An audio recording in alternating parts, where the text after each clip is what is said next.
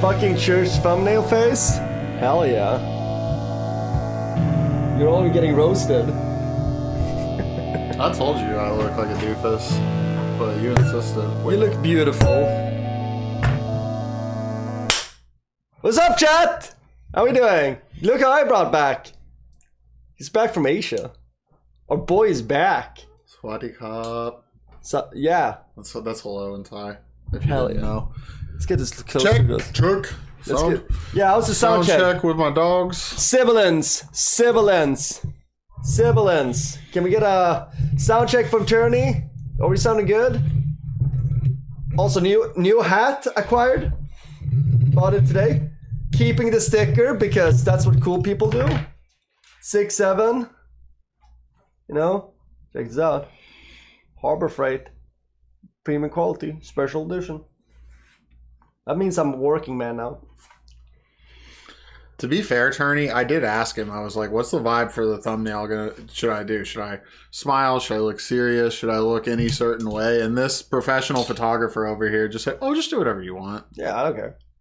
Just freestyle it." I've stopped caring about my facial expression. It's gonna be like, you feel like a doofus no matter what. Yeah. If you're gonna do YouTube thumbnails in a SEO friendly way, SEO optimized way. That's just the reality of it. yeah, it's a mess.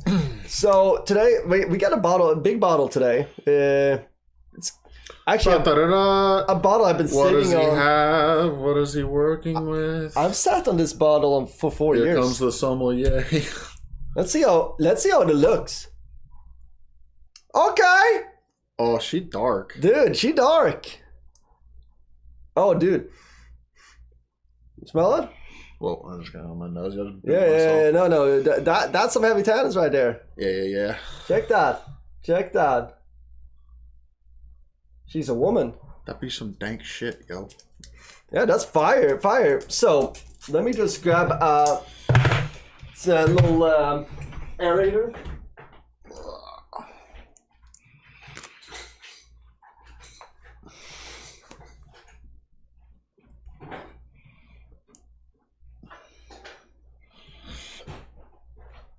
Okay, and also let's have this ready for later because we're gonna put a cork on it at the end. That way it's gonna be tasty. Oh. Yeah, those are super cheap, but if you're trying to drink, hell yeah. If you're not finishing a bottle, you just get yourself one of those and you can sit in the bottle a little bit longer. Okay, so let's serve you first. That thing's a unit. Oh yeah. I want to get out of the way of it.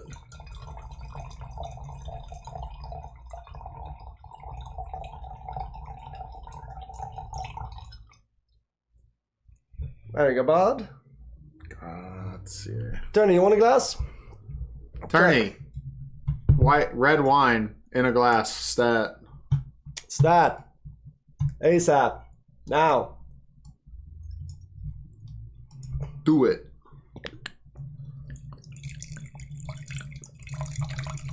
But yeah, today's chat, we're gonna talk a little bit about Church of Petrol's travel. As you can see, we have a little Indiana Jones map as a thumbnail. That is actually where Church traveled. I tried my best to get Barcelona in there, but if we would have done that, this would have been really hard. At the end of the day, my head's too big to fit the Barcelona in the way that we were trying to do it. So it is what it is, but it works. Oh yeah. All right, so it's a good version of what we wanted. Yeah, shit. So welcome, chat. This is a little bit new stream. We usually don't do reacts, but that's awesome. Anyway, cheers. Oh, cheers. Perfect. So, what are we drinking? There's grape juice in this glass, by the way. The grape, yeah. NA, 0%, zero. So it's 48%, 48.3% Cabernet Sauvignon, 22% Syrah, 13.7 Malbec, 12% Barbera, and 4% Merlot. I'm smelling the Barbera. I don't know shit. So the stuff that kind of smells like a Tyler Oliveira video. That's the Barbera. Okay. Leathery farm note. Earthy. Yes, that is the Barbera. The peppery. Your peppery note's gonna be the Syrah. Yeah, pepper equals Syrah. True. This needs some brief a little bit before we really taste it. But let's talk about it. So, hell yeah, dude. The Church of Petrol over here, you started off in Barcelona. Yeah, send me some pictures in. Oh well, we want to start with what? Are we starting? Are we just starting with Barcelona here? Well, just starting from the top. Let me do one more thing real quick. Let me just share your link one more place here. Now that I got Discord back working on my phone. Oh, and then please, we didn't do this before. You got to invite me to your. Oh yeah. Let me send that to you real quick. Bam. Let me just send this to you. Bam. Chat. There's gonna be some scuffed moments here, and that's because I'm usually streaming video games, right? So I'm a mess. Actually, let me just create and let's do this.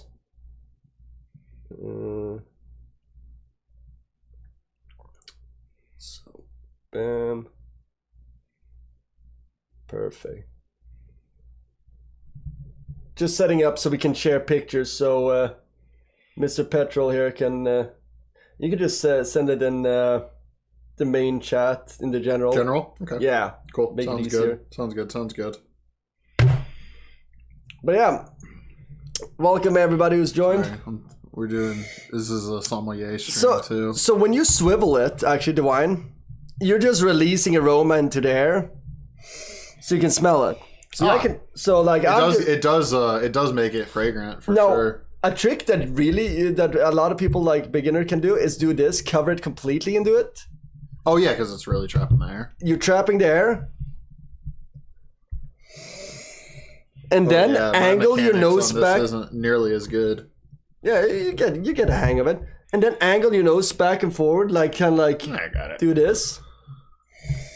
And then you really get like a lot of smell. Remember, I'm a fragrance guy. And speaking of stream ideas, another one. Well, we'll talk about it. Let's say it's fragrances related. There's a lot of great fragrance here. Like a lot. Well, obviously it's wine. You know what's funny about that note though? It hasn't been very popular, and then there's this one particular fragrance that's made it big. You know what it is? A grape/wine note. Muscat? No, I'm talking about a perfume, like an actual like retail perfume. Okay. That heavily features it. That's popularized it almost single-handedly. What is it? Maison Margiela On a Date. You ever been into Sephora and seen the replica set? You ever seen those those perfumes that say replica? I avoid Sephora as the plague because I have bad memories from Sephora. I assume somebody at some point had given you bad memories of Sephora. Several people have given me bad memories at Sephora. Are you just an Ulta man at this point then? I'm a how about we go to Trader Joe's and look at the skincare stuff at Trader Joe's. That's the kind of guy I am. How about we don't spend money on Sephora? I'm scared of Sephora. Sephora is bad news for me. Yeah. Perfect. I don't have any bad associations with it, but it's mid as a fragrance store. Department stores I found are really where it's at for fragrances, especially these days because they all have like different counters for different brands. It's fucking brilliant. Dillard's or Nordstrom's, Neiman Marcus are amazing. They will actually have reps that are trained. Yeah. My guy is a gentleman in Denver at Neiman Marcus. Shout out to him. You know what's funny? Like one of the first things that the first time I ever went perfume shopping was because of you, and it was like my first like paycheck as a waiter. Is that when you ended up buying D&G the one? Yeah, Hugo Boss. Oh, you have Dolce & Gabbana. Oh, I have Dolce & Gabbana one. Yeah, it was on you because like I was just like I want something like leathery, tobacco-y, cedar notes. You know what? If that is the type of thing you're looking for, that's a very like safe, people-pleasing route to go. It's available and it's well priced. Yeah, like for the price, it was good. it made me happy, and it fit in New York. Here in Florida, I can never wear it. It's a great one for New York. You ain't gonna necessarily stand out, but New York, people get crazy about stuff in New York. They'll say, if I stand out in New York, I'm fucking hemorrhaging money. yeah, it's a problem. And what's funny is a lot of the overly spammed luxury fragrances are like in New York have kind of been the same. I'll say the same two brands. Well, MFK, Maison Francis Kirk Jean, the guy that made Jean Paul Gaultier Le Mans. Let me look at Pull up Google image for me. I just want to look at sound levels. Talk a little bit. Oh, sound levels? Oh, I'm sorry. Am I way too quiet? I'm almost bumping the... Yeah, I think it should be okay. But our levels are good. I get worried when Test. I'm getting up to like -10, so maybe I need to sit closer. I like this. Audio's good. Thank you, Faithless. And like I said, like this is gonna be like tonight's gonna be a different. We're gonna do a lot of just rolling conversations where we're just chilling. We're honestly, this is a hangout stream. Think of it like this. Remember when Landon had Frosty on? I'm not saying that like Mr. Petrol over here is Frosty. If anything, I'm probably the Frosty in this equation. But this is a chill stream. What's up, Faithless? I wish I could get you a drink too. Yo. By the way, what's good? Guys, let me show you what I bought today. We went to Harbor Freight. Oh yeah, we had an impromptu Harbor Freight stop, which is what he needs. Let me show you what I got, chat, because I'm excited about this bullshit. For $20, I go Turney. Is Turney here? Look at this. Well, what I decided the best way to look at this is an EDC organizer. I think is how he's going to use it. Yeah, exactly. So he's going to electric Daisy Carnival in this thing. It's going to have all my knives and stuff, and it's going to be easy. Like this is a man's jewelry box for $20, okay? And yes, I am. At some point, some woman is gonna tell me to take this to my garage. But until that happens, I'm gonna be very happy. We're just furthering your American blue collar aesthetic. At this point. You see this hat? That means I'm blue collar, and I'm keeping the sticker because that's what the 6'7" kids are doing, I think. Everybody keeps the stickers on their fitteds. I just watched My Dinner with Andre. I'm sure this will outperform. What is My Dinner with Andre? Dinner with Andre? Is this? Who is Andre? Andre 3000? Oh, I don't know. Andre. I don't know if I don't think it's 3000. I hope so. Could be. Maybe. Oh shit, I forgot I have an Xbox cord here that is not very useful right now. But yeah. Oh, I'm sorry. Okay, I'm done doing what. Okay, let me start dropping. Dude, you can drop like we're just doing freeform conversation here. Like yeah. So Spain. Are we starting with Spain, or do you want to talk about my struggles of domestic travel? I want to hear domestic travel. I want to hear like whatever you want to say. So yeah, sorry. Go ahead. Like. I'm excited to hear like about. So we've been trying to keep it on the like not talk too much about his traveling. Like I've heard some stories and everything, but I haven't heard everything. How many months were you gone for?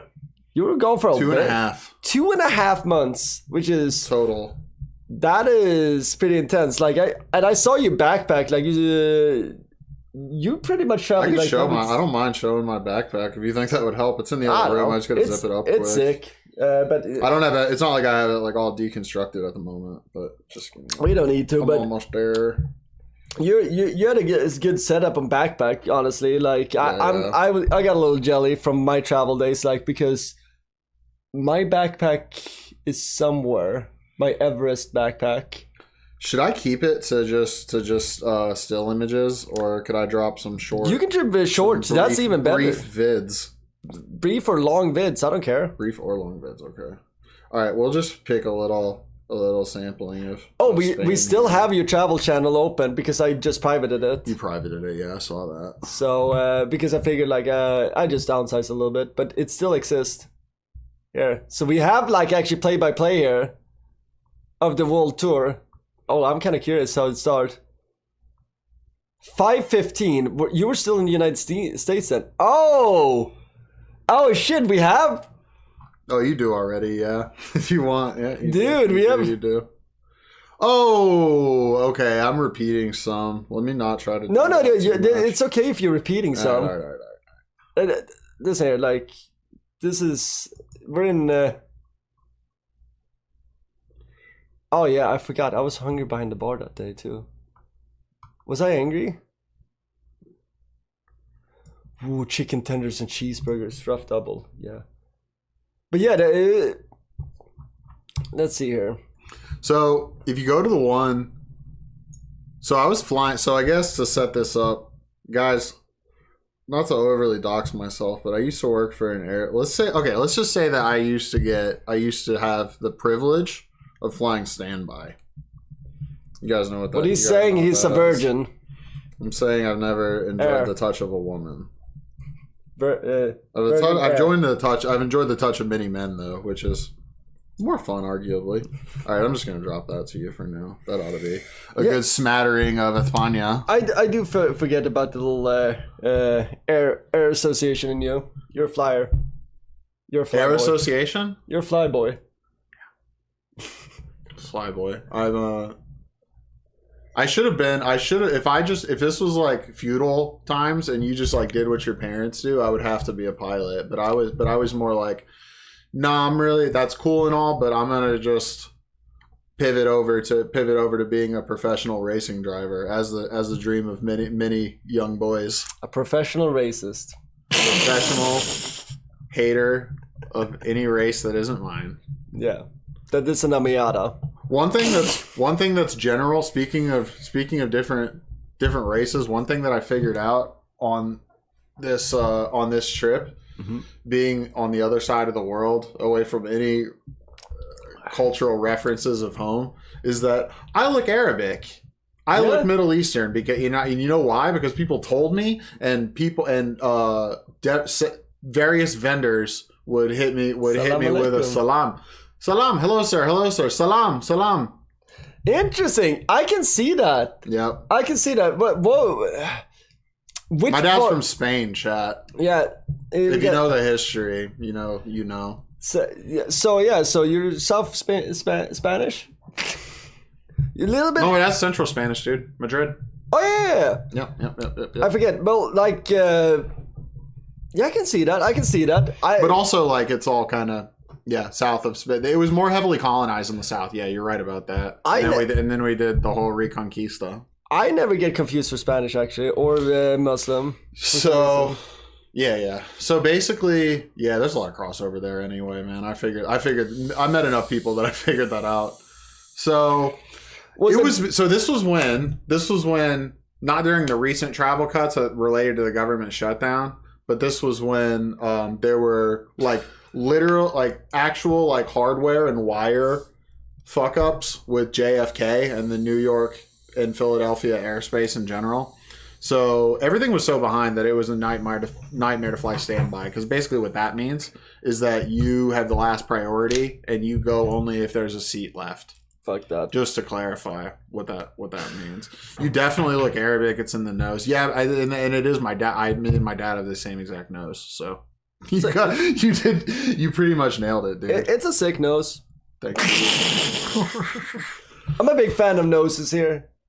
I have this nose. It's definitely more Northern European, dude. Yeah, it's to chill the air in my nose. By far. It's got to chill the air so when it goes to my brain, I don't get a brain freeze, you know? Yeah. With all the cold. So I had a hell of a time because what I did was after I left Sonny's the last time, I dropped my cat off in Utah. Shout out to my grandma for hanging on to my cat. Grandma Petrol for that long. She's the best for that. Leonard is cool. You have a cool cat. And she really Next time Lenny needs to go to Asia too. Yeah, it's not really that big of a deal to import a cat. Really the biggest worry, the biggest pain in the ass. It's not even really bad because they have to have that. It's a USDA vet certificate. Mm-hmm. So they have to have a little cert anyway, no matter what. And they just update if they haven't had their vaccinations, and they just take care of it. And then Yeah, you have to like. It's pretty easy. I looked it up. It's not the biggest Honestly, deal in the world. that would be sick. If like next time you travel, like you should really live stream it. You have to stay in only pet friendly places, and that much is a little bit of a pain in the ass. But if you're doing more of a model, like you're living out there, there's enough. You should have some. Well, there's enough some Lenny hipsters pics coming in here shortly. There's enough hipsters that are that I'm sure there's like already planned out routes. But yeah, like I'm living. I was living big through you. Like I was so fucking jealous. I was working doubles. Like I'm looking here. Like so, Chad. Let's pull up like. We're gonna look at the travel because I made a Discord for Church of Petrol. I was really bad about updating this. I was not faithful to. I mean, dude. You live it. Like this is just more like for like something if you needed to post something. Did I interfere with my headphone cord? I don't know. No, but that's perfect. That that sounds like okay, yeah, see. Whatever you want. You fucking see. See? Young see? Young cunt. Young cunt in Barcelona, eh? MC to the sea. Let's hear. Let's do desktop. So we made a channel. 515. That was when you were still in America. Yeah. Yeah. So I requested this chat specifically. By the way, I took liberties with his Discord. No. I think I offered it to you. So you were there. Like so. At least there was stand up today. At least there was intention. Everything's going in and out. And then say totally wrecked. So I'm spending the night here tonight. Only one JP bet. If you look in that pic, okay, that pic is me in a gray hoodie with the hood up is there right there. I've been up for 30 something hours already. I was stressing hard. Like so when that was going on, I was stressing hard because I knew that this was a sick ass trip for you. So I'm just like, Will, you better get on that fucking flight. I'm like, I just well, won't the problem. go. Well, I truly, really and truly, dude, do have the mindset of while traveling standby that it is what it is and I got to go with the flow. But here's the problem with that. I had tickets to the Barcelona match. This was like on like a Wednesday or Thursday. I had tickets to the on a Thursday. And I had tickets to the Barcelona match that Sunday. So I'm like, guys, air travel is really fucked up in this country right now. If I really keep getting pushed back, like I might actually miss this game that I had tickets to. That's why I was stressed out. That's why I was stressed because I knew. Frame. I'm sorry. Oh shit, you? Yeah, dude, bro. Chad, yeah. I was before. I thought. Okay. Well, I'm pushing you out because I'm the star. Okay. This is a better triangulated setup into your mic here. What we can actually do, I have a trick here. You know what we can do? We can go to my Logitech cam, and I do think on properties I have some settings on it because I have actually done some cropping. So you see that's actually cropped. So what I'm gonna do now is we're gonna go to my filters, I think. Nope, it's not under filters. God, I'm such a boomer. Chat. I just watched his workflow in basically Photoshop. It was fun because I identify with it with with a lot of like music production stuff that I do. We have sometimes it's just fun to have stupid workflows and do things that you want to do. So you need to think of it like this. It's like if you're working in a tool shed and you're just like, so we need to saw something. Okay, here's a hand file. If I rasp it enough times, singular over this, it will saw something in half. Perfect. We hand filed that in half. Now we're gonna put this together. We're glue this together. Hand filing something in half is so funny. That's what I do. Like, oh, I need that is it. Like, look at the thumbnail. The way I make the outline on my the way I get an outline on my text is, no, I don't find the setting to make an outline. I put a drop shadow, make sure that the shadow is not offset, but just right behind, expand it enough where it's like basically it gives an outline, and then makes no opacity, no feathered edges. So now it's just a solid black line behind it. And then we just blow it up a little bit, and there you go. You just got an outline on a text. But it's supposed to be a shadow. But that's me hand filing something. Yeah, it gets the job done. I love it. So No lipstick here. I'm up extremely late, and I've been up for a while here, and you can see me in the same message mention minute sweets and cold brew. So you know what the vibe was, because if you're thinking about doing the minute sweets at JFK, you know you're down bad as far as sleep goes. Because I personally. So what I did was try to get a few hours just behind some seats at an empty gate. Just use my backpack as a pillow. But you get paranoid.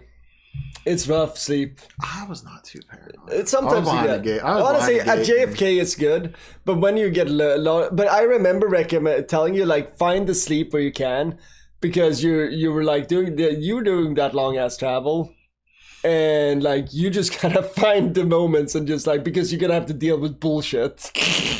And you won't have the energy to deal with bullshit. If you don't have the energy, you just look resigned and just like, and now I have to run to the gate after dealing with this. There's so many people that were around JFK like that at the time, though. Everybody was just getting butt fucked. Like, it's not like traveling like that. It's not only physical, it's fucking emotional as fuck.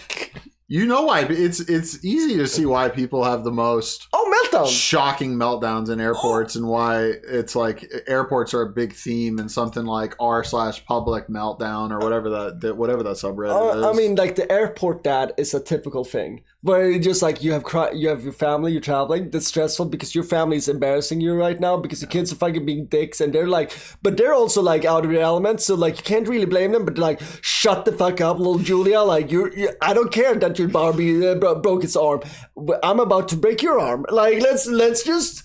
I wish I would have been ready. I wish I would have had enough energy to do some hardcore people watching like that, because that's really funny. It was not. So here's what happened. I did have one encouraging character at the airport, and you know who that was? So I was taking. Try to remember here. Delta. Shout out to Delta Airlines. From JFK to Barcelona. We get a good Delta story. Nice. Yeah, I like that. I dropped some. You'll see. There's some pics that are related, but we'll get there.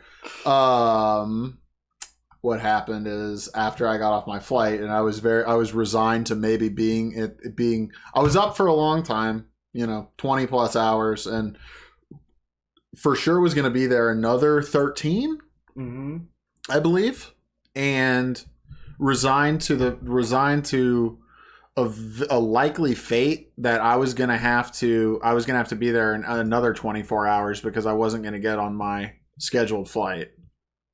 My 24 hour, because I was already supposed to be there the day before, so I was already 24 hours delayed, and I'm like, all right, it could very well be another 24. Sorry, now I'm expanding this. I finally found widescreen it. Look at you. Look at this. This is called movie magic. Oh no! Oh my god! But we finally figured out how. Now you see him. Now you don't. Oh, sorry. This is why I've been looking off. I've been listening this whole time. No. I know. This is actually training me. Like, so what I'm doing here, like, it's under transform here in OBS. So I'm trying to teach my boy Church of Petrol how to stream, because we're gonna get him streaming.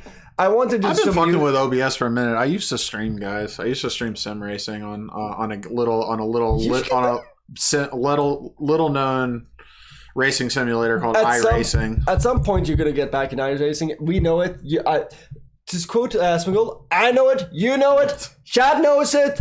Asmongold knows it. This guy's gonna get back in iRacing. But like I'm telling you guys, it's such a video game time sink, dude. Well, it's crazy. I know. I'm talking to a man who spends a lot of his time and is very serious in his own way about playing video games, streams video games, main thing. But man, I get anxiety when I feel like I'm sinking too many hours into video games. Well, yeah, that's true. But what I'm saying is, like, at some point, I know that you're gonna want to play some iRacing or something. I want to restart. They've changed so much of it because I haven't really been active in like 4 or 5 years, and they update it quarterly, and they got their best bump in users and therefore development resources during COVID, and I just haven't been active since then. True, and it's kind of daunting to get back into it because you have to research and just kind of figure out the new settings.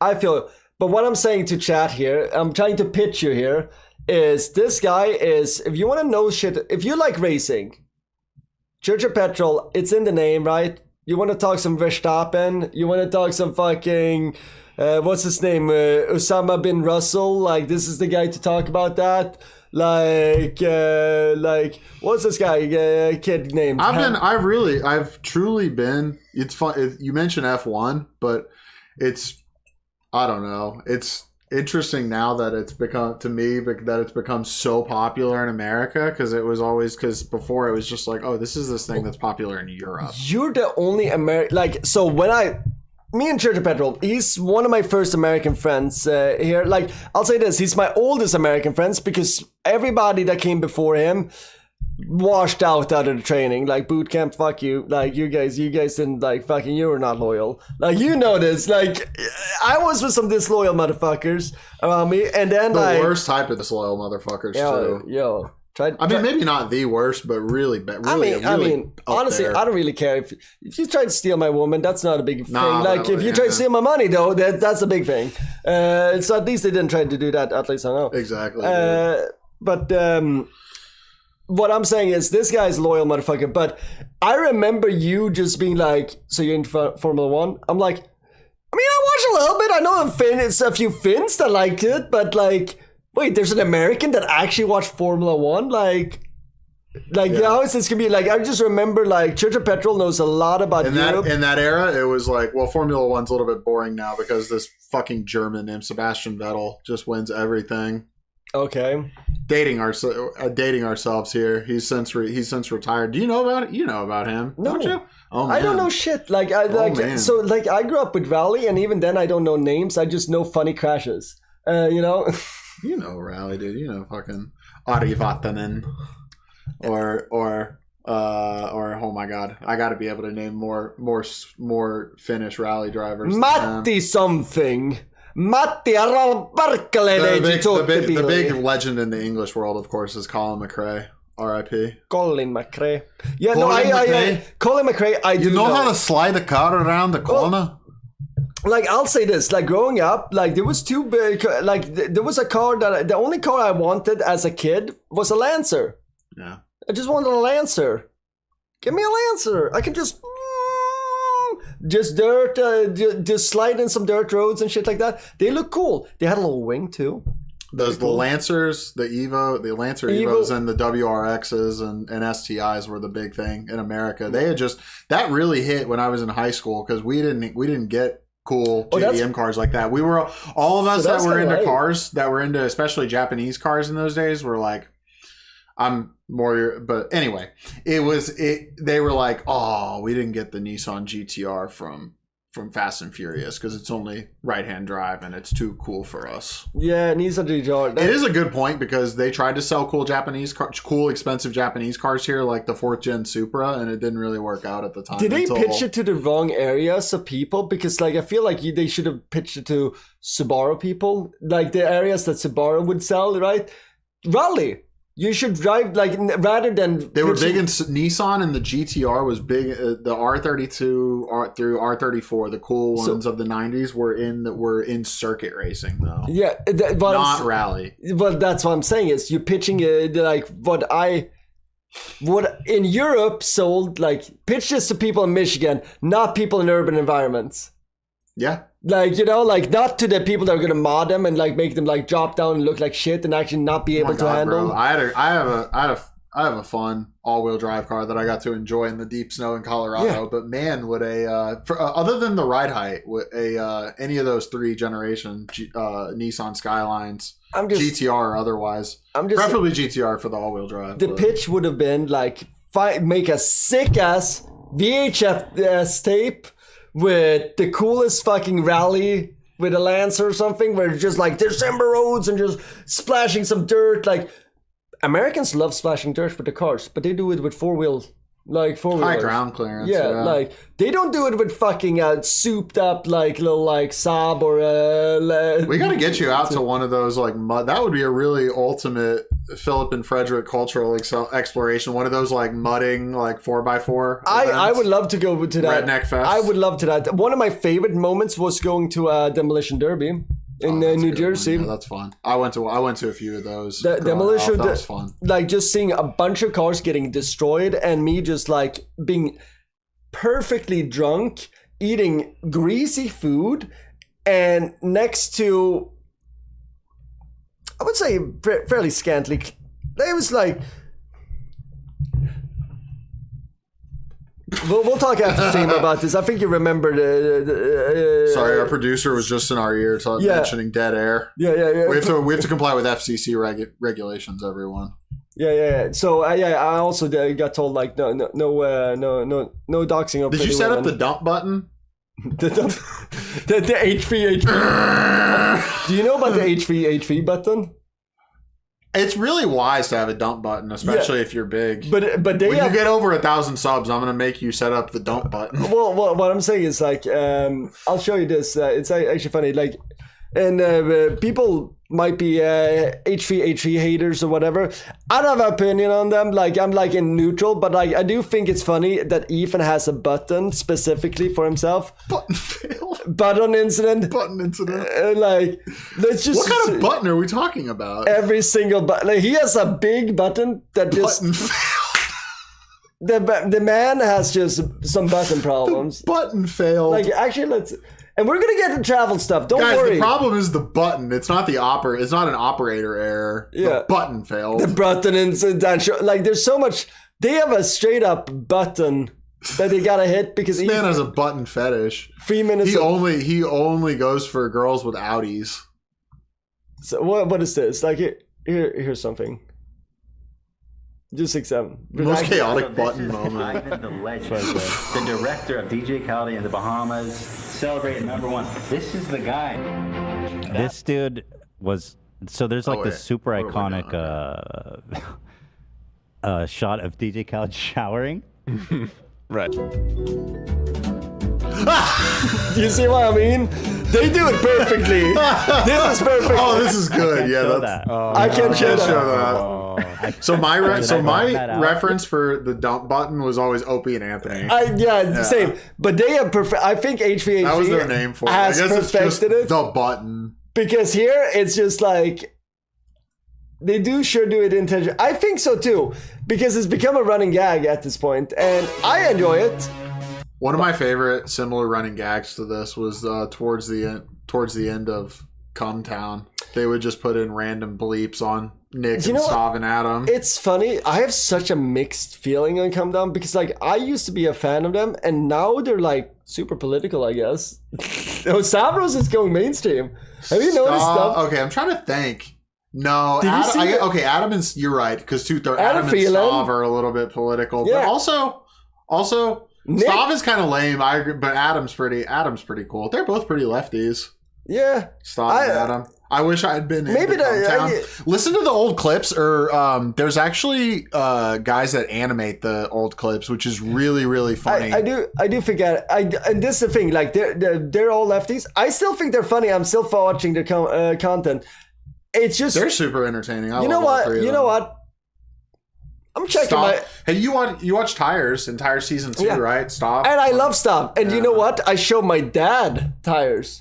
You know what my dad loves? My dad loves Stop. He's like, it's perfect. He's disgusting. Who's this Greek man? He's disgusting. He's disgusting. I love him. I love it. That. You know what? He's like, my dad's just like, I've seen a few guys like that. I gotta start watching. If your dad ends up liking me too much, I'd be like, Jesus Christ, do I need to get my shit? No. I showed my dad.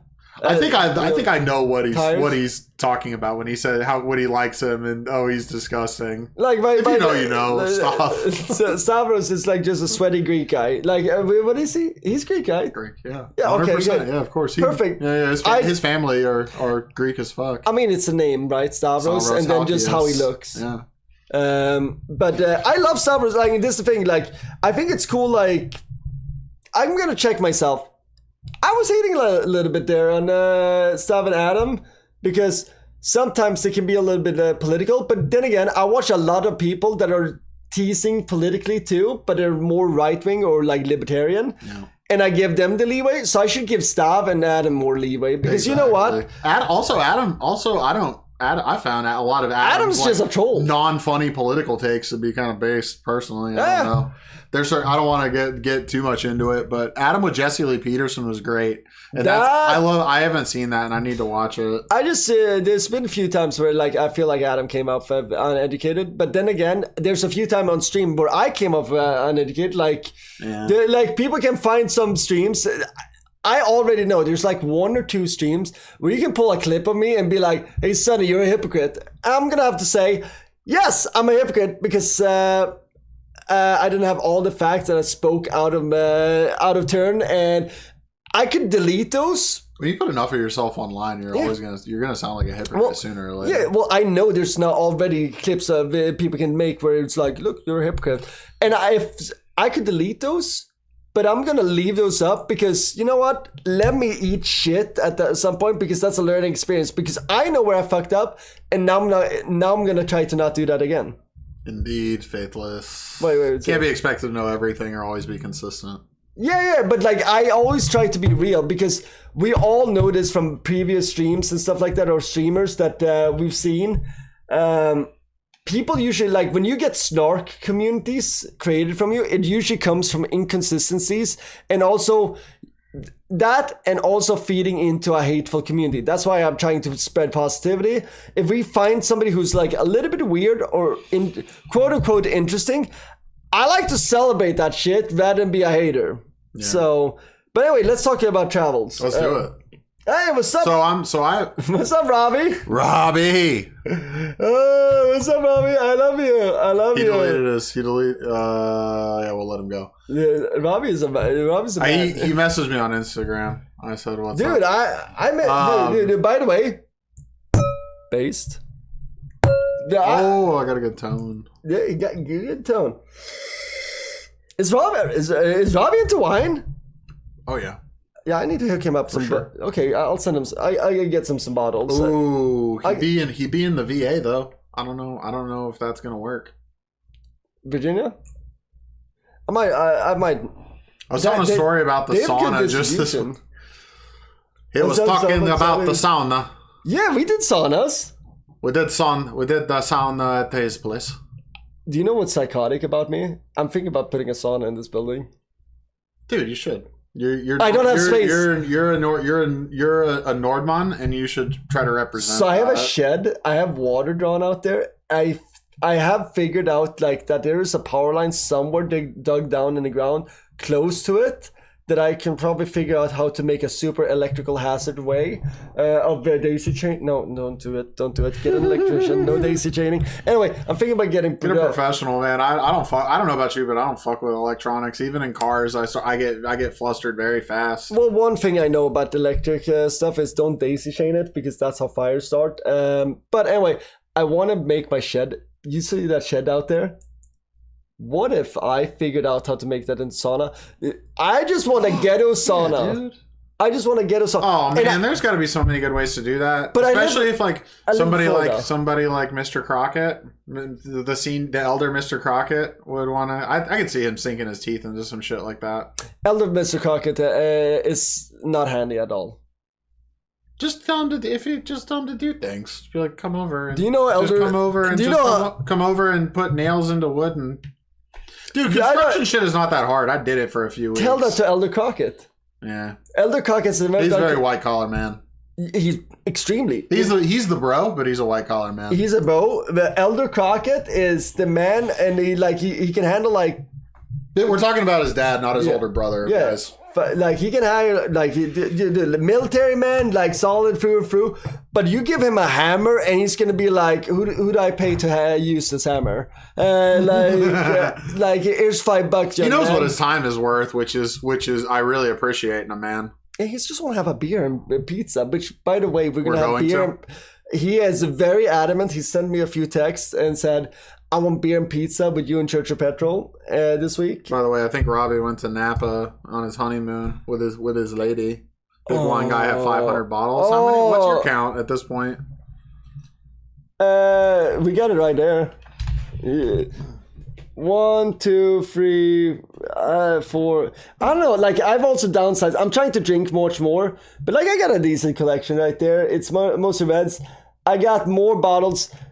Besides those bottles, I also got a bunch of magnums. So like today, me and Petrol are drinking a magnum of what's the blend here? Honestly, I think I sat on this bottle and didn't. It's gonna be excessive if we for me personally, if we end up finishing that. I don't want to drink that bottle just for the record. Church of Petrol. That's why we have one of these Vakuvin. Okay. So what we're gonna do is suck out the air. Just telling you. I ain't trying to do all that. We're gonna suck out the air. This is a fun, relaxed drinking stream, but yeah, no. I'm not trying to yeah get emotional on your channel. I forget where is the sourcing in this. I think this is mainly Washington and Oregon, and it's 48.3% Cabernet Sauvignon, 22% Syrah, 13.7 Malbec, 12% Barbera, 4% Merlot. I'm tasting it. That 12% of Barbera is shining through heavily. Those are the like leathery. Is that what comes out when you age it, like you have? So this one, I think I kind of, with all my traveling and like not really consistent room temperature. We're gonna let this breathe. We're actually gonna fill this again. I want to see, like, I'm a beginner at aging, but I think I sat on this about 5 months longer than I wanted to. I need to start putting post-it notes. What's like the really short, difference that happens when you age wine like you have? Well, it's not. You can sit on things depending on the blends. You can sit on them, but like this one, I probably should have sat on 3.5 years, just knowing what the grapes and the quality of the grapes, and just also knowing how much effort I'm putting into it. I don't really have a wine cellar. It's sitting in like, for my intents and purposes, I should not be aging wines in Florida, so I should be drinking them within 3.5 years, in my opinion. You can consult Mr. Altier to set up your cellar. What cellar? I'm in swamp. Just dig a hole. Yeah, water fills in that hole. Like water and then maybe an alligator. Like if I want to be... Listen, man. I ain't got all those problems as inland as I am. Yeah, so we nobody has to sell in Florida. What people do is they just hire people to fucking set it in their temperature. What I need is a wine fridge for reds. With 4 fridges, no cellar yet. Get on it, Rob. No. 4 fridges. Robbie is on it. 4 fridges is exactly what he wants because now he has temperature control and he's on it. Like don't. Oh, worry. He's got the setup down. I mean, that's typical, Rob. To be honest, it's nicer than a cellar because he actually has full control, and I'm sure he's got that fucking on an app controlling it, so he can just be like, I don't like. We're gonna do no. He's on lock. 4 fridges. Are they full fridges? Like, or are they half fridges? 500 bottles divided by 4. Yes, so full. They're full and one just broke. You guys can talk homeowner problems. I don't know anything about that. All I say is like that's annoying. Well, I'm sure he's already contacted the distributor on that. Yeah. Do we fly back to Spain? So let's go to Spain. Yeah, let's go to Spain. We did a little. So there was some. So I remember. I think roughly where we left off. There was a particular character at the JFK airport who gave me hope, and that was a at this point. And that was I don't even actually looking at back at that picture. My eyes aren't even red or anything. This is later on. Is that your hand on your lap or my somebody friend? else? This is Delta One. Delta One. This is not the best. This is far from the best business class that you can have to fly to Barcelona. But when you're flying standby and you're in the state that I was in, you are so psyched to have the worst business class. Yeah, like a really mid to low end business class across the pond. Quick question: that is your hand on your lap, right? That's my leg and my left leg and my left hand. Okay, sir. good, because it would be really awkward if it was somebody else's hand on your lap. That was just a thought I thought of, like you're just sitting there. It looks lighter because you got a big ass light up there, but somebody's just stretching their hand over their head, see, like in between here, right? They're just reaching. You see here on the screen? They're just reaching in. It was about to grab my penis, dude. I'm not gonna lie. Somebody else's hand that was behind me. That's rough. That's It wasn't good. That's rough Dickens. So anyway, I had to get to this point, and there was a character who gave me hope, which was a lovely customer service representative for Delta at JFK at the end of her shift. And she was like, I don't remember her real name, but I know what her nickname was, which she made sure I made sure I learned, because she helped me and like gave me hope that I was going to make it onto the flight. Because she was like, because I explained the situation, and she was like, look, getting into this terminal and being at the gate on time is half the battle. And you are already there. She's like, you're in the game. You're playing the game, and people are gonna be late. This flight. Do you know? You gotta walk. You know, guess how far you gotta walk? Because guess how far you gotta walk from the train. I'm like, how far you gotta walk from the train? She's like, 1.5 miles. You think people are late sometimes? I'm like, yeah. She's like, a lot. So anyway, this lady, I don't know what her real name was, but her nickname is, which she made me learn, was Michelle Obama. I love Michelle Obama. She's like, what do we call it? I was like, what was your name? I was like, because she was good CSA. I was like, thanks so much. What was your name? She was like, Michelle Obama. I'm like, what was... Turney likes Faithless likes her accent. I like her accent too. She had a cute accent. I would just call her First Lady from then on. First Lady, yeah. First Lady, Mike was awesome. Yes, ma'am. No disrespect. First Lady. No, even disrespect to her. Michelle Obama, the one and only, was at JFK was the best. Shout out to her. Didn't Riff Raff have a sick song called Michelle Obama? Yep. Yeah, he did that with what's her name? Not Krayshaw, Lil Debbie. You used to be big into all the Krayshaw and Lil Debbie. Okay. Well, I mean, like, let's just say, like, I have bad taste in women. She's fine though. Let's see. So I'm kind of curious. She's fine. There you go. She's fine. She's got that. But anyway, it was very funny. It was very funny that the first lady was very happy to help me out, but her biggest priority, because she was getting off the clock, was getting her parking and that's such a big thing in Queens, man. People forget that if you live in the boroughs of New York, Sonny, stop gooning. Stop gooning, dude. It's awkward because I'm so close to you. I'm not gooning. He's not gooning, guys. I'm appreciating. Just joking. But listen here. Like, if anybody can appreciate my bad taste in women, it's this man. He's been warning me about them for years. Well, I have plenty bad taste. Well, I think I think you met me during one. No disrespect, if no, you anybody's watching. I feel like Church of Petrol, like he likes them like Zoe Deschanel. Sorry, what? Slightly Zoe Deschanel. Zoe Deschanel. Yeah, that's a good point. Like quirky, like, you know. I did have a little bit of a childhood crush on Zoe Deschanel. You know what? Nailed it. And you know what? I have a crush for Anne Hathaway. You're right.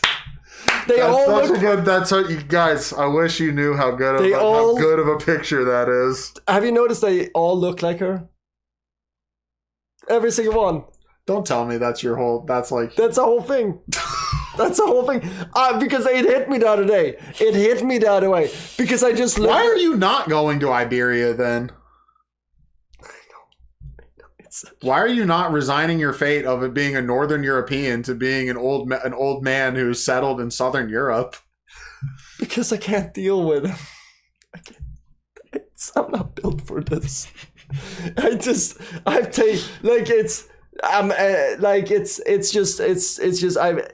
think of me as like a grizzled war veteran. Like, I have the scars. Like, I don't need another battle. So anyway, let's get back Delta. So as Michelle Obama prophesized, I got on the flight that I had. You know, I was in the game to get on. So it was all good, and I had 0 on this entire trip. I had 0 more issues because I was done with standby flights until I went from Japan back home. So I had 0 issues with that, and I almost had an issue later in Japan, but we'll get to that later. That's much later on. It looks like the Knicks and Celtics were playing that night, and I was very happy about it too. And I checked my calendar to be like, okay, I'm going to because I don't know shit about basketball, so I'm like, okay, I'm going to be in the Philippines when the finals are, so bros are going to be pumped on it, and there might be some degenerate guys waking up early in the morning that have a few thousand pesos on the game. So because Philippines is such a huge gambling. Basketball and gambling both. Oh, they're into basketball? It's our number one sport by far. Really? Yeah, you didn't know that? No, but that makes sense. Like that you started to calculate. By the way, the Knicks shit the bed, but it was a good season. It was good. I'm a Knicks fan. Yeah. By the time I was there, I had to ask. We're skipping ahead, but by the time I was there, I had to ask. Who has money on who, and who supports OKC, and who supports. Sorry, help me out here. It was OKC, and then it was fucking. It was some fucking small market team that we like. Go Knicks! Just started tonight's game. Hell yeah! Nice dude. Tonight, they were playing Magic the other night. Who are they playing today? Did we lost against Magic, didn't we? Or something. I remember being disappointed. Sonny is a Knicks supporter. He's never mentioned that before. I'm from a basketball family. I was supposed to be tall. That didn't happen. Just 6 feet. Playing Miami tonight. 78. Dude, Knicks are up 78-68 at the half. Good. I can't forgive Miami for having that super team 10 years ago. Yeah, all to the Magic. Well, that whole thing fell apart recently, didn't it? Oh, Heat. I mean, but Miami. Yeah, well, Miami has been a shit show for a little bit. That's the really big victory that we needed from the FBI director. Not to do any of the other shit. It's about taking down sports gambling rings, guys. Sorry. I mean, forgive me. Sport gambling ring is making me stop. Has made me stop watching UFC because of all the bullshit that's happening there. So it's been in soccer, football for a long time. Yeah, I'm tired. Been advertised on there like crazy, but it really is these days. So I made it to Spain. 24 hours later than I was expecting is the long and short of this last hour. So this was like Saturday, right? Or Sunday still? Friday. It's Friday. So you managed to get there on Friday. So that was good because like on a Thursday, and I arrived on a Friday morning. I remember Thursday night, Friday morning. Because what I was expecting was you just like, I'm just like, with everything was going wrong at the time, I was just like, Church of Petrol is going to end up flying to Barcelona, and he's going to land like just an hour before the game starts, and he's going to have to run, and he's going to be there sleep deprived and like picturing the same type of shit. Like just shaking sleep deprived and like still getting to the game, but 10 minutes late, and then just be like barely having his eyes open and like drinking a cold brew or something. Okay. What are the lyrics? How is Catalan? It's not Spanish, guys. It's not Spanish. Don't say that in Spanish. Yo, is that Sonny in Church of Petrol? Do you see who that is in chat? That's Baron Trump. Oh yeah, I thought so. That's Baron Trump. So what up, Baron? Shout out to you, bro. Shout out, Baron. Ooh, little pitch bend. I've been practicing. Been practicing his wine. So anyway, I arrived to Spain, and all right. Let me think about this here. Nice, easy public transit. I was in a pretty central location. This is my first hostel experience as well. That's interesting. I am psyched to hear about the hostels. It's good to wait until you're mid-30s to try that experience out. Americans don't know about it, man. You Europeans be on the slumming. Because you can just get air travel is nice and cheap in Europe now, but the railways kind of been, yeah. Interrail is the way, and this is Interrail. This is going to be a little public announcement for anybody who's a young to my younguns. Let's look what the Interrail. Listen up, Baron. Interrail. Let's look how it works nowadays. But the Interrail not integral. No, sir. Interrail Europe. I think it's called Interrail still. Interrail Europe. Find your pass. Find your pass. Okay. Oh yeah. Here we are. So travel to 2 more. This is, by the way, I took one high-speed rail in Spain from Barcelona to Madrid. I did not use Interrail for this. I guess I could have. This is what you want to look at. Youth is where you get your good value. So if you're between 12 and 27, this is where it's like valuable. So look, for 4 days within a 1 month, or like, let's say 4 days. Damn. What in the? Hold on a second. What is this? Damn, it's gotten so much more expensive. 2 months in a row, 1 month in a row. So it's free travel on the trains. Oh, okay. It's just a time period pass? Yeah. Okay. So for 2 months, like you can just go on all of Europe on trains, right? Oh, dope. And some It's probably what the kiddos that and some ferries. But the thing is, it's 12 to 27. Well, you mean we're too old. But it's to the youngsters in chat because. Also, I don't think these rates are that good compared to discount European airlines like Ryanair. And actually, stuff. look, it's not that bad. So Amtrak, yeah, it's not that the rates are not great. It Amtrak's used to be better. The prices for Amtrak are horrendous. This used to be better. This used to be such a better thing. But back in the day when I was a child, this used to be. That's what you used, huh? That's what I used, because what we would do is we get one of these, and then you set it for a certain time, and then you would go like. Well, you already set it to youth. Jesus Christ! Oh, 27. Okay, it's not the end of the world. Still though, crazy. They used to have it to. Youth used to be up to 25, but they've changed the whole thing. Youth is going up. What the fuck? No millennials ever want to grow up. We're a bunch of Why children. is 27 a youth? They're like Gen Z, dude. Dude, like 100 years Basically. ago, you would be dead at 33. I'm pretty sure that math tracks. It's very close to the Gen Z cutoff. If you want to get I'm a youth. I feel like a youth. Intergenerational warfare on it. So I only took one high-speed rail. I just booked it direct from Barcelona to Madrid. Smart. I could have taken a flight, but I Smart. was like, let me just have this experience. What was that, Do it 20 once. bucks? From Barcelona, the high-speed from Barcelona to Madrid? No, dude. No, that's cheaper. Yeah, that's cheaper. Yeah, it was like 80. It was like 80, 90 euros. 89? 80 to 90 euros. 80, Wait, 80 or 80 to 90?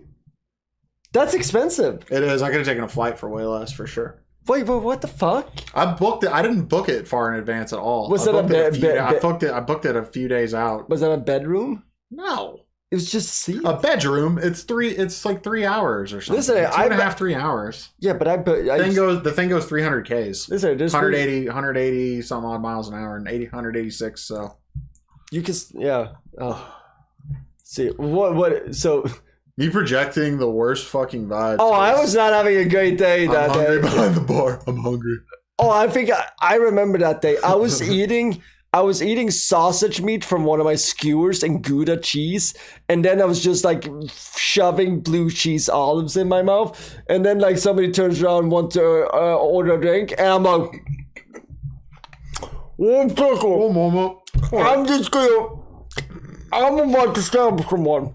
I just can be like, can we get me something non-alcoholic for this blue cheese?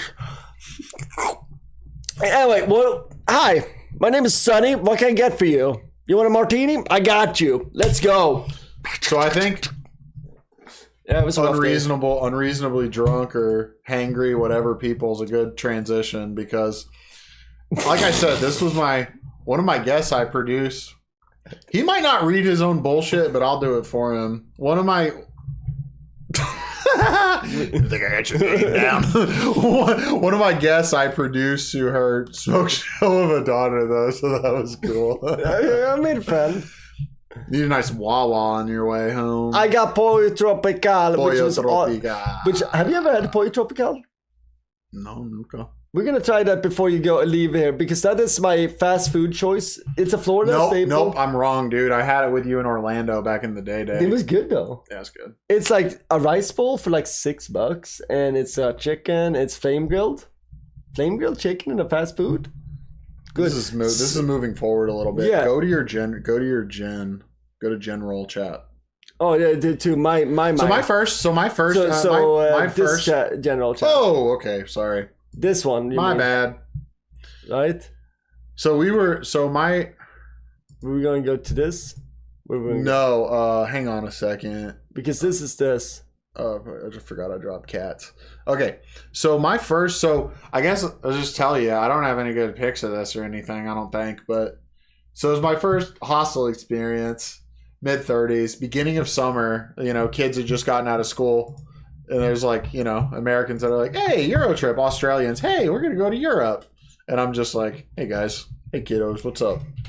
There's a lot of what they don't tell you about hostels. You don't need to be like Ari Shafir says. You don't need, and he's 50 something. There's tons of people of all ages in those things, unless they specifically prohibit it. Mm-hmm. There weren't the ones in Spain that I stayed at least, and the Philippines both. But I also ended up at ones that were like 100% Filipino, and I was like, okay, this is interesting.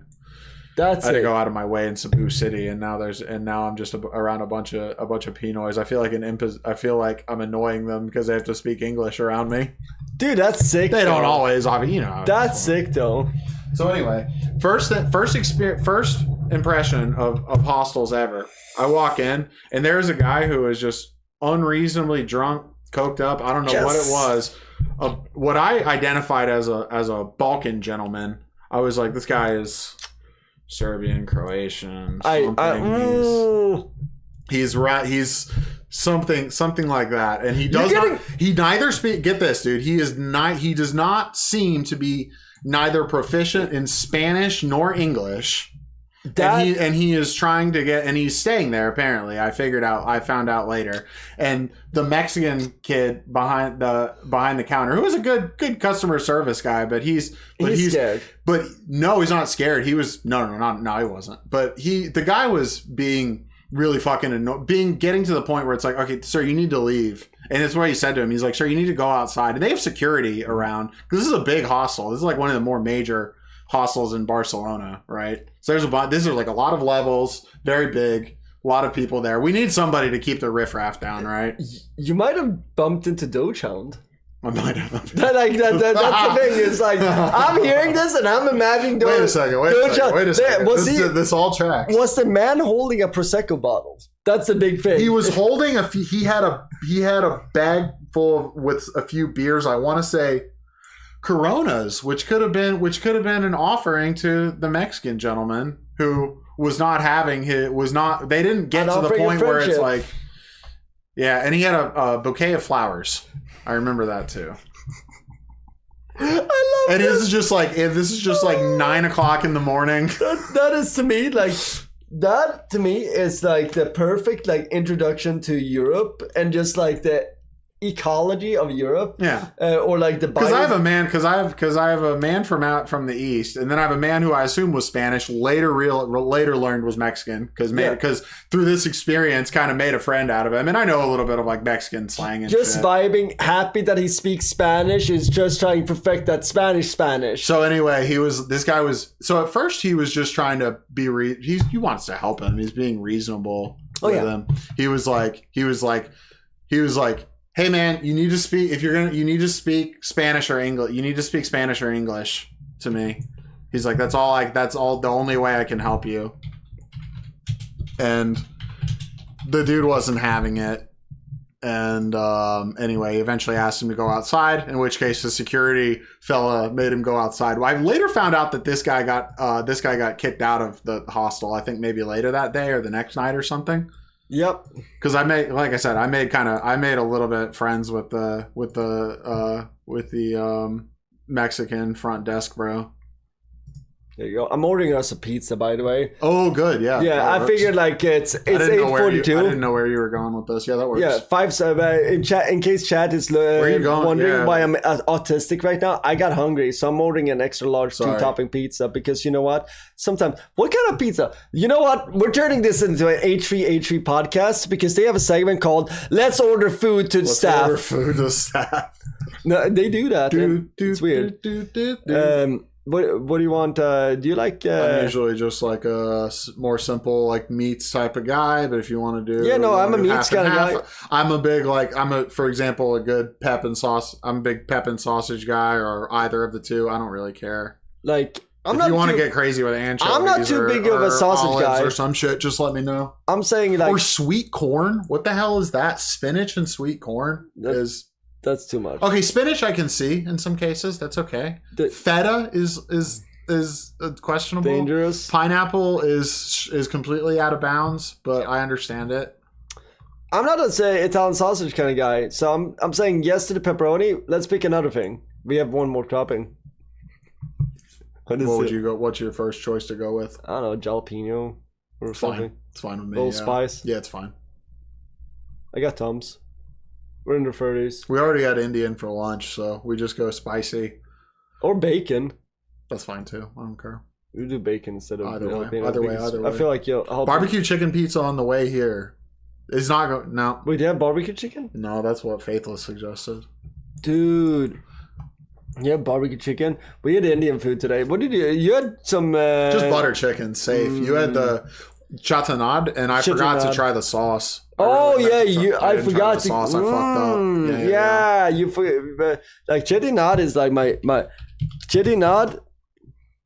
That shit is fire. It's like it's black pepper. What else did it say? That's like it's like this is like. Wait, what's this? So it's like Tamil thing. Also, pineapple on pizza is perfectly acceptable. Disagree. I like pineapple. Do you know what we have in Sweden that everybody hates? One of my favorites is chicken banana curry. Chicken banana curry. So chicken, banana, and then curry powder. It's a little bit out there, but I would try it. We have one pizza in Sweden called plank pizza, where you do shaved steak on it, and then on the sides of it, in the corners, you do little little bit of mashed potato, like that. You just dab down, like make a little like that. I like weird pizzas. There's just something I don't like over. It's pineapples are so sweet, and then you put béarnaise sauce on it. Bothers me. Oh, béarnaise sauce pizza. That's another thing that. Hey, you know what you need at your place? Pizza oven. So I almost got a solo stove with a pizza oven attachment, but then I realized that I needed to buy a new bed that year.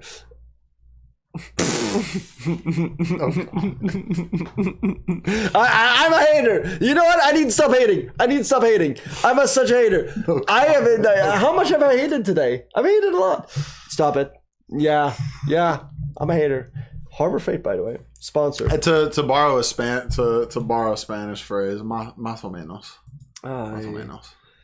You were more or less of a hater today. Today was a hater day. Like, I mean, like, this the thing is like, because you know why? Because we were out and about in a lot of areas that I'm not used to being, like, quote unquote, with the bros. We were in a quote unquote. Oh yeah. We were in areas. I'm putting that math together. Now. Yes, and I'm putting the math together because I'm just like, why the fuck are you being a hater? No, you're not being. Don't. You know, don't be too hard on you. You're not overly hating. I'm in a state right now of. I should be better than this. You know what? Sonny's healed up. You know what? Sonny's feelings were hurt for a little bit. Now Sonny's a good boy. I did the math. It's basic 3rd grade math. Wait, what math? I said, oh, I just did the math on that one, or why you were being a hater. You said, I'm sorry. Going where I don't normally go with the bros.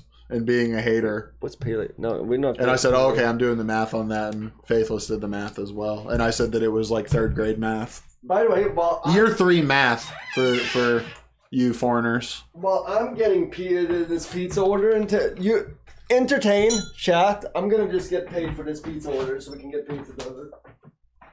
He's getting paid. Like, I don't know. A little behind the scenes, everyone. Yeah, you gotta feed the town, bro. Gotta feed the town. Dance monkey. Hey, Frosty, tell me. Wait, what are some good TikTok dances, guys? Request TikTok dances in the chat. I'm hip. That's what's up.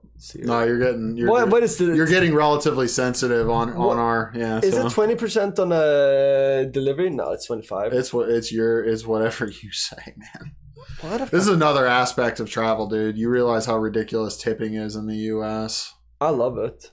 I think 20 is fair enough, but I don't currently work in the service industry. I mean, Tip built this house, so Tips built this house. Tip paid for everything in this house. So I guess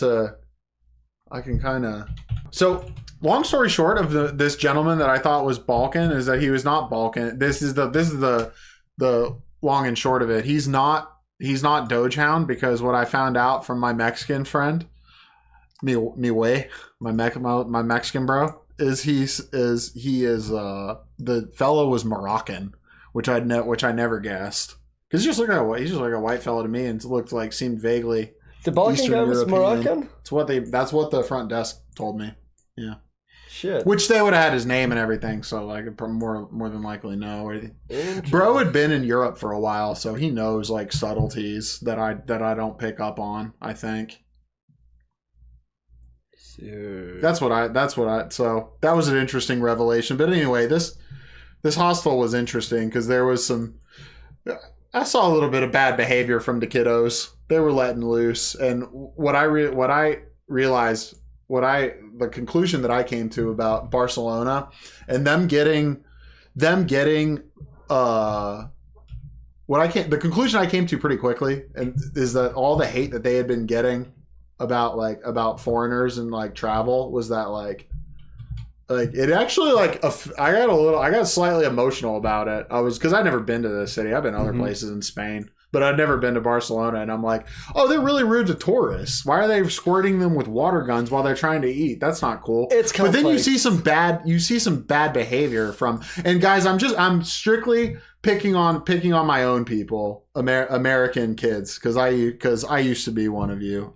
Or am one of you, whatever your perspective is. You're so I'm like, so I've seen. We can still fake being Gen Z. I'm Gen Alpha right now. Yeah.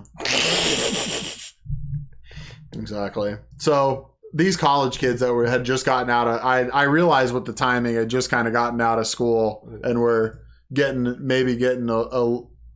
little too partying a little bit too hard. I'm like, you know what, guys? I kind of get it. At the same time, I'm not interacting with anybody Spanish in the hostels necessarily. We're all from everywhere else. So that's fine. Let me just. I'm being. No. You're good, dude. You see my problem. Oh, of course, yeah. You work out your thing. You're good. I put the zip code. I forget what my zip code is. So now we gotta know. Somebody knows where he lives by now, but he doesn't. Well, let's just dox myself real quick. I think that's my address, right?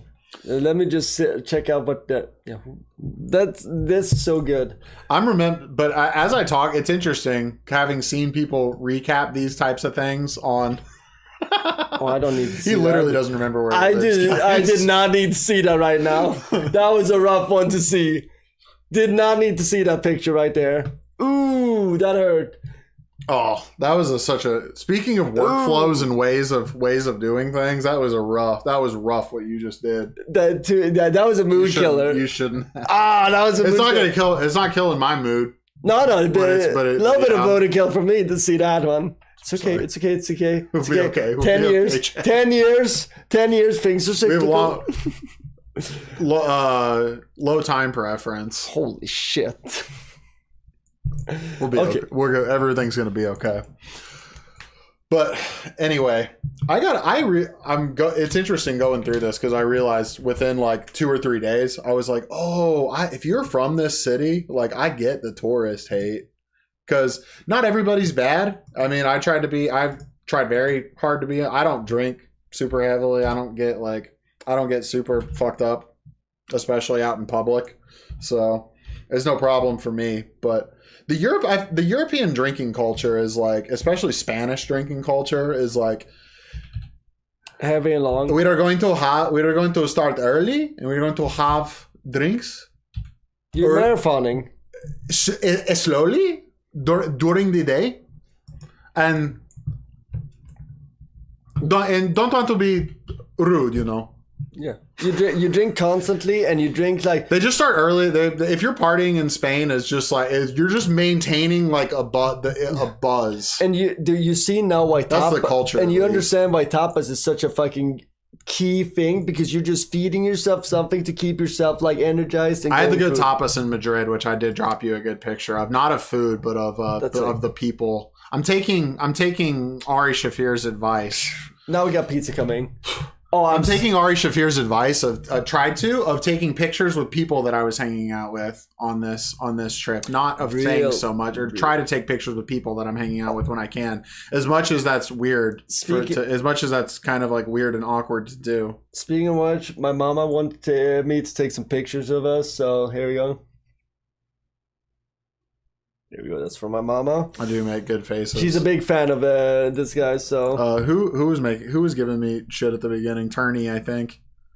Turney? About me. He's like, Church's face at the beginning. He was giving me shit. Let's see here. Let me see. It's all right. I told you I got zero direction from the professional photographer, so that's not on me. Perfect. Oh, by the way, do you know what we're eating tomorrow? What? Cuban, yeah, he said. Yeah, that's gonna be sick. And we're doing. You're not in the. I would say you're slightly off center of like where has the real reputation for Cuban food, but we only went to one place when I was here before. Well, I used to eat we so just didn't much have too much time. I used to eat so much Cuban food. Now, like when it comes to Latin American food, what I like a lot is Peruvian food. Yeah, that shit's nice. Peruvian chicken is like we tried to get arepas last night.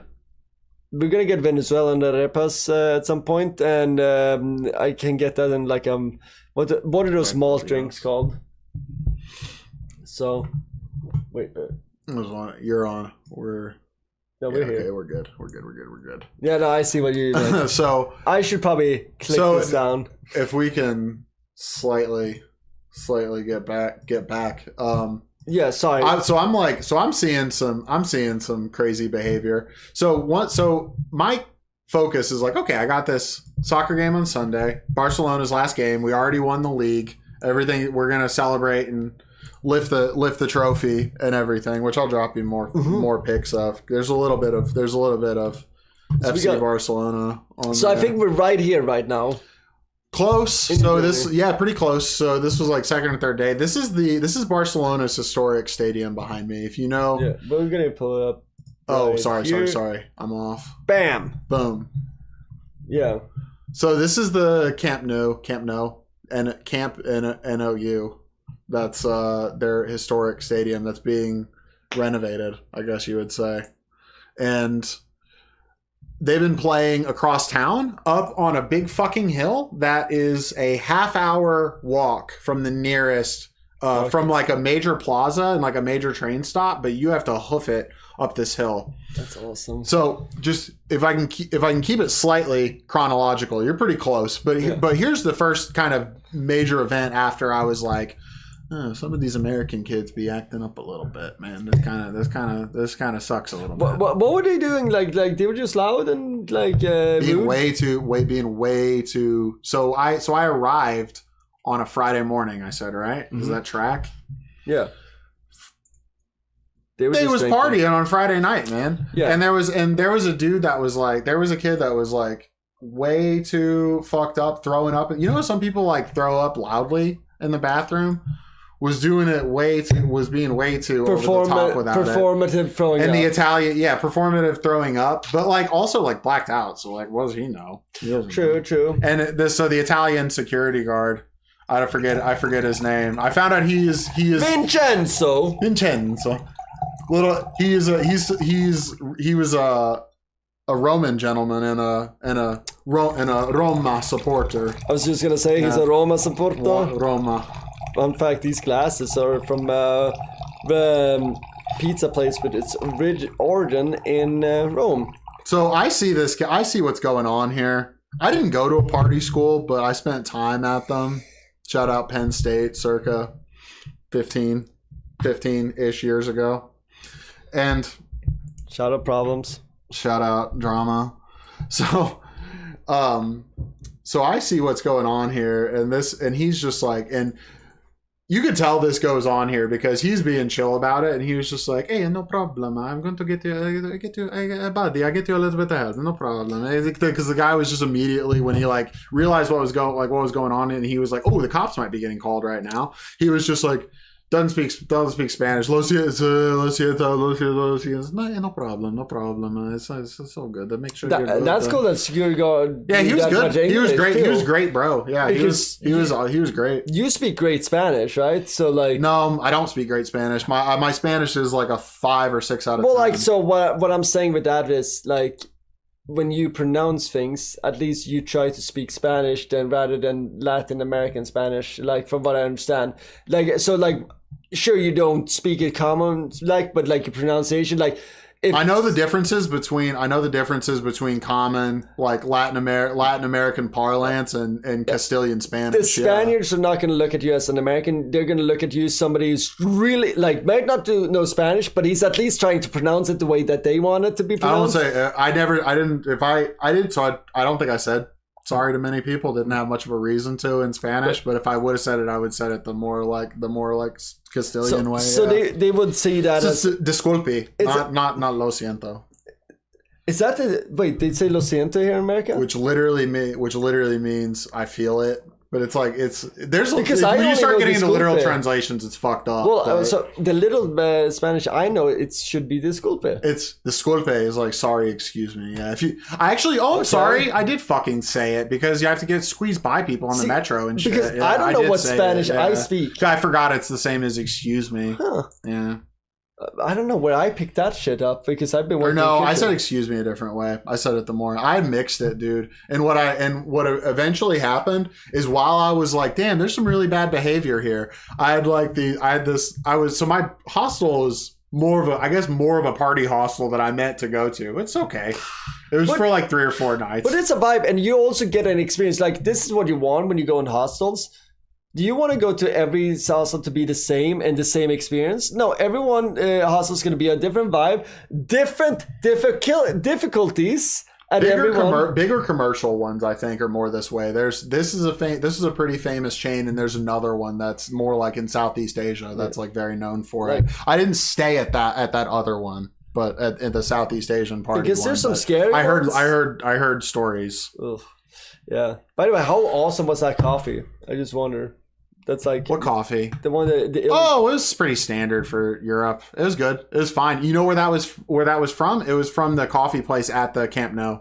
Nice. So there's a little row. There's a oh my god, what the fuck is it called? There's a little like walking street next to the stadium where they have like the shop, which I can't remember if I dropped a pic, but we went to the official store, got a shirt for the game because I didn't have one at the time. Sick. I didn't have any Barca swag on me, so really what the big thing that came up next was the FA Cup final of England, right? Which I didn't. My hostel was connected to a bar, but I didn't think that like. I was like, okay, what's a good spot? Where do I want to go watch it? I want to go watch this game because I'm not doing anything else.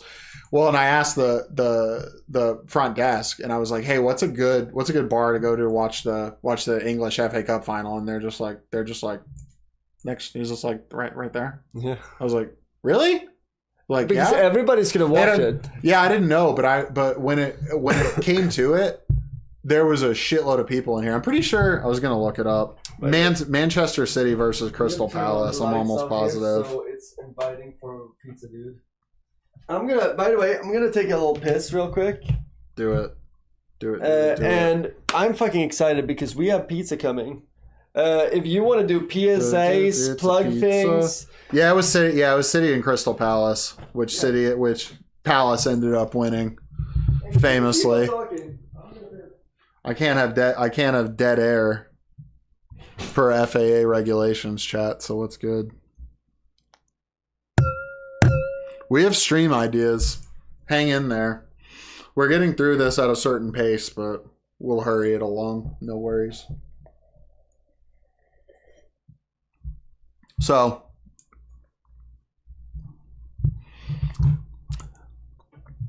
I don't know how to work OBS, do I? No, I'm not gonna try.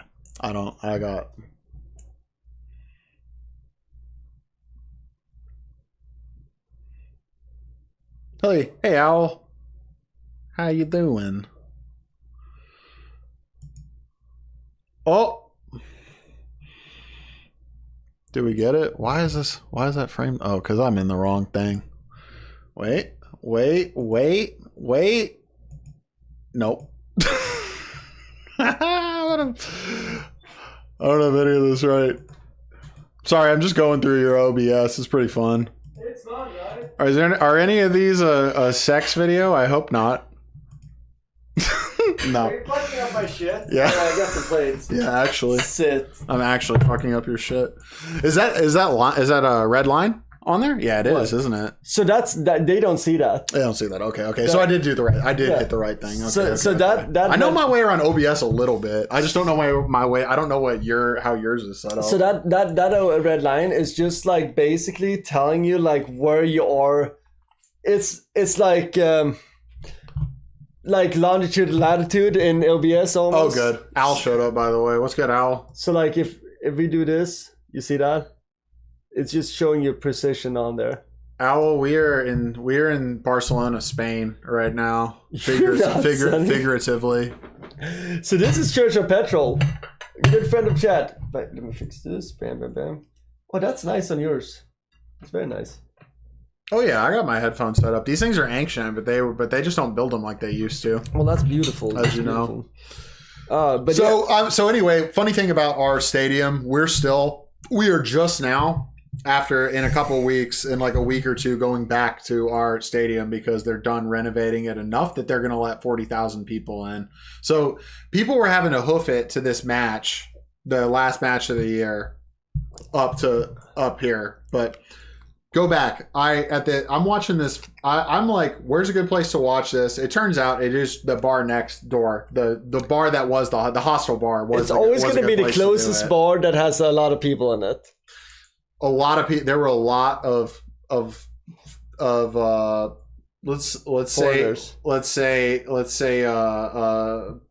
plump elderly English gentleman there to cheer on Crystal Palace. And I know you're not a soccer guy. They're a London team, so honestly, it's probably a good experience for you. You probably enjoyed the shit out of that. It was really cool to see a guy that is like older than like our parents, who had literally never seen his club win this trophy, to do it for the first time. And he's an old English guy in Spain. He's in his element. You see an old man, red nosed, holding a fucking beer, crying a little bit. I congratulated a couple. I specifically congratulated a couple of them because it was great to see. Yeah, dude. That was honestly that you got a fucking proper experience there, like getting like. That's sick. So it was weird that I was like, where do I need to go to watch this? And I was like, oh, it is actually right here. So there was nowhere to sit there, but there's a long table and a vaguely Eastern European looking gentleman sitting right there. And I'm like, hey, is this seat taken? He's like, no, you're good. I'm like, hey, what's up? What are you doing? He's like, oh yeah. He's like, yeah. We're just we weren't talking at first. We were just watching the game. We get to realizing that we're both Barcelona supporters and going to the game. And this is a Polish gentleman. I remember this. Shout out my dog Raphael. He doesn't have social media, so he's not watching. That's him, right? Yep. Yeah. This is us. Oh, yeah, that's coming up, right? Or should I show it now? No, you can. Yeah, this is good. We realized that we were both going to the game, so we were like, we seem to get on well enough, and we went out that night and everything too. He kind of showed me a little bit of how he likes to kick back and enjoy Barcelona, because I was like, you know your way around better than me, dude. Like, give me some like places to go, because turns out he had some time off. He was taking time off of work to go see like the last few Barcelona matches of the year. He had been in Milan to see the Champions League. He saw us get to get heartbreakingly eliminated from the Champions League by Inter Milan. I mean, could have. We still won the league, and that was the game that I had the. I'm an Inter fan at times. Oh, are you? Well, from Lazio to Inter. Zlatan is Rossoneri. He's Milan, bro. Not Inter. Well, Zlatan is he's been playing for both. Did Zlatan play for Inter? Oh, you might. Zlatan did. Not in a row. Zlatan played longer for Inter, I'm pretty sure. Let me look. I don't think this is right. Zlatan. I know him as didn't he play for Inter? I don't think. Maybe briefly. 26 to 2009. Yeah. Make 88 appearances. 06, 07. And that's when I watched Zlatan. 3 seasons. So that's how I know him. That's when I actually followed him. Yeah. So that's decent amount of Inter. Yeah, that's not bad. So when he went to Milan, it was a players big thing. that have played for both for their rivals are funny. Well, I almost forgot about that. Yeah, so when he worked, you know what? You know why? Because he currently works in the administration for AC Milan. Yeah, well, I think that was part of the deal when he went there. Oh yeah, probably. I think that's why he is still there. But basically, just gave him more power, and he likes the city. So he's like, I don't give a fuck. I like the city. I'll play for the rival. They give me more money and power. Shit, that's Zlatan. Of course, Zlatan should have this. If anybody should be able to play for both sides. It's weird. I have to say, I love him. I love him as a player, and I love him as a personality. It's a little bit of a weird fit as an exec because it's just like, it's a flagship. Hello, Zlatan. What the type of with the club is struggling, and we want to ask what the steps you're going to take to make the squad better in the summer break. Well, and he's just like Zlatan, lion mentality. No problem, bro. Don't worry about it. Yeah, and if he gets underneath his skin, he's just gonna insult his way out of it. But it's unbecoming of his. He doesn't insult his way out of it as an exec, but because I think he's smart enough to know it's unbecoming. Of an exec. But so I'm dropping you a few more of the game, but a couple might take a sec to come. Sick. And by the way, what's up, Owl? I'm good. How are you? I'm doing great. Really didn't know Sonny can move his room to Spain. Lol. Oh, hey, Shirt. Hope you're doing well. We're doing great. Shirt's gonna be here for a week, so we're gonna do a bunch of streams this week. We're figuring shit out. We're being experimental. Well, you know what I really like right now is the wine is hitting. The pizza's on its way. It left about 5 minutes ago. The pizzeria. Hell yeah. Nice. And what's fun about the pizzeria is it's about 5 minutes away. So we're about 20-30 seconds away to get a pizza. So I guess before the game, if you go right there, that's me. That is like that. These are some very talented street performers in Barcelona, and I don't mean the pickpockets. These guys were the shit. They were legit. That's but me and this Polish guy are just having some drinks, and he's just like, you have some drinks. You're like, I don't know. There were some. But I guess there was a good smattering of Americans there. I wasn't as uncommon as like in the Philippines. But like, look, this is what I like. Everybody's just chilling, having a few drinks. Everybody's like This is a great little Spanish scene, little slice of life. Man. Exactly. Like you're just sitting down. Now you could switch these drinks up for coffees, too. Like depending on where you are.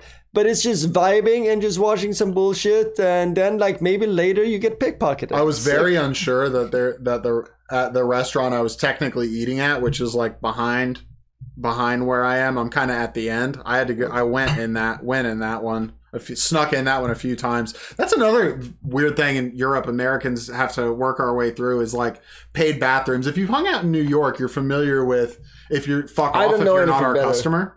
You're familiar with that, but everything's so expensive in New York that it's brutal to. So I only know paid bathrooms. Now that I'm in Florida, this is the first time in my life that it's not like that because I only know New York, and Europe. So for me, I'm like, oh wait, I don't have to pay to piss. Sick. And there's no guy that's like handing me a towel at the club. New York sucked like that. Remember that in New York? Pasha and shit like that. I never went to any of those places in New York. Hell no. I went to New $5 York to pee. for Irving Plaza during a snowstorm with maybe less than 100 people seeing all that remains. Peeing in Pasha would be $20 every night.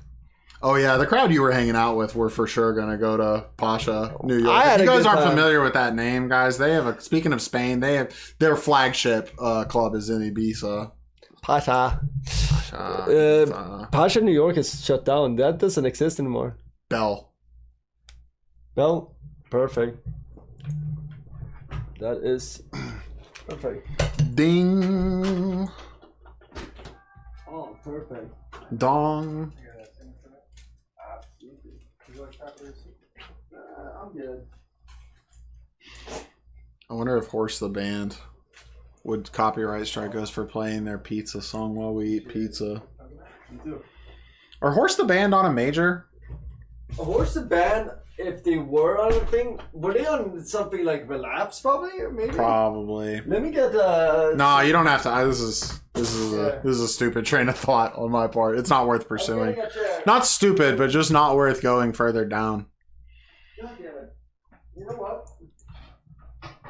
It's not a chair. I'm just gonna have to work for it. I know it's ghetto.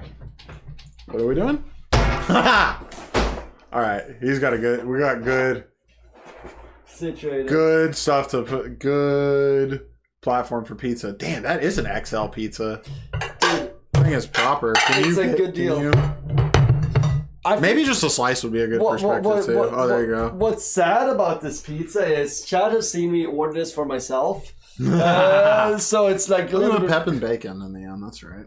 Cool. That Then, works. if you want any sauces, No, absolutely not. I You do can have do some it barbecue with just a sauce at slice. Sonny's. What's the problem with these immigrants, man? They just roll. They just want to try our good old American. They don't want to try our American pizza just how it comes. They want to sauce it up immediately.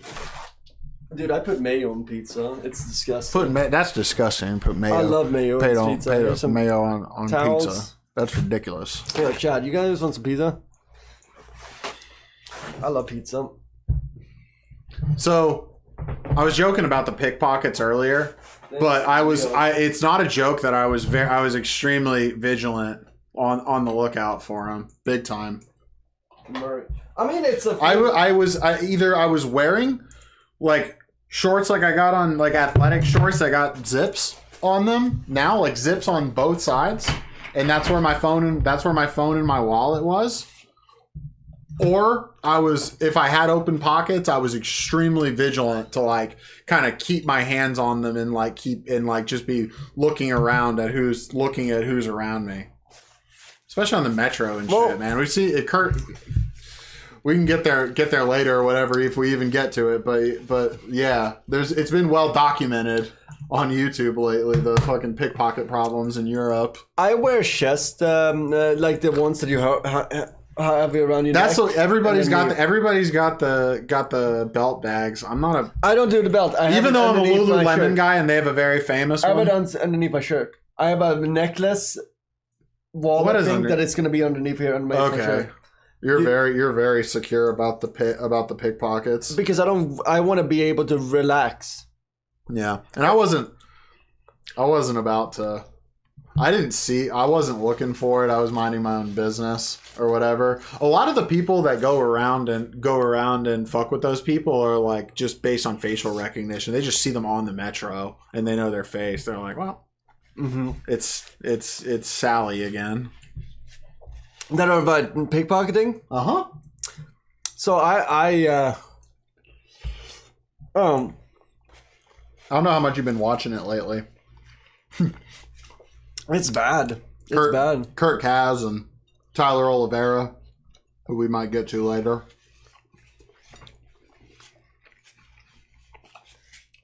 Whatever they play, there's a place close to.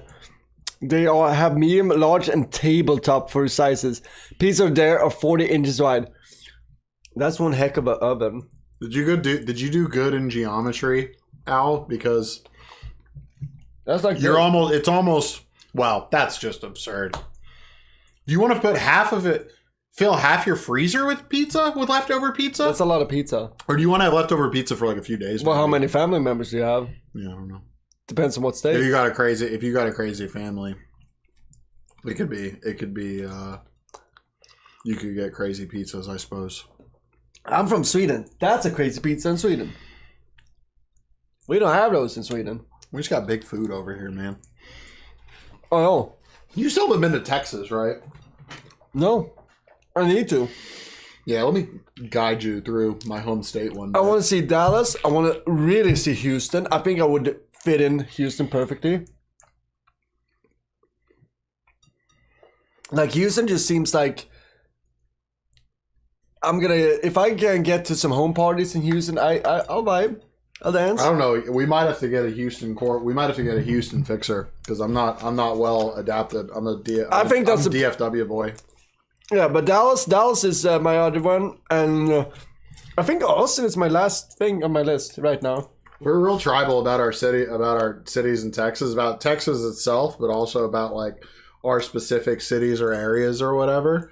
And my family is from Fort Worth, so we feel superior to Dallas people, but they're at the end of the day they're still in our region, you know. Was it your It's like Helsingborg and Malmo or whatever. Was it your cousin that was a bartender in Dallas at Hilton?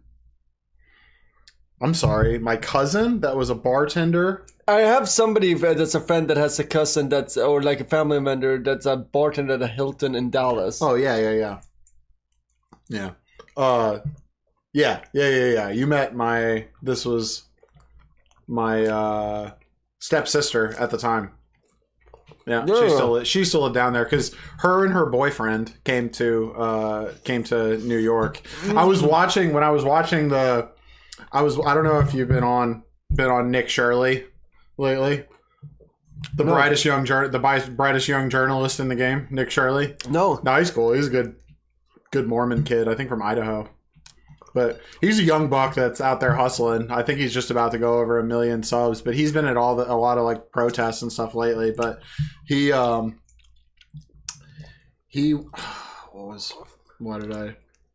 something. Mm-hmm. What did you say before? Sorry. No, I was talking about Houston, Dallas. Fuck Austin. No, we're tribal about our cities in Texas, man. But I don't know Houston, but Fort Worth was the end of the cattle drive, the line for the cattle drives. It was the biggest meat market, biggest cattle market in the U.S. Okay. So we're a little bit more of like an old, like 19th century, like cultural city. Dallas is a very modern city, a lot of business, a lot of oil business, and not as much oil business as Houston because they have their refineries and headquarters and shit down there. There's no zoning in Houston. All the Dallas kids I know came from oil. Yeah. But the kids from Houston that I know party. It's a wild city. Recklessly party. People don't. It's not on a lot of people's radar, but I'm pretty sure it's still the fourth biggest city in terms of metro area. Mm-hmm. Fourth biggest city, fourth most populous city in the U.S. New York metro areas. We're talking. Yes. New York, Jacksonville, Los Angeles. No, I'm not talking about area-wise. I know. Oh, area-wise. Jacksonville's a lot. I'm talking population. Population is used up. Population in the metro areas, right? New York, because that includes Connecticut, New Jersey, all that good shit. L.A., Chicago, Houston. So it is. I thought Houston was higher up because I know Houston is number 4. Super good. It's not bigger than Chicago. No. Okay. Chicago is always at least historic. I haven't looked it up. We're getting my whole damn life has been the third biggest city in the U.S. But anyway, grab this because you're getting ordered 3-1. You see, chat? Candle time, 3-1. Candle time. Trying to eat, guys. Stop. Get off my lawn. Stop bothering. They're enhancing the stuff. It's great. By the way, I'm loving this. So, I think once I got a friend that was a little bit more knew the lay of the land in Barcelona. I had a good time, and I was like, okay, I'm not gonna have to just be alone at the game. I'd have a pretty good time there, and it was great. Barcelona lost that. Not to just talk soccer or whatever, but Barcelona lost that match. Already had the league won, so got to see the whole trophy celebration and everything. Well, the good thing was that you made a friend, because then you have afters. So then you were getting smashed with a Polish guy, which if you're gonna find one person to have beers with in at a game, a Polak is the best. Pivo, let's go. They're active, they're funny, and they're loyal. Dude, I can't believe I just realized the whole time I never asked him about the fucking Baba Kurva meme. We're on day 2, right? Day 2 or 3, yeah. 2 or 3. Hold on a second. Friday is my first full day. Okay. Saturday is a free day. Sunday we go to the game. So I want to say Sunday afternoon-ish was FA Cup final. Crystal Palace and Manchester City. And by the way, I'm a neutral for the Premier League. It's if you like soccer, it's a fun way to watch it. But I do. That's a good seat. Man City's current coach is the best Barca coach of all time. So, guys, on the screen right now is the game, and debatable. The blonde. It's Pep. No, I'm not gonna. I wouldn't even. It's debatable, yeah. I would say he definitely, but no, it's not even that debatable if he is for. No, he is the best for Barca. He's debatable with goats. A lot of English guys will argue with you, Alex Ferguson, which is kind of fair enough. I completely forget why I have beef with Pep. I think it was because him and Zlatan just had beef, right? Who was it? Yes. I think he was at Barca for 2 seasons, and Pep didn't want to use him in his system because Messi was on the rise. That's what happened. Which was smart at the time. It was really smart because Messi is better for the culture and the team. Yeah. Well, obviously, it ended up working out. So, speaking of Messi, we have his. Depending on your perspective, his heir apparent or Neymar's heir apparent, Lamine Yamal. With his blonde head, trying to dribble around a defender. We ended up losing this game, but like I said, the league was locked up, so I was like, it had the value for the trophy celebration and everything for me anyway. Ooh. So that was a good save. Yeah, you did all right. That was a good save. You did good. Almost dropped. Oh, nice. Well, whose barbecue? Sponsor. Whose barbecue? Whose barbecue? Not a Get sponsor. the glare off if you can. It says Sonny's barbecue on it, guys. We've talked about this before. Oh, there we go. Still weird. This is a good spot. This is a good sauce. Have you ever had Sonny's barbecue? No, never. I don't know. I introduced my dad to it a few weeks ago, and now he dragged my mom to it the other day, and she's pissed off because she doesn't like beans, and my dad is just a beans guy. So he's just like, he was pissed. They forgot his beans the other day. And he was like having a small Connecticut Felix barbecue. I'm not a big barbecue. That's a good barbecue flavor. I'm not a barbecue. I'm not a big barbecue sauce as a condiment type of guy. But that's a good one. Speaking of being a tribal Texan, I'm all about dry rub. You keep your. See, I live in the Carolinas, and I really like their barbecue, but their core. Little bit too much honey. Their core competency is that Carolina mustard sauce and pulled pork. Yeah, they do. There are some people that can do some good Texas barbecue. There's a chain place that has a location in Greenville and Charleston that I fully sign off on, but mostly that's not the style. Carolina pulled pork with that vinegary mustard sauce, and you just drench it. I wanted and it's a little bit more watery too. Yeah. You just drench that pulled pork in it. Oh my god! Then I want if you can get me some brioche bun to soak up that pulled pork and just jack it in there. I like the Carolina, the spicy Carolina hot sauces that they do, but then at that point I'd rather go Nashville because I want that fire. Yeah, that's good. They say that Hattie B's is played out or whatever. I think I know why it gets some hate. Tony, yeah, I understand why you say fuck barbecue sauce. But it has its applications, Turney. I just don't love it overall. There's regions, okay? Most of the time, I say fuck barbecue sauce. If you go to McDonald's and ask for the barbecue sauce there, I will throw it in the trash. Yeah, that's dude. not my barbecue sauce. I want in that category. It's all right though. I fuck with this. This one is good because it's got a little sizzle, but it's not too sweet. A lot of the barbecue sauces is too sweet. Sweet Baby Ray's is like the overly sweet bad. Oh no. This kind of a thing. And that is honestly, Sweet Baby Ray's is only good to glaze something and burn that shit off and go for caramelization. Only time I would recommend that. Yeah. So. I'm a American. There's regions. I like Kansas barbecue. It's been a little bit drier from what I understand. Memphis is awesome. Recently. I've been meaning to. Speaking of Barcelona's bright young starlet, I've been meaning to just take some of your music recommendations of like good edit type music like we found earlier and just to get my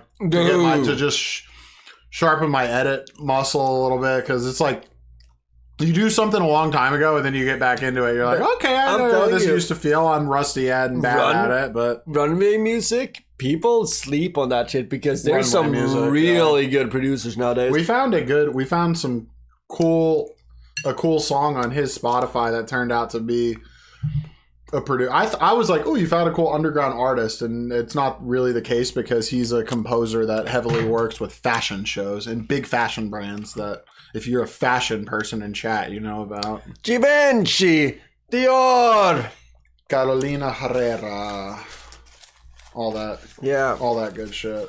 But that's such a niche thing, but they pay big money for music for that. I liked it, man. He's got good video game vibes and everything. Absolutely. Oh, barbecue sauce really has to be done right. Most of them use brown sugar to sweeten. Yes, don't do that, please. But the really good ones use the molasses instead. Molasses has its uses. Like, for example, yesterday, I was making a cocktail for my boy.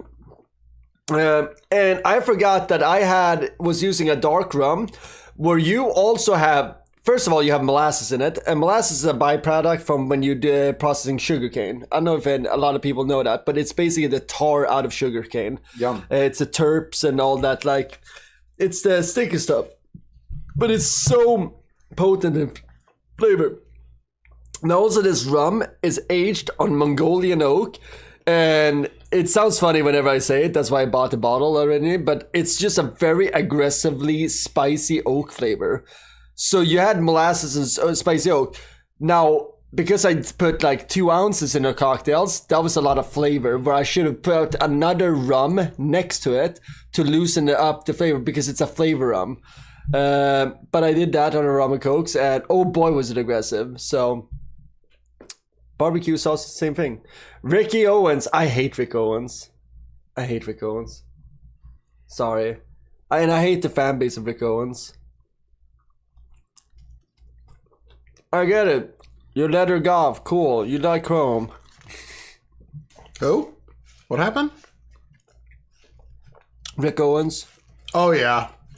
Good old Chrome Rick Hearts. Oh. I have a friend who got to see him be a weirdo in person and do yoga in front of his 3-way mirror in his New York store. A friend of mine that you know got to see that. I think you know who I'm talking about. Friend of you. Wait. He's in the fashion business. Lives in my state. Used to. If you know, you know. Don't worry about it. Friend of mine. Yeah. Well, when you say it, it's going to be a connection. I'm retarded. We know a lot of weird, like. Oh, of course. Of course. I was like, who is this guy? And he was just like, this is Rick Owens. This is like this guy. This is like the guy right now. I was like, seems weird. I don't know. Yeah, like, so what have you guys been doing? I don't know, chain smoking cigarettes. He is his vibe. You know it, though. No, I know it. It's just funny. It's, you know what it is? Just like Joe, like a lot of our friends just randomly just show up in just weird circumstances. We're just like, we just by accident meet these people and they just show up in like these weird, like, I've accidentally on a banana peel myself into like situations that I shouldn't have been in, and that was bigger than me. It's like almost like we have a few friends that have done the same. Yeah. Joe being one of them. So, no clue who Rick Owens is, and that's because now you're not into fashion, Faithless. He's just been the it kind of guy, but he's like an older fellow that's been in the game for a while. But I don't know. I have no takes on it. I think we're both not like fashion people like that. We're both just like, let me just get like some good pieces that can like last me a while and kind of look good, kind of look fine, just kind of timeless, more or less. And I'm normcore. yeah, normcore as fuck. I'm cheap. Although I'm a little Gorpcore Colorado with the Patagucci at the moment. I mean, look in there. There's Patagucci in there too. Hell yeah! My favorite thing about R2s. My favorite thing about Patagucci is my favorite thing about a lot of companies that offer it, which is unlimited warranties. That's a new R2, right? Arc'teryx? What are you talking about? R2 model of fleeces. It is an R2, but it's an old R2. I have these. I have a The new R. This is a super old R2. I really need to I need to get a new one. I have these. R2s. You have the same jacket as me in a different color.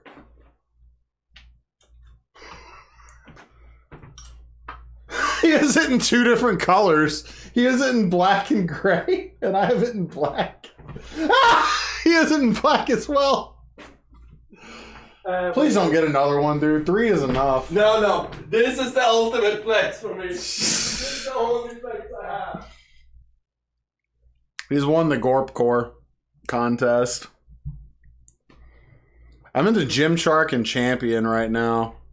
Gymshark and Champion, I think, are pretty good value for money. Once Champion, a year, at least. they will sell these out for 50% off. So I got this at the outlet in Salt Lake City. So, yeah, this is my collection. The Patagucci outlet in SLC. So this is my collection of fleeces. Bro, this thing. So I love that model. It's my favorite model. This is funny. We never. You have 4? I know. Because every year, I would just get one. One for each year. Let me see the size on this. Future reference. It's a medium, right? But small? Oh, wow. So, okay. wait. This is when they still had this. I don't have that. Mine's old, dude. I don't have the elbow. I don't have the... But it's different. They only did it for 1 year, and then the next year they swapped that out. So these 3 are the same year. Or same model. While this one is the older one. But they stopped making them like this, and that's why I just waited for sales and just bought up like crazy. That's fine. But these are all 50% off. And all of those have a lifetime warranty. Hey, guys, it got a hole in it. Could I have another one? Yeah, just go get another one. I guess I could trade this for a new R2 if I wanted to. But it's also this one. I think this one has an imperfection in it somewhere. So they might have marked it. I love this. No. It's good. We saved it. We lost a little bit of bacon. We didn't really. The pizzas. We lost no pizza. Well, one slice got fucked up. Could have been a lot worse. Yeah, we lost some bacon. I'm pissed about That's not much bacon. Well, I'm gonna make sure that we don't have it on the floor. Turning on the runway would be awesome. Anyway. Is what Faithless said. Turning on the runway and it's Rick Owens. Have you seen the guy on the... I'm not saying you need a Rick Owens in your community, but just someone with that type of like goth vibe. Yeah, just goth weirdo kind of vibe. I feel like at some point I will get canceled for somebody like that. Yeah, it could be. There'd be like a whole like expose. Some YouTube like, this guy is weird with people. You good on the pie for now? Let's put it in the kitchen. Do you want some more? No, I'm good for now. I'll probably have one later. Okay. Let's put it in the kitchen. We'll divide it up like. Okay. Sorry. There you go. You got it. Well done.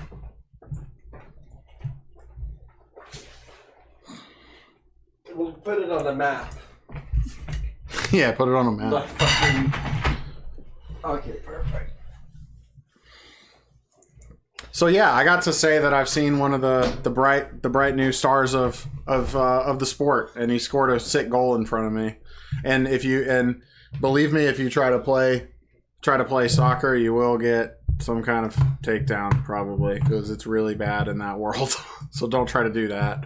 But yeah, go with whatever. So here we have my favorite place that I ate at in Barcelona, which was my Polish German friend's recommendation for a Turkish breakfast place. And this was, however good you think that looks, I promise you it was several times better. That sauce looks fire. It wasn't mustard. I don't even remember what it was. Saffron? Dude, these Turks were going nuts on this shit.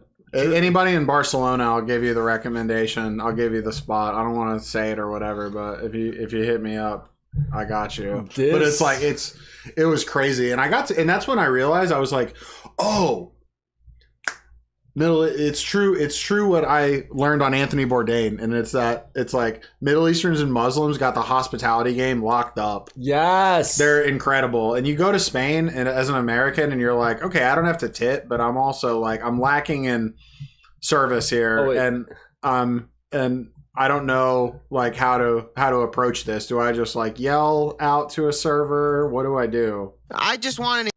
Yeah. Oh, we've seen Frugal Aesthetic. We love this guy. Frugal Aesthetic. Have you ever seen this guy? Yeah. Yeah. Oh yeah. No, I know this guy. Yeah. Sure. Yeah. Of course, he got Rico's video. Yeah. We might look at it later. I might pull up so we might look at it later. So that was the place in Barcelona that I really loved eating. My favorite in Madrid, just to skip ahead a little bit, was a tapas place. Do we have a picture of that? Yeah, right there. So I eventually took the train over to Madrid, the high speed rail, and was with these three guys in the back are from the Carolinas. They're really? UNC students. I could have sworn that this guy is Swedish or Dutch. He sure looks like it, doesn't he? I'm Instagram. I'm buddies with him on Instagram. Who knows? Maybe he's watching, but I can't. He definitely looks it. And we got the bro from Hong Kong here, and I have a friend from Hong Kong who's from Cars in Denver, but he was a lot more like my Denver friend is older, like our age, much less socially adept, and has been in America long enough that especially with political stuff going on lately, he's just like, let me tell you about the CCP, dude.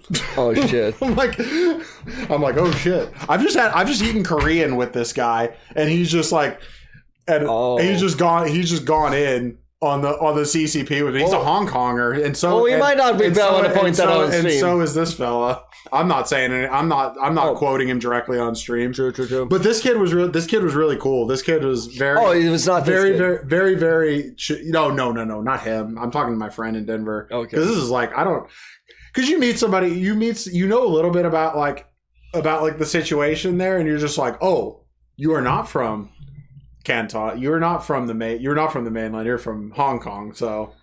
True. Like, I don't, yeah. Well, you're trying not trying to get him in trouble too. Like, you're just like, hey, yeah, that's crazy, right? Yeah, no, but this kid was the bro. I tried to bait him into some politics. He's like, I don't care. Hell yeah. I was like, all right, yeah, that's the vibe. What are you guys eating? That's what I'm wondering. Tapas, yeah. So is that a hummus? The amazing tapas in Madrid, man. Is that a hummus? So this is like an octopus. Ooh, octopus. I don't even remember exactly what it was, dude. It could be a chorizo or something, but it's octopus. Yeah, I can see it. Yeah. Oh, and you got some bread. We got some in Spain. You just wrap things in pork products, and it's. But dude, this was amazing. This was like that and the breakfast place. Two best food. I see it in Spain. I'm just. Hey, what's up, Sam Abar? Go to Lebanon. Hey, then go to Lebanon next. Oh, what's good, Sam? If we do go to Lebanon, we need Sam as a tour guide. This is my buddy. This is a buddy from high school. Okay. Lebanese bro. I'll tell you this. Growing up in Sweden, my favorite food was Lebanese food in my hometown. There was a Lebanese restaurant. Lebanese got it on lock, man. That's why I don't want to make any. I don't want to say. I have no opinion on like who's holding down the food game as like. I just know the culture holds down the food. I mean, it's game. Competitive down there. Like so, but I'm saying Lebanese. Where were you in Sam? Where were you in Sweden earlier this year? Oh shit! Yeah, we're in Sweden. Where? And also, Turney knows what's up. Like, yes, Lebanese food. Like, there's a bit. I know this is a whole thing on the internet: Lebanese versus Turkish kebabs. I have no opinion. Listen, do you know what's sick about kebabs?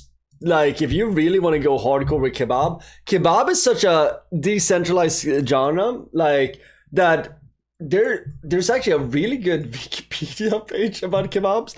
Kebab in different countries. Yeah. Wiki. Like, I found a list because, like, it's just. Sam went to Gothenburg. Great seafood city. If you want to go watch soccer games, Gothenburg has some of the loudest supporters, some of the drinkiest supporters. They are known as, their accent is just fucking loud. But they have what they call a fishing church, where basically it's a kind of like a dome, like a church, but it's just people selling fish, fresh caught fish. They better watch it, or Jesus might kick him out. But I don't know if Jesus has been to Gothenburg lately, but he did kick out some merchants out of the church. But you want to say that there's an argument for which country has the best kebab? It's the understatement of the stream. I understand. This is a big thing. Let's go to Chinese. Chinese kebab. Chinar, Chow Kao. And then like Cyprus, Sheftali, Souvlaki. Ghana. Souvlaki's kebab technically. Greece, of course. Skeptical. Indian kebab. Where are the Indians at in chat? Did you chicken tikka can get be Spam W in chat. Spam W India. I'm just saying, like, at some point, you know what I would love to do? Eat every single kebab on this list. That's a good YouTube concept for you if you want to take.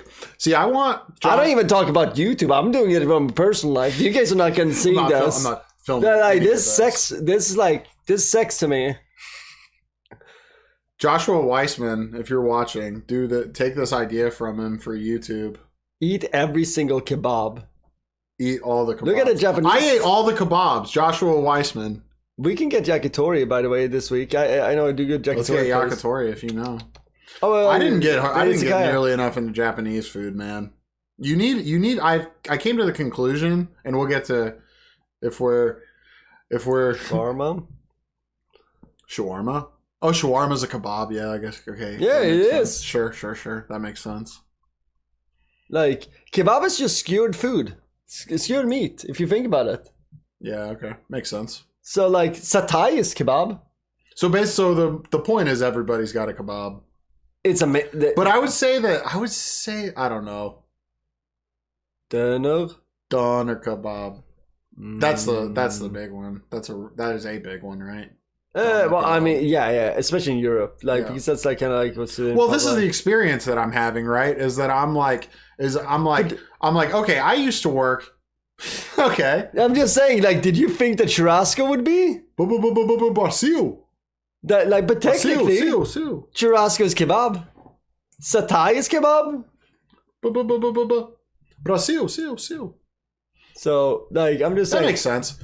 But churrasco, to be fair, churrasco is whatever. Churrasco just means barbecue. It's just Brazilian barbecue. Oh, sorry, Brazilians. It is the shit. It's some of my favorite type of barbecue coming from a Texan.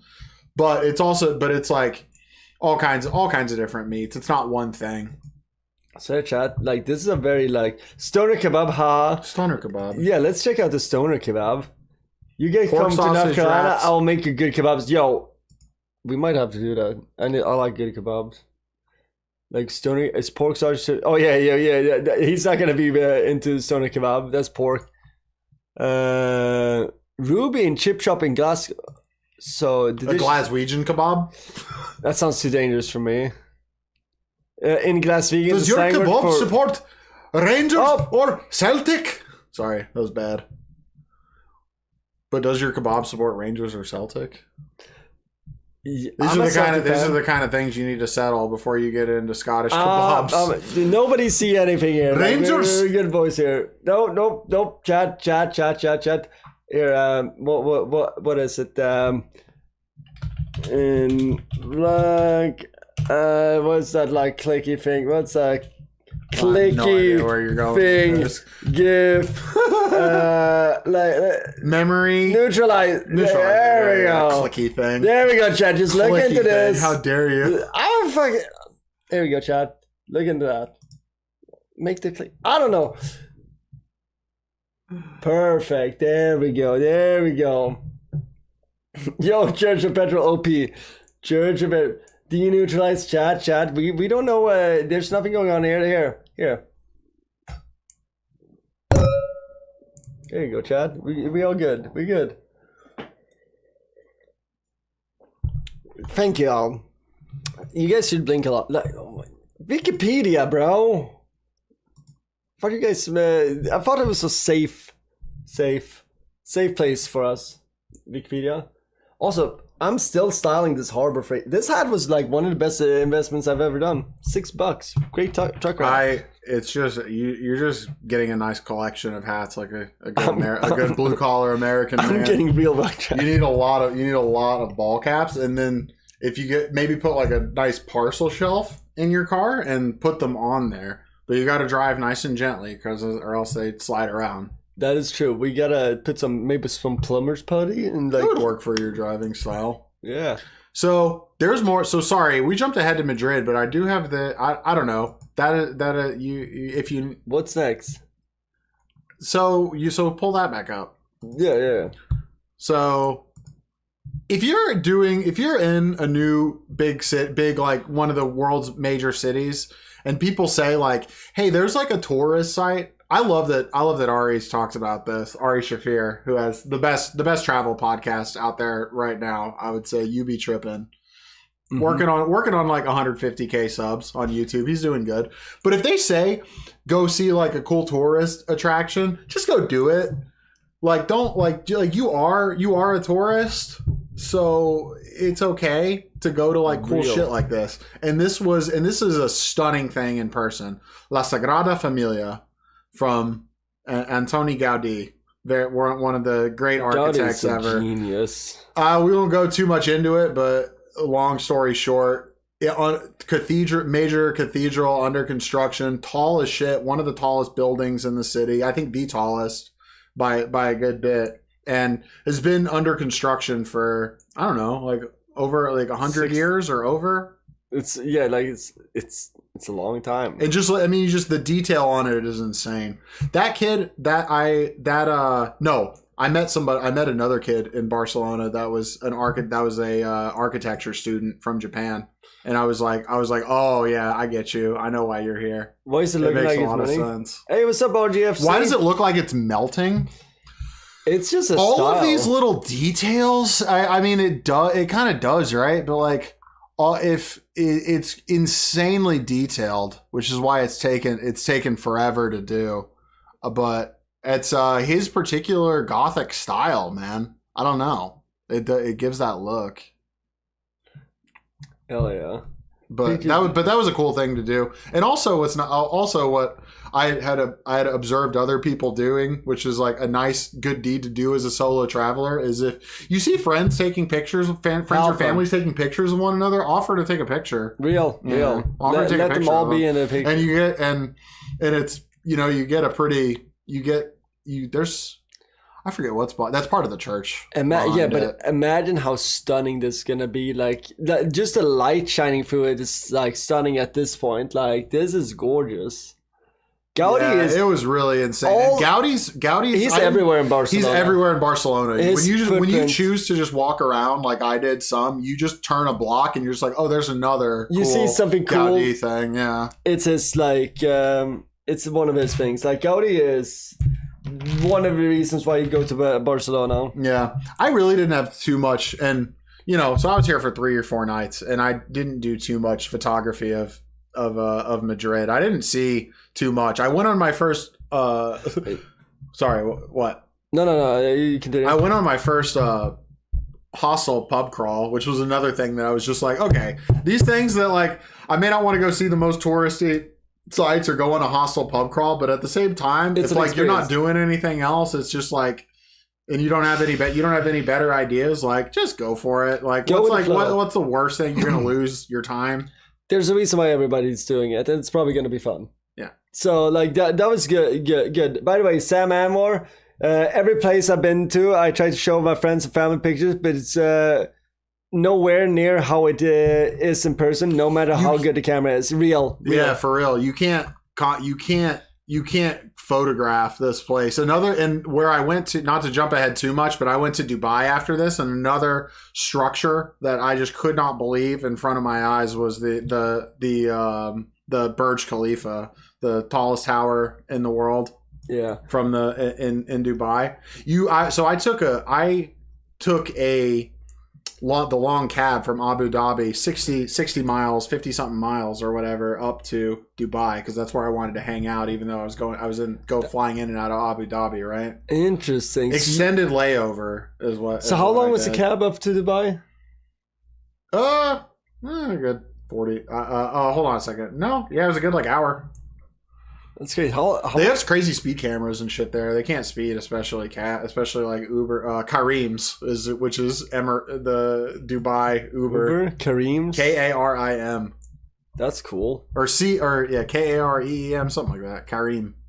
That's if cool. you know, you know. Yeah, Sam's probably. I would venture to guess Sam's been to Dubai. Dubai is amazing. Didn't have enough time to go up to tower, but sure did a safari trip. Did trip with a nice party in the desert. So you're talking about Burj Khalifa, right? Yeah, which is the base of it is the Dubai Mall.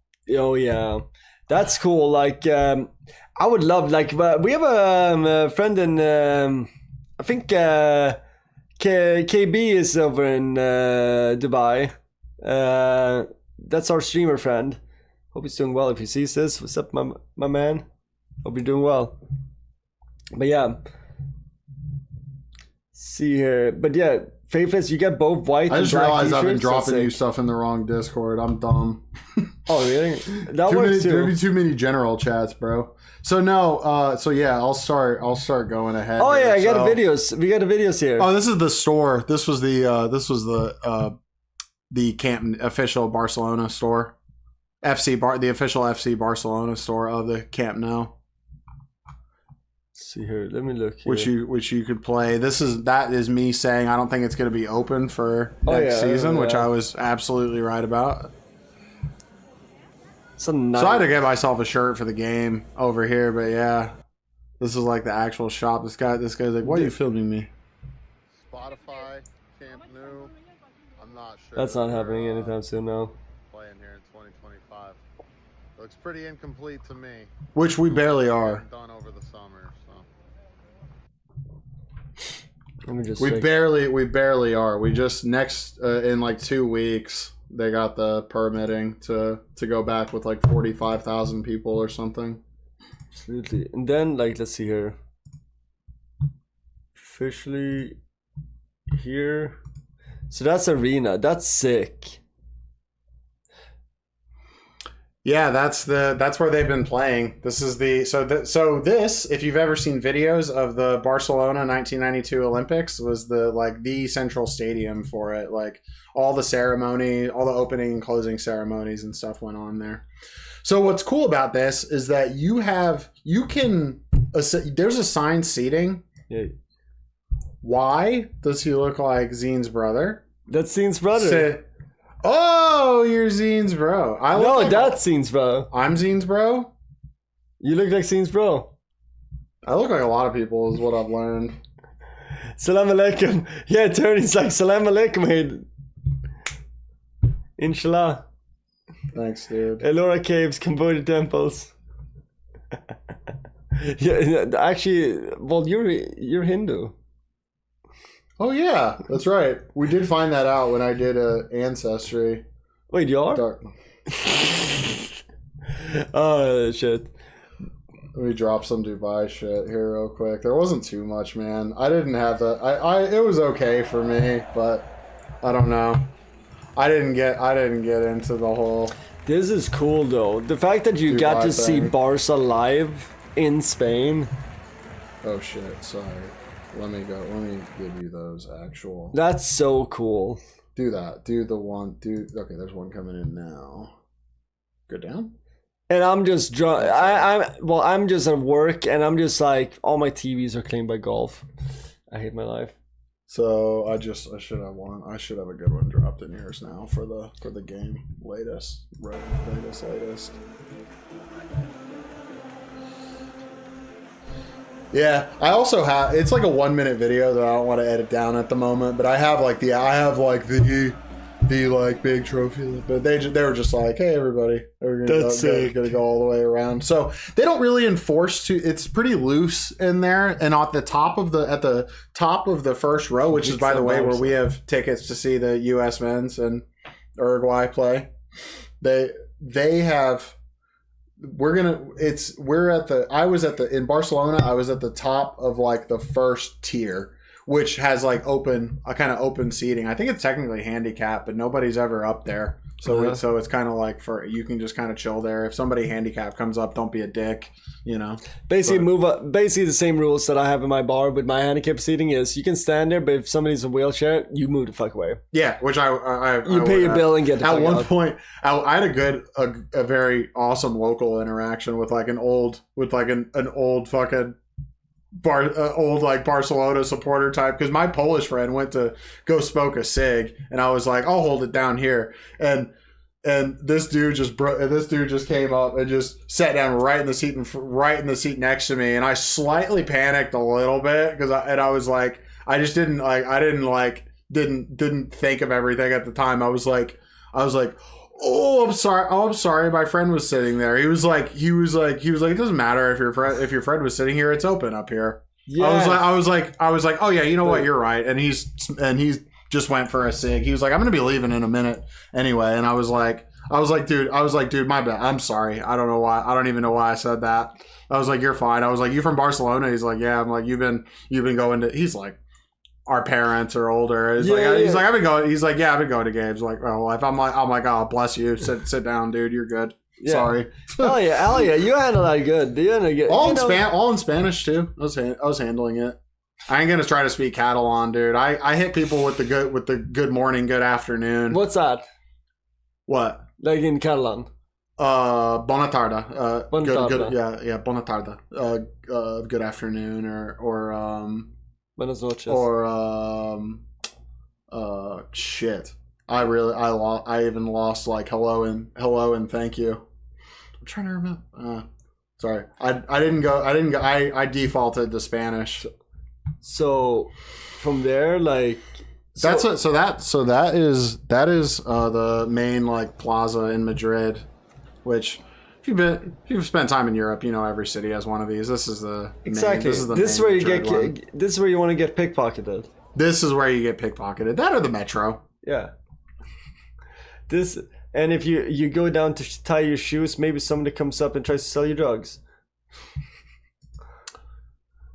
So we moved on to Dubai, which I just realized that I did actually have standby seats. I did have a standby ticket from Spain to Dubai and Dubai to the Philippines, but I got straight on because I was out of the shit show of the U.S.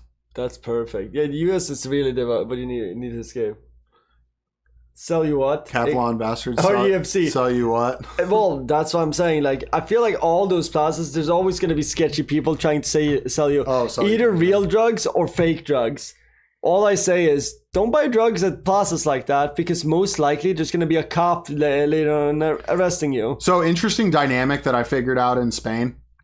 All of the bad reputation that like Rome, Barcelona, London, and what's the other big one? Paris have all their like bad reputation for petty crime that's happening right now is non-existent in Madrid because there's just cops everywhere. For whatever reason, they just have a lot of federal cops all over the place and they don't fuck around. I guess because it's mostly like been government property in central Madrid for a long time. Like all the it's like being in Washington DC, like all of like the various ministry buildings are there, and there's just cops everywhere around them. That could be it.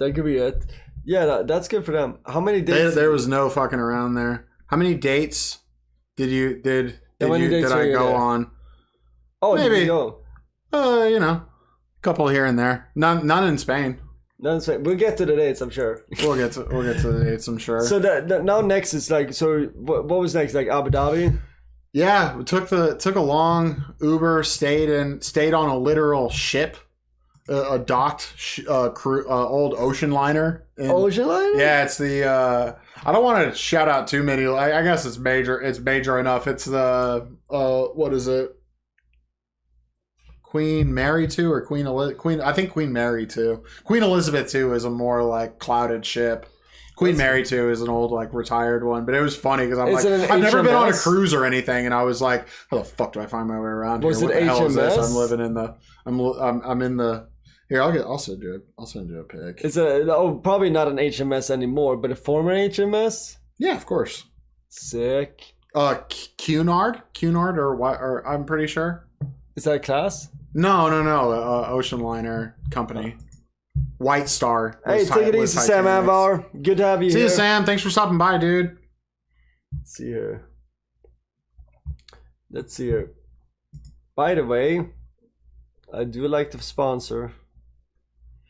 So what we have here is maybe not necessarily one of the car, more or less one of the cars from an iconic Formula One moment. So this is in the Dubai Mall, and this is I guess at the IWC store. It looks like.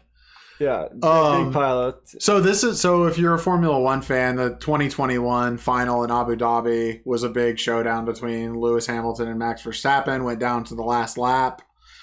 And that's not I don't believe that's the like specific chassis from it, but it is like the same like year model Mercedes Formula One car. I don't know if it has an engine or anything. I don't know if Rob's still around. I sent him that and he was like, does it have an engine? I'm like, I have no fucking idea. You think I'm about to touch that? I know it doesn't have a barrier around it, but I'm like, yeah, I'm not about to just like be putting. He wasn't suggesting that, but he was like, bro, is it functional? Because here's the thing. Yeah, they let me drive it. This is pretty valuable right here. But when you take it, but if you put the correct engine in this, oh my god, is this worth an insane amount of money? And they don't usually do that when they display them. So no, like they would just put the chassis out there, and then the engine is just, I don't know. Yeah, Formula One engines are crazy. Hundreds and hundreds of thousands of dollars, millions in development, whatever. Good luck with the postcats. Postcats. What's a postcat? I don't know. I don't know what I hope you mean stray cats, because I made friends with plenty of them, but that's another story. I was just missing my cat, and I was like, oh, there's friends. If you guys make it to Raleigh and North Carolina, give a holler, and we'll invite you here for home. That would be dope. Yeah, we're up there. Yep, absolutely, man. We and I got other people in Raleigh Durham area as well. Favorite fragrance brand, their boutique at the Dubai Mall. And if you wonder if they gave me free samples, hell no. Nope. Weren't about to, man. And I wanted to. The thing is, I was at a backpack, and I'm like, I'm doing carry on, and I'm not buying an expensive fragrance at the beginning of my trip because I don't want it to like get heated up and go bad. They weren't hooking up the pores, huh? They weren't about to hook up. They were not. Everything at the Dubai Mall is like 10 to 15. Almost everything is 10 to 15% more expensive than what you would imagine. Authentic Lebanese food. That's sick. Dude, nice. That's awesome. That's dude, Lebanese food is just fantastic. Like, I can just not stop talking highly of it. I'm a foodie. I know I'm like Skeletor, but like I love food. We had some really good Indian food today. But Sergio, that's cool. They have some great fragrances. If you ever dive into them, I'll probably recommend you at least like a couple from them. So I've always like been like super like simple. Like I just do deodorant. Oh, that's a ship. That's where I stayed. It's hard to frame a ship, unfortunately, but it's a big, huge ocean liner. Used to go a cruise ship goes slowly from port to port, carrying Jimmy Buffett fans around. An ocean liner is They're kind of very fancy and goes fast. That's what the Titanic was. That's what this thing is. Just a slightly more modern one. Yeah, it's cool. But it was cool. It was interesting. It was a lot of, despite Dubai being such a kind of foreigner city, there was a lot of culture shock there. Sonny Prit Singh. Sonny Prit Singh. See here, is that Indian Anne Hathaway? Is that it? Yeah, who's Rakul Prit Singh? What's up? Indian. A little bit. Okay, not so much, but yeah, just on the couple pics. No. Hang on. Is it? Yeah. What's up? Hey. Whoever Rakul Prit Singh. Hi, She's born the same week as me. That's weird. She's a year younger than me. She's too old for you, dude. No, she's not. I think that's amazing. Oh, she's got a husband. God damn it. There you go. Oh, he's way suaver than me. Fuck. He's a little bit of a zine. Jackie Bagnani, way suaver than me. Fuck. Okay. She's doing good. He's less suave. Yeah. Yeah. No, he's... Who's suaver, him or Zine? Zine. Yeah, I'd say Zine. Easily. Yeah, Zine got locks. Zine got locks. So this was an interesting hotel. I don't know, $50-something a night. I was only there for 2 nights, and then I went back, and then I had an early flight from Dubai to Manila, so I did airport hotel in Abu Dhabi then, because it's such a just feels like a great distance when you don't have your own transportation and you're like, do I take a cab? Do I ask ChatGPT how to take a bus with the blue collar of Dubai? I mean, it would be interesting to do that for one trip, right? I would say. Yeah. I would say. And I hadn't really thought a lot of these details through, so I was winging it a bit. Dude, it was interesting when you traveled, because you told me, like, I'm just going to go kind of with ChatGPT on my travels. And I'm like, that's actually, like, kind of smart. I had a loose outline, and to fill in details, I was just like, what would you recommend if I got this much time around? What would you recommend for this and that and the other thing? Very good. You know what? Chat hook you out. Thank you, Faithless. Faithless is the bro. Faithless is the best, bro. Faithless is the bro. You were being a little bit hasty there. I didn't say it at the time, but I didn't think about it. He's more observant than I. Dude, Faithless looking out. Faithless real one. Yeah. And we're not even we're talking about something that Faithless messaged me about an hour ago. We're going. We stepped behind the scenes a little bit, but W mods, W Faithless. Anyway, so sorry. There've been some wine. Anyway, let's get. I need some more wine. Oh, I'm straight for now. Oh, perfect. Yeah, that's perfect. You go at a greater pace than me, and that means if you actually. I got good flow. And I only have work at 11:45 tomorrow. And true. Wait, and it's a brunch. So it's just gonna be 2 million people. So it's good. We're good. So I had. That shouldn't be too bad. So anyway, I was on standby going from Dubai to Manila. So I'm again worried. And the other thing, the biggest issue that I personally had with Dubai just had to do with my own health, and that's just that I got either some form of allergies or something, and I was just coughing up a lot of stuff. Not sick, I don't know, but it seemed like there's a little bit of airborne dust there. And it just got to me, and I felt sick by the time I was leaving. I felt like I was getting sick. That's actually why I think I have the Zycams, come to think of it. Yeah. But it was a little bit, the environmental, I was dying from the environment slightly. So, but what I realized is that just a regular old Dramamine at the airport took care of it. Honestly, Dramamine when traveling is really good. Yeah, I realized that I gotta just for have it. If you're on a because I was like, I'm about to take ferries in the Philippines, and I never get sick on flights, but I actually did on the way from Madrid to Dubai, and I was next to such a nice Japanese older, again, like parrots ish age. I'm just like, could be your kid, and I'm like I'm so sorry, and I'm like I might have to, and I'm like not getting up yet. I still feel sick. I'm like, I'm sorry, miss. I might have to borrow yours. Yeah, but it was bad. By the way, I love that. Like, I'm looking at the chat here, like during your travels, and Snurk also at some point says, "Next stream, drinking ice sim racing." So chat is clearly caught on your ice simming. Oh, I know what happened there. Yeah, same YouTube name. That's why. Yeah. I've streamed some Oh racing. Yeah, that's what he did. He looked me up. Fairy in my Philippines is my next novel. Fairies in the Philippines? I have no idea what Fairies in the Philippines is about. I'm not much of a reader, but I read some nonfiction. That's about it. Favorite shit, sir. I love it. Yeah. I'm looking at like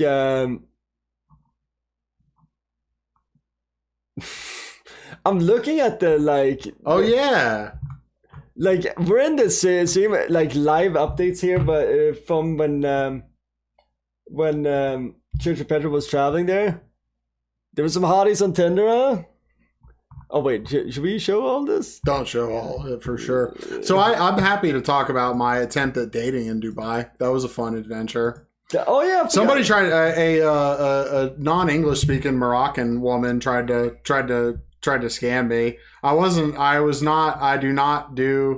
don't mess with hooks, everybody. Smart. I was just trying to meet like just a nice like chill normal girl, and I was like and she was like, hey we go to this bar. I'm like, okay. And I was already, because I was going to Southeast Asia, I was already going to be on the lookout for a certain scam. Yeah, that happens out there. It's not like Colombia where like they're literally like drugging. Dude, they say like don't get on dating apps down there because you might get drugs or whatever. But anyway, this long story short, there's a certain scam that they'll charge an exorbitant amount and give a commission to somebody who brings you in. Yeah, which I realized was happening to me. I thought I was just going to get a hookah, and it was crazy expensive. I knew like kind of what the price ought to be in Dubai ish, like because I know what it is in America. Like I know what it's like is reason, and that's like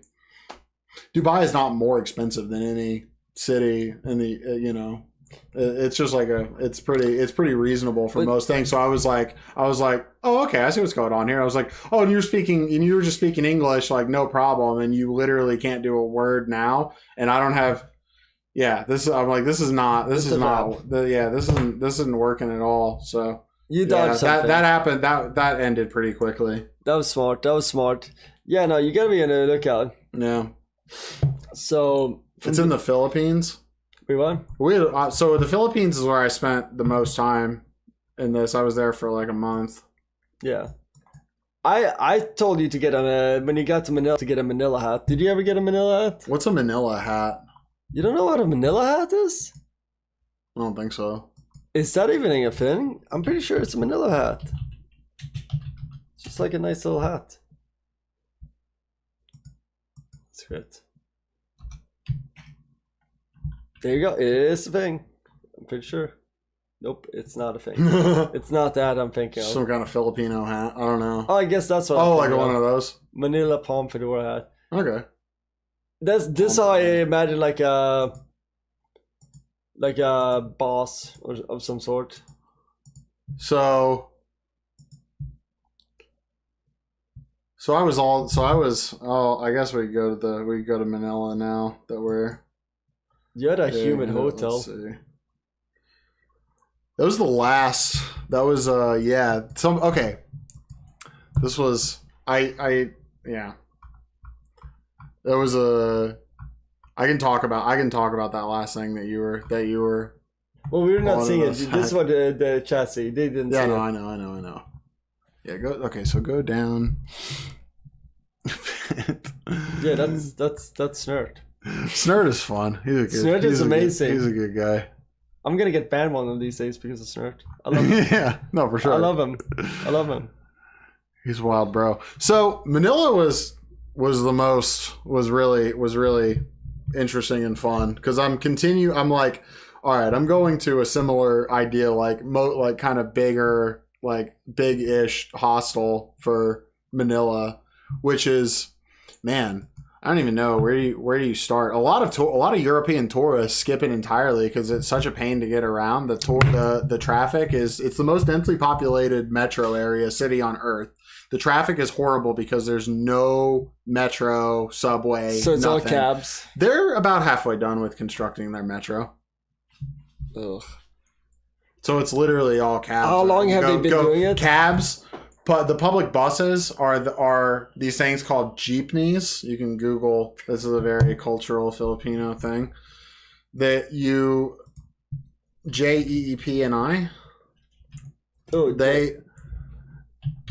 These are modified leftover. Oh, sorry, I spelled it wrong. Is that it? These are modified. What the fuck? World War II Jeeps that the GIs left over there. They're made by Ferrari. I unfortunately did not get to ride one like this. I rode a modern one, which was a massive disappointment in comparison. The logo you like. It's a Ferrari and BMW Jeep, guys. 3 horsepower, country legend. It's a La Boy. This is public transit in Horsepower. This is public transit in Manila. 2 kids. Dahlia Fairway, welcome. Yeah, they all got their Angels of God. That's like the drivers or company or group or whatever. The Angels of God. Big Christians in the Philippines. I don't know if you know about Catholics. Catholics. You know what? I knew that from my boy Pacquiao. Yeah. He loves God. The Metro Manila Subway project began in December 2019. It's one of the things that what's his face tried to leave off with Duarte. He was like, I'm getting out of here, and I know you guys have a lot to say about me right now, but there's a Manila subway project that's coming along. That's definitely happening. Dirt had a little bit of aura, though. Yeah. Actually, you know what? No, that's not. Had a little bit of what? Aura. Aura. He did have a little bit of vibe, but no, you know what? No. That's not. No. That's not joking about Duarte like that. He was a bit harsh, a little bit harsh, at times. Sorry, let me just actually drop you pictures instead of talking for. Well, it's interesting to hear about stories. Yeah.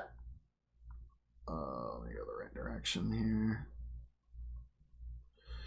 So, I was at a little bit of a, not a crazy, overly party hostel, but still pretty good in the very like party section of Manila. Oh, so there are. Flavor. Do you want to see some? Do you want to see a little? It's like peach.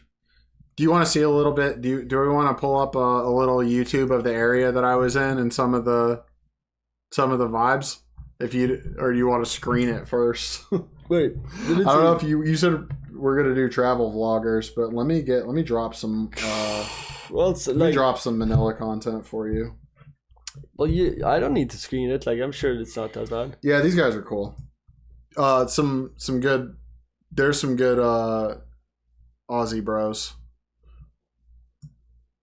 They're a little bit of wild kids, but they're good. They're good bros. Called Bread Gang on YouTube. But first,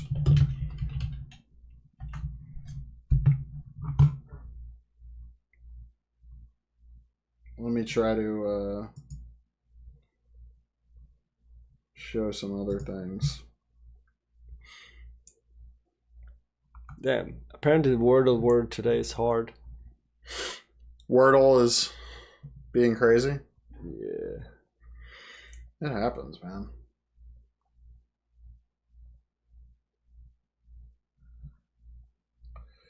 Okay. Dover, be nice to church dog. But yeah, I was jelly when I saw your reports from Asia. I was just like working a lot, living vicariously for you. Hell yeah. Thanks, man. I don't know why I can't find. I was on them before. Okay. We're good now.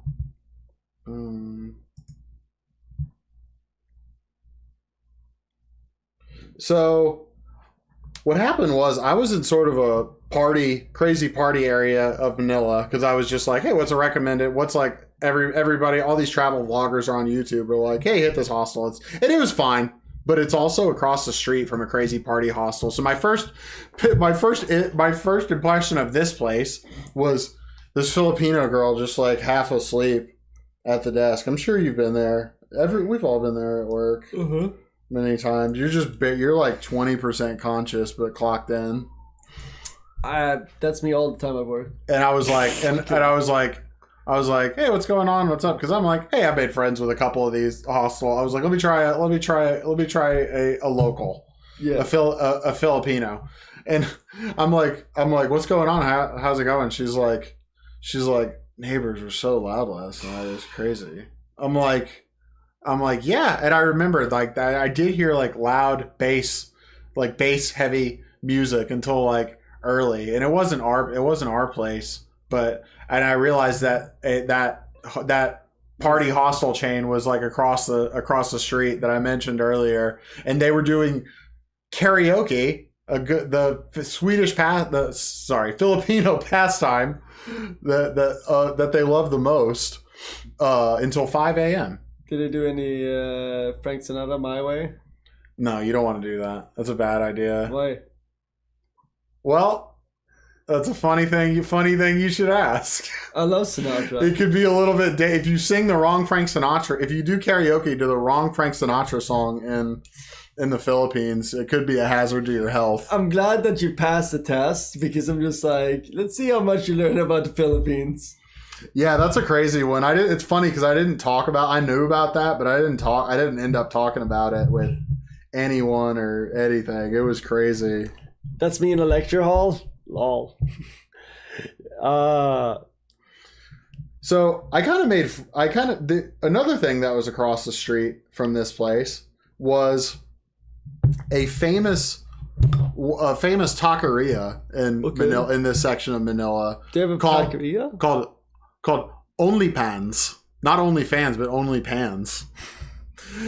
I forget where this person is from, but they made some fire tacos that were like Mexican street style tacos, and it was way too Only Pans. There's a lot of cutesy names for businesses in the Philippines, especially like restaurants and like food service establishments. Dios mío. There's a lot. And anyway, decided to get tacos there one night. Went to and made friends with somebody in line, and they're just like, hey, what's going, like, hey, what are you doing? And I realized I was like, pretty quickly, I was like, okay, I like this guy's vibe. He was like, hey, what are you doing? I'm like, I'm just staying over there. He started talking to me by complimenting my beer. I was drinking a San Miguel Light that I got from my hostel. And he was like, oh, nice beer. And I was like, oh, thanks. Just San Miguel? Like San Miguel, any of the Filipino San Miguels, there's like 4 big ones, but that's like, I preferred a different one. The Pale Pilsner was my favorite. Yeah, San Miguel Pale Pilsner, Pale Ale, whatever it's called, is the best. Did a lady named Beck make the fire tacos, dude? I don't know what her name was. I think it was some gentleman, but they were.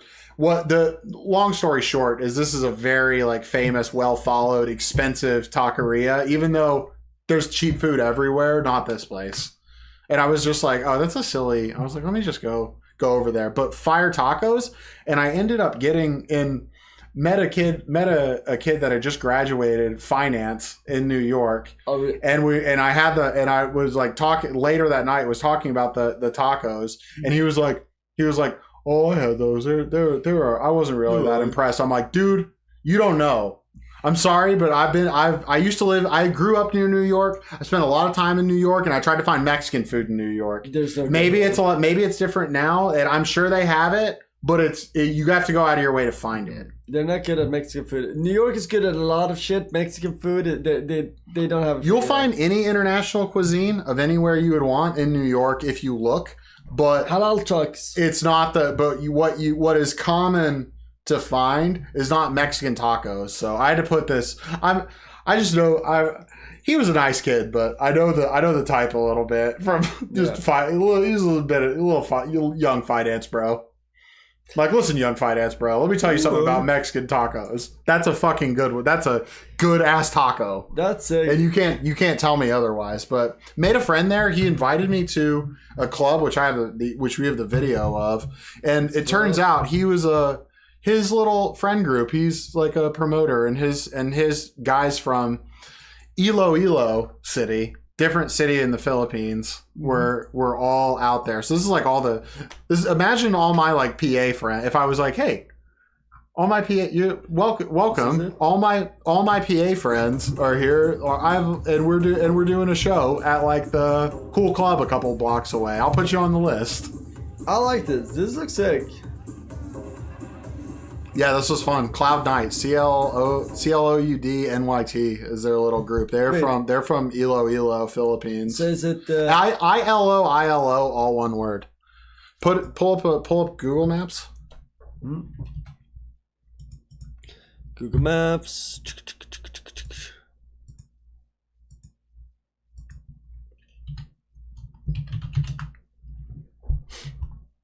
Google Maps. So go Manila or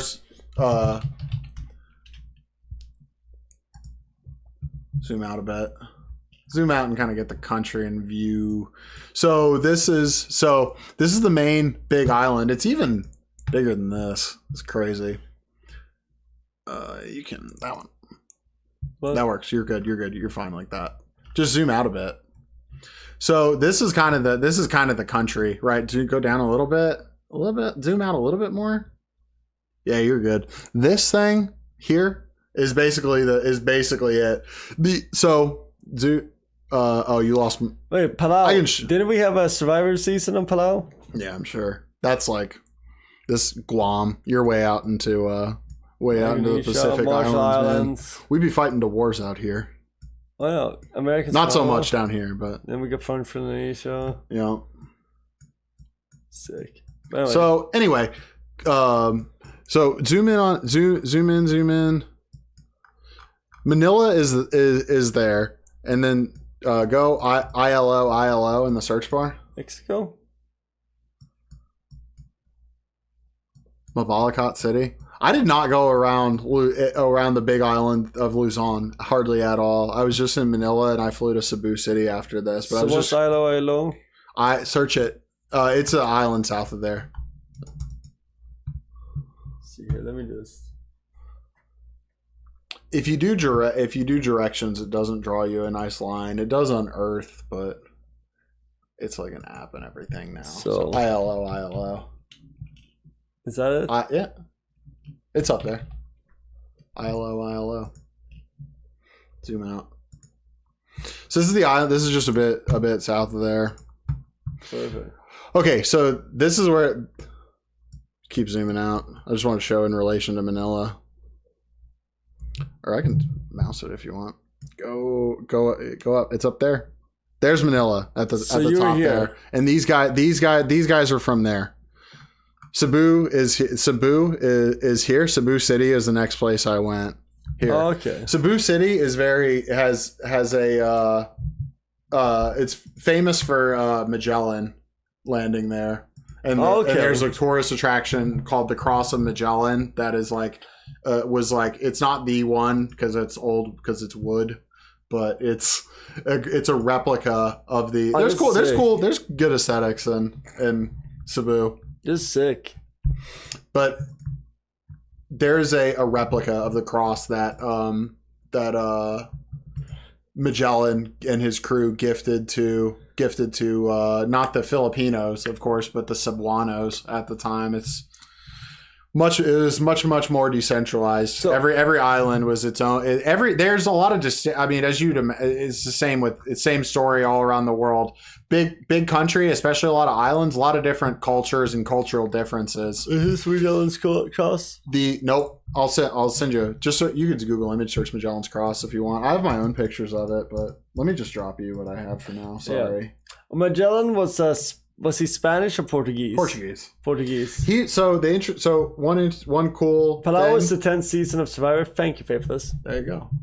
One interesting thing about Magellan and his little his crew, not him personally, are known as the first to circumnavigate the globe, but they're pretty sure that the first actual individual to circumnavigate the globe is a Cebuano, a guy from that island. If you go back, drag it back there, that island where Cebu City is, you can also search. Yeah.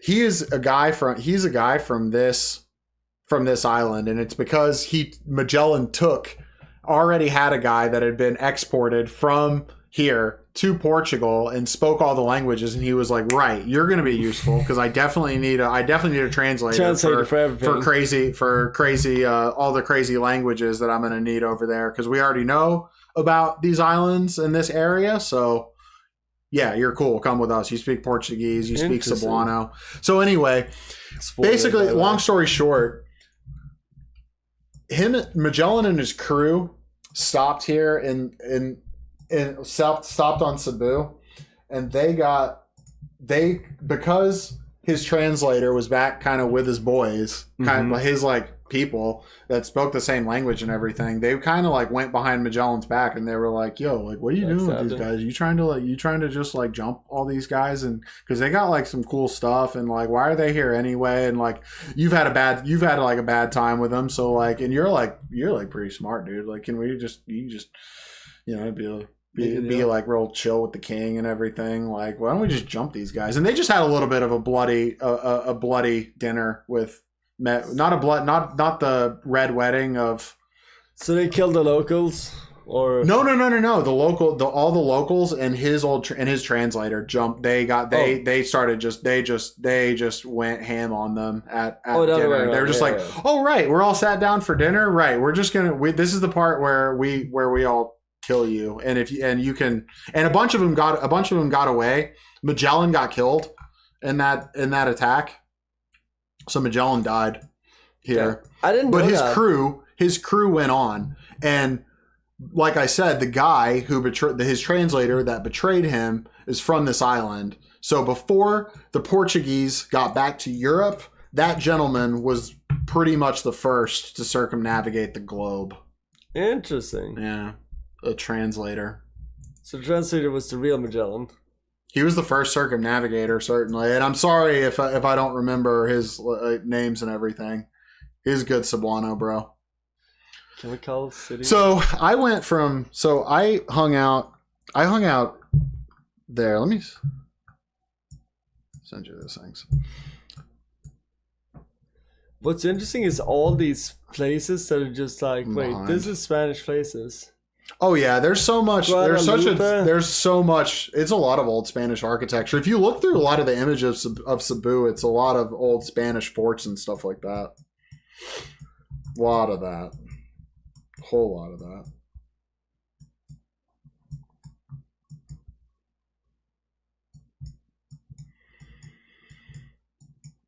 And before I ended up staying in Manila longer than I thought, because my friends that I made at the taco place that had a show that night at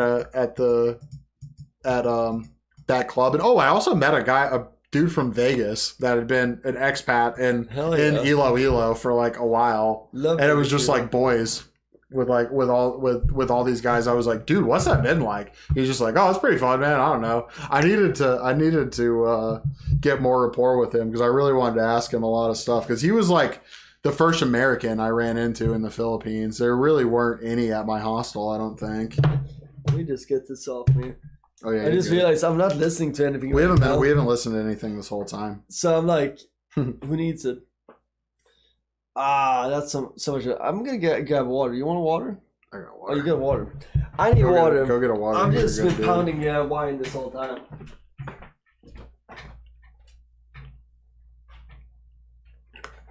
There we go. Oh yeah, dude. You don't gotta go too ham on it. Well, I like wine. Wine is good, but So, long story short, I went to Manila's first ever EDM festival. There's a pic in there. I landed you of the night that I went and the lineup that I was going to see. Nope, in yours, in Oh, yeah. Yo Serva. I have several servers. Go to that.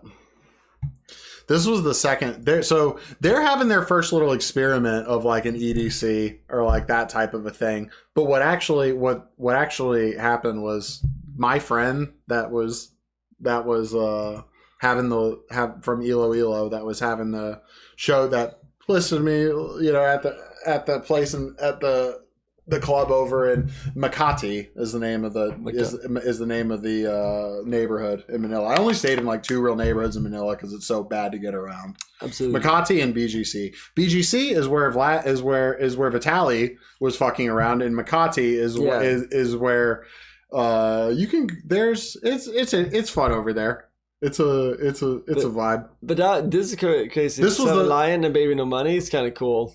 That's bracketed because I was like, those are the 3 big artists. These are a lot of like local guys and the promoters themselves. But the guy that invited me, this was his old group that he left. They used to do.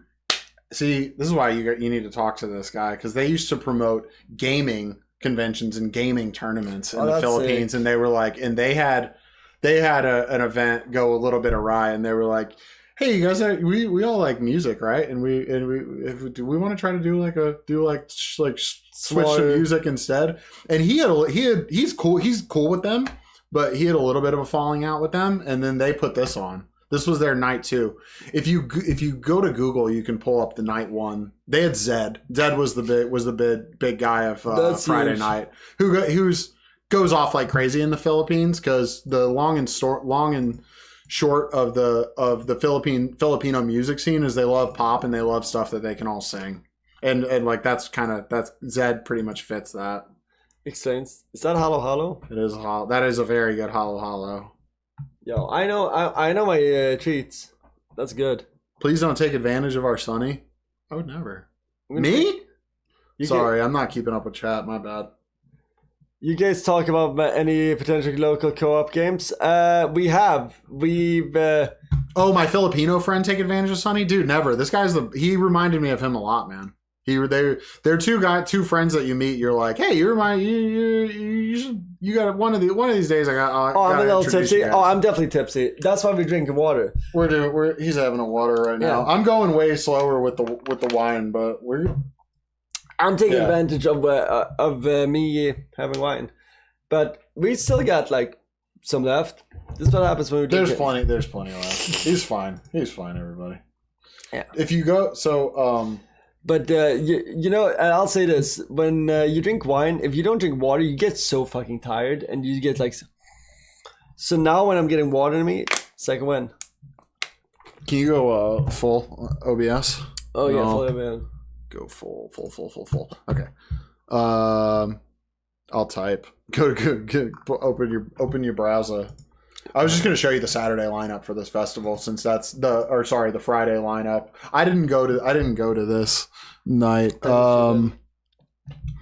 It was called the ampersand sign Friends Festival and Friends. So they did great, man, and they just had a Halloween thing.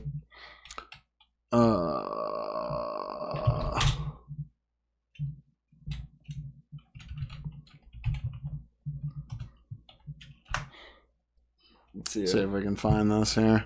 Festival Manila. Oh, sorry. Go back. Go to there. Oh, here you go. You pretty much got a good visual there. So perfect. They got Knock 2 at their Knock number 2 at their one at Halloween. So they're going along, man.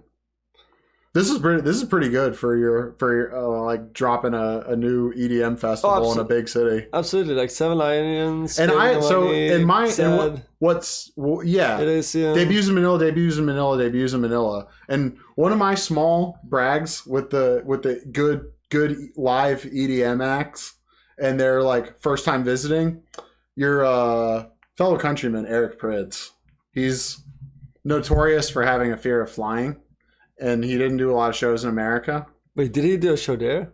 No. I wish. This would be sick. But no, he's pretty good about flying now. But for a long time, he didn't leave Europe. Oh yeah. And when he finally got to the U.S., he came over to Colorado in Denver, and I got to see his first show in the state in Denver. That's sick. All that. That's sick. Yeah, no, he's notorious for that. That's why he quit Swedish House Mafia pretty much, because he was part of them. Oh yeah. Like for like 10 minutes. Mm-hmm. And he's just like, I got my own thing going on, He's guys. like, He's like, you guys have a. He's like, I'm really more. You guys have a good dynamic, and I'm a little bit more of a lone wolf. Exactly. Damn. Let's see here. But what was I saying? And likewise, that was 7 Lions. Obviously, debuts in Manila, first time in the country, first time in the city for those 3 artists. So 7 Lions. I know you've been a fan of them for a while. Pretty much since the beginning. His early days, 2012, 2013 or something. I've seen him a bunch of times. That's like one of the. But that was the big thing that sold me. If it was just Millennium and Baby No Money, I'd be like, okay. But I was like, okay, 7 Lions, I support always. Yeah. 7 Lions dope. What was cool is like I saw like you were like kind of integrating with like local people there, and you hang out with local crowds, which is sick.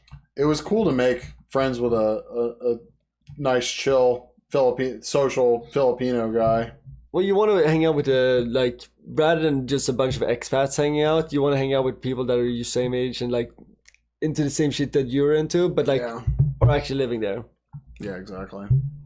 So that was kind of the last thing I did. I extended my. Wait, they had a creator lineup too.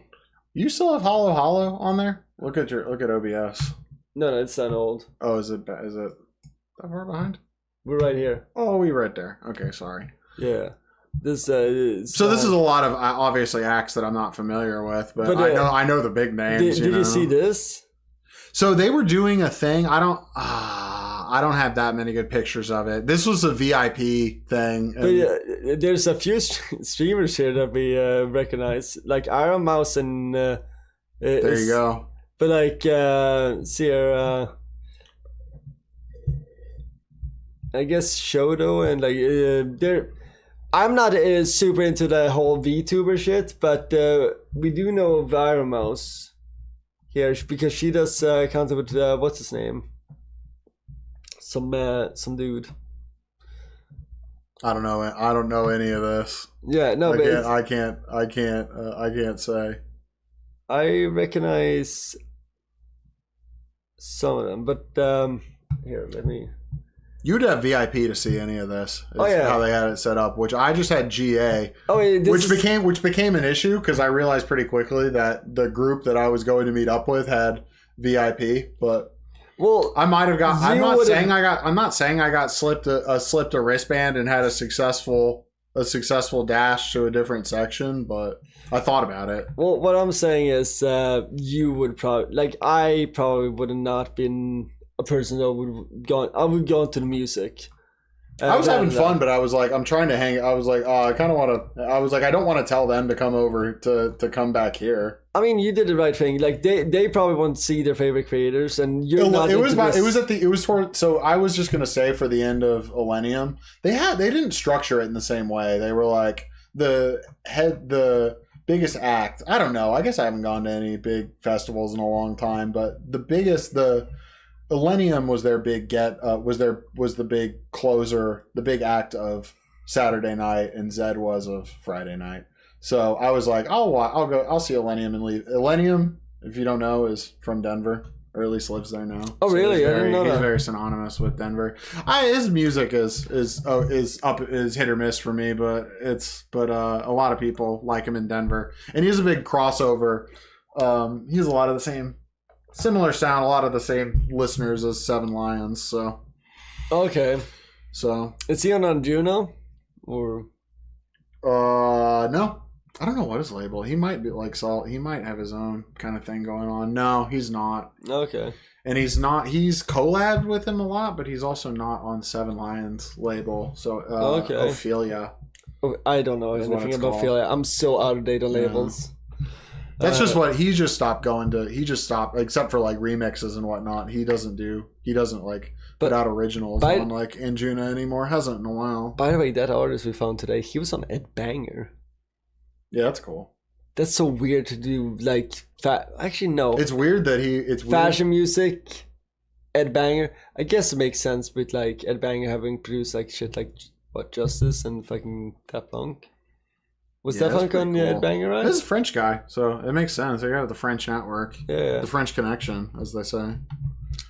So that was pretty fun, and obviously anybody in chat that's got a question about any of these places chime in. But Yeah. Manila to Cebu City was the next big city, and spent a little bit of time there. Got enraged with a little bit of the Filipino infrastructure trying to catch a FedEx package, but we eventually worked it out. What was FedEx package? So I basically was like owed a payment that I couldn't get wired, and they were like, we'll send you a check to the address on file. I was like, are you kidding me, dude? I was like, I'm not at the address on file. I'm on the other side of the world. All right, thanks. All right, thanks, FedEx. It worked out, but yeah, it was an all day ordeal trying to receive a package. Ooh, that sucks. Yeah. Yeah, but that was like, hell yeah. So in Cebu is where things started to get really aesthetic. That's a pretty fun island. Not the city so much. There's some cool stuff in the city, but overall, you ain't got to spend a crazy amount of time there, I don't think. Mm-hmm. But oh man, I'm remembering this. So just going through, just dropping you pics, but I went to after that. Let's see if it's working. There we go.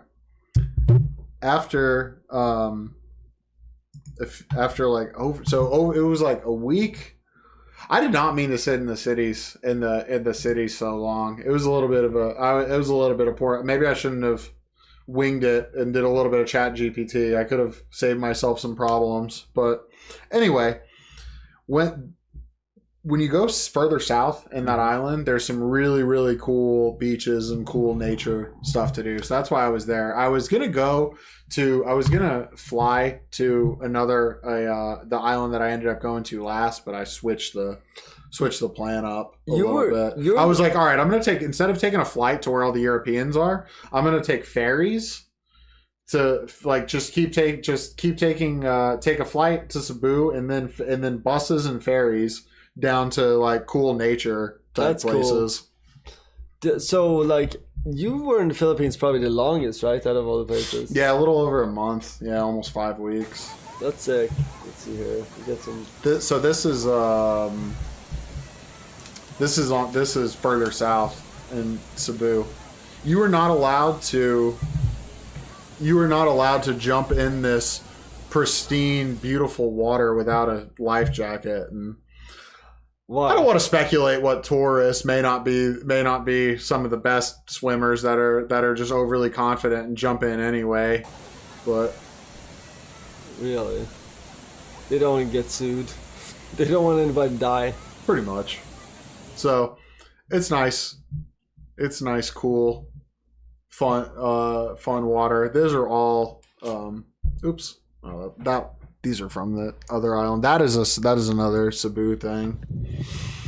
Got a little waterproof case for my phone. So this is something on Cebu. This town.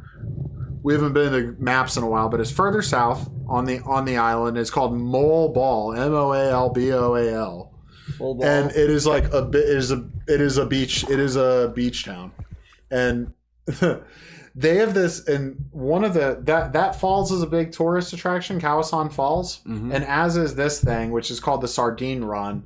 But if you want to go down and swim and see sardines, they're like, what do I do? You'd probably think, do I get like a guide, a tour? The truth is, on that island, almost anywhere down in that area, you can just go. If you can you swim? Okay, swim. So get a nice snorkel and everything. Obviously, you were gonna need it anyway. I packed one, so it was like literally the one time that it came in handy. Because on my boating trip, I left it in the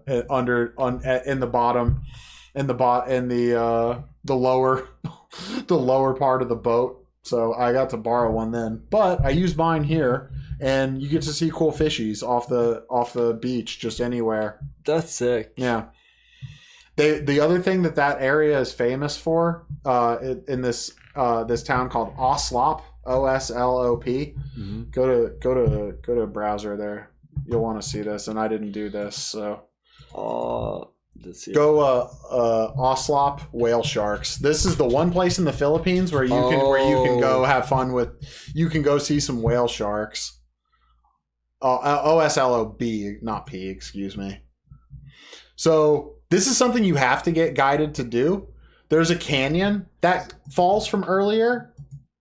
You can canyoneer down to it, or you can walk to it, but you have to be guided down. And just like this, you have to have like some legit tour guides to take you to go see these little sea puppies. That's crazy. I didn't do this, but I would do it if I went back. I thought it was a little sketchy at the time. I was unsure about it, but I was a little short on time. Not sketchy that they're dangerous, just I don't want to be like feeding, like fucking disrupting, trying to fuck with like chumming animals for my like viewing pleasure. Exactly. But the truth is, those things are there anyway, and this is the one place in the Philippines that they do it. It's really pretty chill. That's the conclusion that I came to, at least. But this, like, I could never imagine this. Yeah, these things are. I mean, there's a little perspective one there. They're just so goddamn huge, and these are not the biggest ones too. Like, there's bigger ones out in the ocean. Yeah. Like. Yeah, this is just whatever ones are around. They get huge. That's insane. What is the largest? What's like the large shark is a whale shark. Largest. Yeah, I know, but I'm trying to. What are the largest whale sharks? Good 50, 60 feet, right? Let me see. I can see it. Wait. 61 feet, yeah. 61 About feet. 19 meters, yeah. That's 62 feet, yeah. Look how huge. Yeah, that's a pretty big one. Yeah, so I didn't do this, but there's tons of. This is like a thing tons of people do on this island in this one town. That's crazy. Yeah. That's crazy. So, and at this point, I'm not anywhere where there's like airports. So I took the ferry. I did not do the whale sharks, but I had to take the ferry to the next island that I was going to from this town. That's cool. And that was one morning of the NBA championship when I had a morning ferry, and I was just and dudes were just like they're just watching the game, and I'm like, yo, what's up, guys? I was like, I just figured they supported teams and stuff, and they were like, no, he has money on the game. I was like, oh yeah, that's true. Love that, just gambling away. He had a good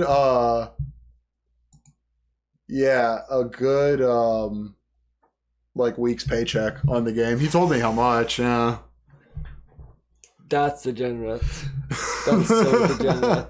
That is so degenerate. I told you they love basketball and gambling. Oh, so I know. The Filipino bros, if you bring those two together, dude, I can never put... Dude, like, in the gambling on boxing... Ooh. Dude, I've mentioned it in your chat and to you, but I was like, I think I know soccer, football a little bit. So let me just like track like some like money lines that I would do and some like different things. and see if it works out in like a simulated fashion for me. And I was like, oh no, I like break even or slightly lose, even with what I'm hip to. So it's always stacked against you. Yeah, it's not. It ain't worth it. Yeah.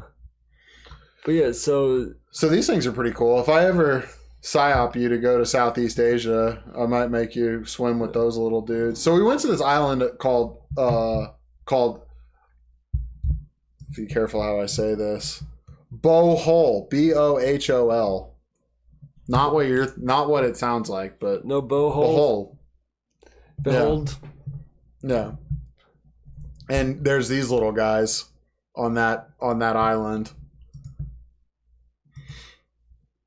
These are called tarsiers, and they're little tiny primate guys. They're pretty similar. If you guys know what like sugar gliders are, pretty like genetically similar to those things. They don't glide though, but they're kind of fuzzy, cute little big-eyed things that are in the same kind of family. And this one, they're native to that area, but a lot of people like to catch them and keep them for pets but they don't actually do good in captivity. So they have one like official sanctuary for them on this island. Well, they can die from flashes, right?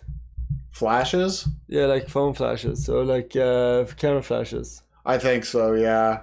Not like directly, but they fall and like hurt their head. They like hit their heads or whatever. They just are an animal that is horrible in captivity. Whereas sugar gliders, if you take the right precautions, are like actually pretty good. Yeah, sugar gliders just want to fly around your house. Yeah, they don't understand like standing water danger, so you never like let sugar gliders in your bathroom, for example. Yeah, but that's a notorious thing in sugar gliders. They would just fly into water. They'll just jump in water and they don't know how to swim. They'll just drown themselves. They're like tourists that make it so you have to wear a. So I'm glad I never got sugar gliders. I remember at one point I'm like, I want to get a sugar glider, and then I'm just like, that sounds like a lot of work. Yeah, I don't know if you're curious where on maps wise where this works out, but I'm taking ferries at this point. I had to take a ferry to get to. Yeah, just keep a maps tab open. Yeah. Let me just. Let's go here. And this. Go. Here, I got it. Wait, one second.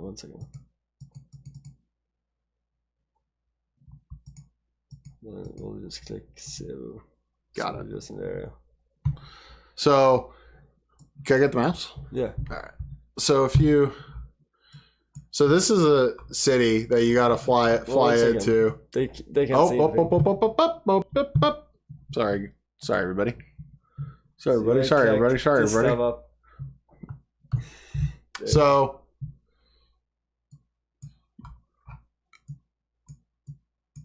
I am up here first, and what I realize is a lot of European tour travelers will just skip Manila, fly to this city, go down on a bus to Malbal, and to get it, and you would think you just look at the road layout here. There's 0 roads that go across this island, so it's just jungle. Yeah, you can't cross it, so you just got to go around the perimeter. This is Oslop. This is where the whale sharks are. These waters right here. Sick.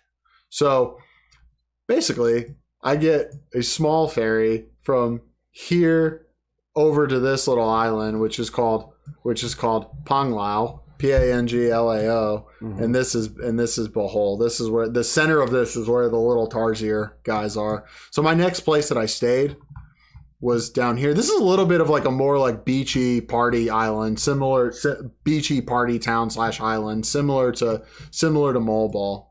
It was fun over here. That's cool. Panglao was a vibe. Sorry.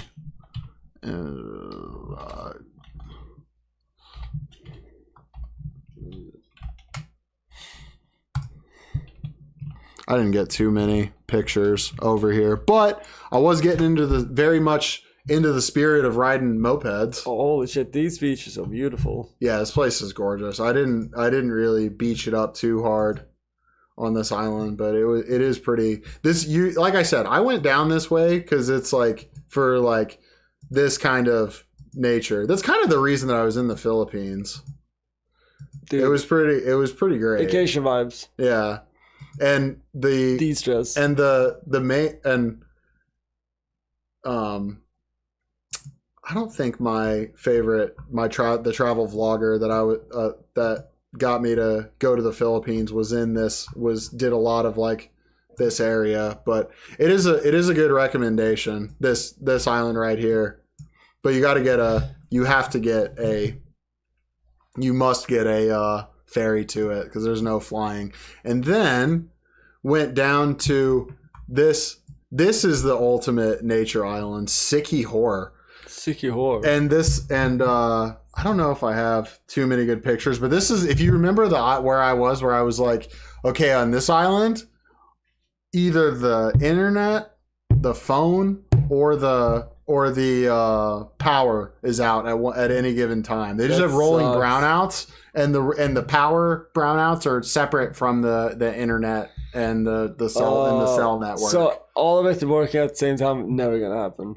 Yeah, so communication with somebody that you're not with, if you're like, hey, let's just hypothetically say you have some friends staying in a separate spot, because I met some kids that I was friendly with some people that I stayed with over in this city, Ball, right? Faithless burning out right now. Do we need to call you a doctor, Faithless? I'll do it if you need me to. But power's down. I ended up. I wasn't on that. Let me think here. Oh, so I kept running into people later that I was meeting, and same to the ferry over here, which was interesting.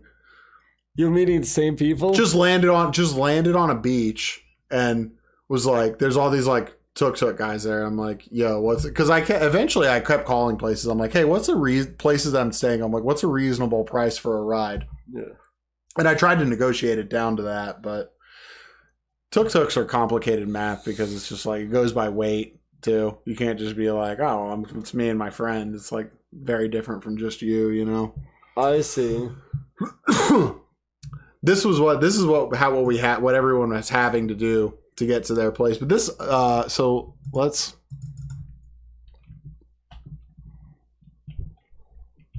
this island was incredible for the nature, and I do have some. Well, that's crazy. Some pics and videos and stuff. Really cool, like waterfalls, rope swings. I went to this spot here, same spot right here. Holy shit! Little light Filipino dudes can do some work on a rope swing. Oh, dude! Turns out that I cannot. Oh, I jumped off this thing. If I can pull it up. Oh, that's cool. That's a good. Let me drop the. I actually have a good video of it. Damn, your Tinder profile is probably killing it right now. I hate you. God damn it. I have no Tinder profile. I don't know what you're talking about. No, I am sure. I'm sure. Homie's like fucking killing it.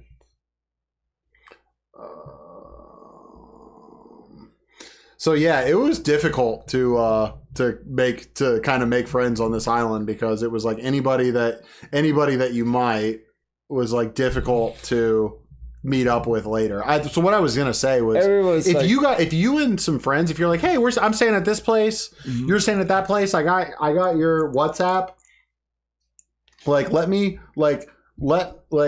I'm talking about anybody that you're trying to connect with later. I had the WhatsApp of the people that I was on the ferry with, British kids on holiday. Yeah, I say kids, I mean like college age backpackers. And I was like, and I tried to hit them up later, and it was like it's impossible to meet up to connect with anybody because all this infrastructure is down. Oh, true. Yeah. So when you finally do connect, it's like everybody's split up. You just couldn't. You could say like, hey, meet me at this place. If you were coordinated enough, you could, but it was very difficult. Any electronics or communication was just difficult here. I'm not explaining the implications very well, but no, I get it. I couldn't stay in touch with anybody. That makes sense. Yeah, I just lost the connection completely. Let's find me jumping off that thing here because I'm already well fast forwarded to to Thailand. Do you want to do a cigarillo? I'm feeling. I don't know what. WhatsApp is the default communication for anybody. That wasn't an implication of WhatsApp. Yeah. You know what? Have I it's ever used it's WhatsApp? like the number. It's like so they use a different one in Thailand called Line, but throughout like most of the world, WhatsApp is like kind of the default. Not China, but. Definitely They like do Europe Weibo or whatever it's called. What was that? What it's called, Weibo or whatever it's called in I don't know. China.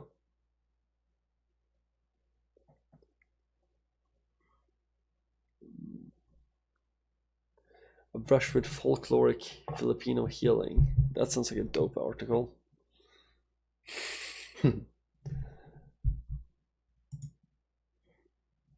Oh, that's crazy. Oh, here we go. All right, I dropped you a video of me. That's crazy. Yeah, so this is a beach on Sikihor, and I went to a couple beaches, but this one has... I didn't see that water slide. Oh, I might not have gone. I might not have gone to that. So go up. Oh, good page. Okay, good find. Go up a little bit more. Oh, sorry. Kambuga High Falls. I have a pic. Is one that I dropped you a picture of. Okay. That's. Oh no, I'm sorry, I did not. There was a few. This was pretty much like I was just seeing like cool waterfalls and beaches on this island.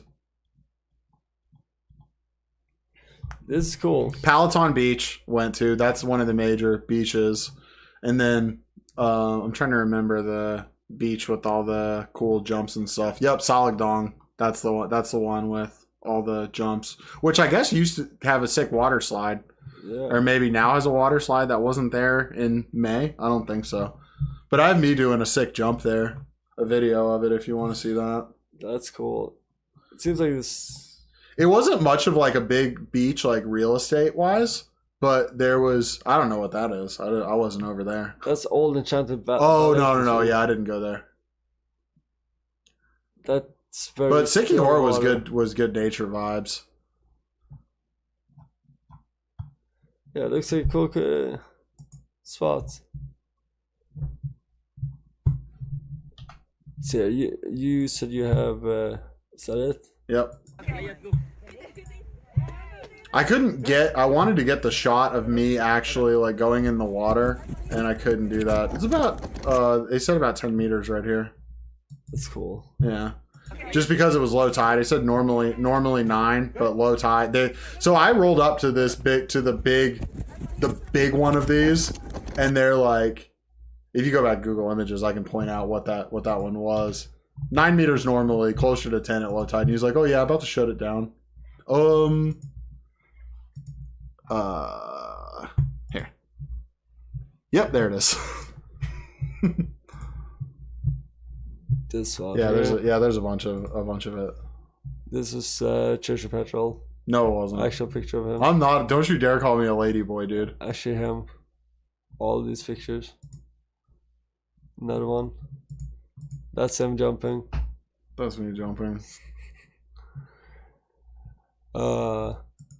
That's cool. Yeah, so I did that once, and I was like, okay, cool. And I was like, okay, they're about to shut it down. Let me try it again. Second time, I did a classic cliff jumping error, which is that you don't keep your head perfectly straight, and you kind of hit your ear against the water, which gives eardrum pain, which was quite painful.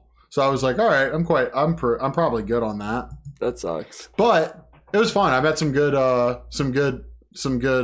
Brits, some good Brit travelers up there, and they were like trying to convince the one girl in their group to do it. There was like one that was like, yeah, I think I'll do it. And we were like, come on, let's go. That's cool. Yeah. So, what was your next stop after Siggy Hor? So what I did after that is I went back. I took a ferry back directly to Cebu City. And this is where I got to meet back up with my club promoter friend that I would love for you to meet one day. Because you guys remind me of each other. I would vibe hard. He's a little bit of a cross between Jimmy and you. But you guys both have a good charisma about you. I've always loved the Filipinos. Filipinos are super cool. It was awesome people, man, and I love that. People were great everywhere I went, but their culture is very cool. If you just want to kick back and like party and like have some drinks with the bros, play some pool, see some like beautiful like beach nature, have a good time. I loved it, man. It was really fun. Go Manny Pacquiao. Yeah, but, like I'm all about Pinoy. It has its the infrastructure can be a bit of an obstacle, but it was nice. So basically, what's happening? What I did from there was stayed there for a few days before I went off to my last major island of the Philippines, which is kind of the nature one that I always knew about, and it's very well heavily travel vlogged. See here, that would be So where I went next was all the way on the left, all the way to the west. That big long thing is called Palawan, or Palawan, as some people pronounce it. I got corrected a few times on my pronunciation. Do they not have another season of the Survivor on this one? It's very possible. Was there a season of? Who said it earlier? Well, they had a season that we definitely know that was on. You got to zoom way out. You got to zoom out, my friend. Palau. Oh no, no. That's Palau. Palau, we definitely know. Palau is a sovereign country, I believe. Is it? Pretty sure. Micronesia. Sorry, Micronesia is sovereign. I'm pretty sure. Yeah. Micronesia region. It's its own country, I'm pretty sure. Anyway, this is... Palawan is going to be down... right there. Yeah. Puerto Princesa City is in like the middle. And if you go back... I didn't go here until later. That's like the last place I was. But zoom out. What I did was took a flight from Cebu City up. There's I was in... zoom out a little bit. Go up there. I'm sorry. Type in Coron, Coron up there. Because that's where I flew to next. Coron. Coron. Coron Palawan. It came up. Nope. Coron. No E. There you go. Fuck yeah. And this is the nature, beautiful place that I was more familiar with. Sikihor is a little bit of it's a little bit off the beaten path. But once I got over here, it was very touristy, but it's also really beautiful. And the kind of central thing that I'd planned to do in the Philippines was a boating expedition, an island hopping excursion, if you will. From this island down to another island in this chain. Which was the best nature experiences of the whole thing by far. This is awesome. Flip back to okay, there you go. Hidden Lagoon. It is correct. This aesthetic is just all over the place. Just very like shallow water. There's no waves. There's no like good. There's very few good like surf spots around here. No swells, huh? Like the surf spots are relatively calm because you just have these like kind of these like shallow offshore reefs, and that's why you get that like amazing color to the water and everything. Let me I'm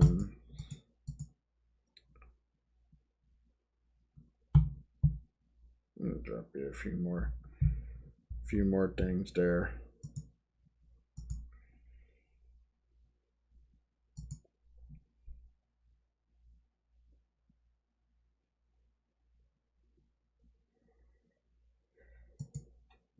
I flew on a prop airplane, a prop airliner from Cebu City to Coron. What was it, like a Cessna? No. No, it's a CRJ.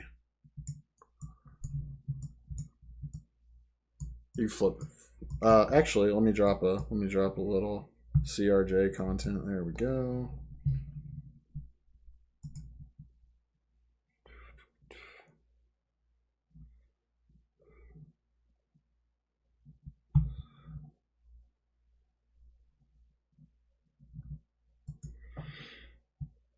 No smoke break tonight?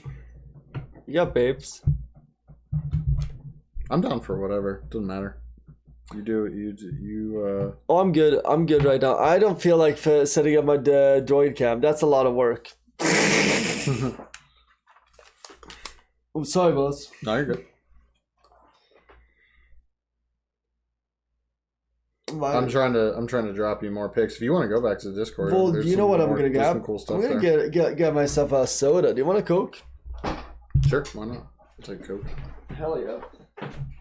I need that.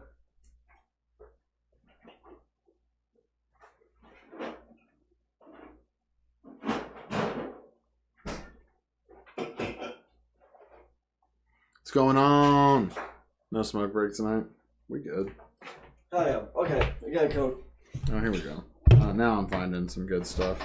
So, one thing about once I got to Palawan, Coron, and that whole like end of the Filipino beach nature journey, I was pretty much hanging out with all Europeans. It's getting very touristy over on that island in that area. And what's funny is that my club promoter friend that lives in Cebu from Iloilo. His name's Aaron. I don't. He's a pretty public figure. I don't think he minds me saying his name. But he was like, so you're going to Palawan? I was like, yeah. He's like, oh, okay. I just hear there's a lot. It's just like all Europeans over there now. I was like, I don't know. I was like, all right, it could be a vibe. I don't know. It's just in Europe. You know, my dad's European. It'll be fine. And yeah, he was like, so that boat. He's like, so that I was like, dude, come do the island hopping trip. He's like, no. He's like, I'm good. And he was like, were there any Filipinos on that? No, it was like, no. I almost did a luxury. So they all line up. They all kind of leave from the same port. There's varying levels of this like luxury glamping experience that they give you with this thing, and it's like it's all Dutch and Swedes and Germans. Dutch, English, French, Spanish, all the above. A lot of Western Europeans. You guys get a lot of time off of work. Ugh. Madden, spoiled. By the way, guys, this entire time that I'm in the Philippines, I'm meeting almost nowhere that I went did I meet hardly any Americans. I'm pretty sure I can count them all on a single hand. Americans aren't as adventurous with that shit. I met more. I met a lot of Americans in Thailand because it's a much more touristy place. And it's easier for Europeans and shit like that to travel like that. Yeah.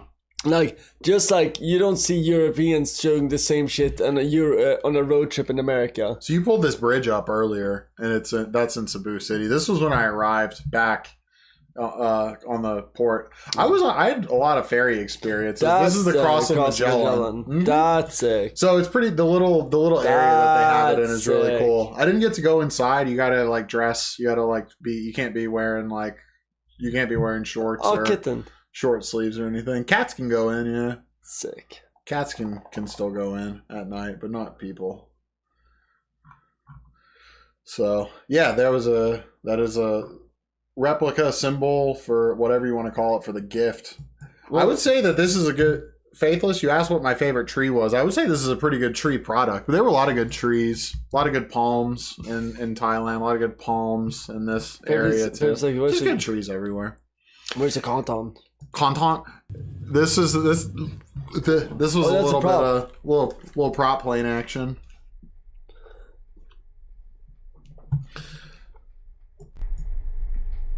I ended up making an Instagram reel that was like a slow motion version of this and a better view of the islands. But that's sick though. That is the landscape that's all around there. This was off from my boating excursion. So clear. And I'm so jealous. So there were some. I enjoyed a lot of the people that were on the boating excursion. It was like a dozen of us, and we ended up kind of all being like a good chummy group after like 3 or 4 days. Oh yeah. Camping and boating and island hopping with one another. But these French bros had a nice little drone, and they got some fun shots. One of which you can see the boat and everything.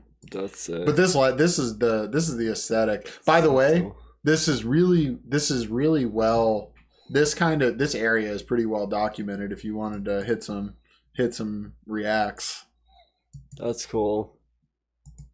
All right, I'll look at your stuff. Fair enough. We have There's a lot of. This is a really well traveled log. This area. Favorite accommodation? ? In Thailand by far. I ended up my last place in the Philippines because I went back. I was flying out of Manila. I stayed in a good Airbnb for a couple last nights in Manila. Here's our boat. Good. And two of the French bros and this Spanish girl. There was we were that's so the one couple that was on our boat this Spanish girl was half of, but her boyfriend is Italian, and then we ended up trying to meet up when we all made it to El Nido to like get food and stuff, and we were like, they're too late. This is an imbalanced couple, a Spanish girl and an Italian guy. They're not going to be on time to anything ever. Never.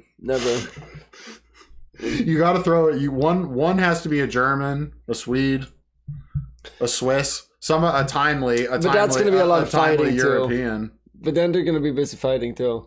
Yeah. Over getting there. So that was the coolest nature. But my favorite accommodation was I didn't get crazy accommodations. So I stayed in it's got to be either one. Faithless, it's got to be one of these islands, or maybe like a slightly like one of the slightly nicer places I was at in Thailand or Japan by the end. I actually did a couple cool hotels.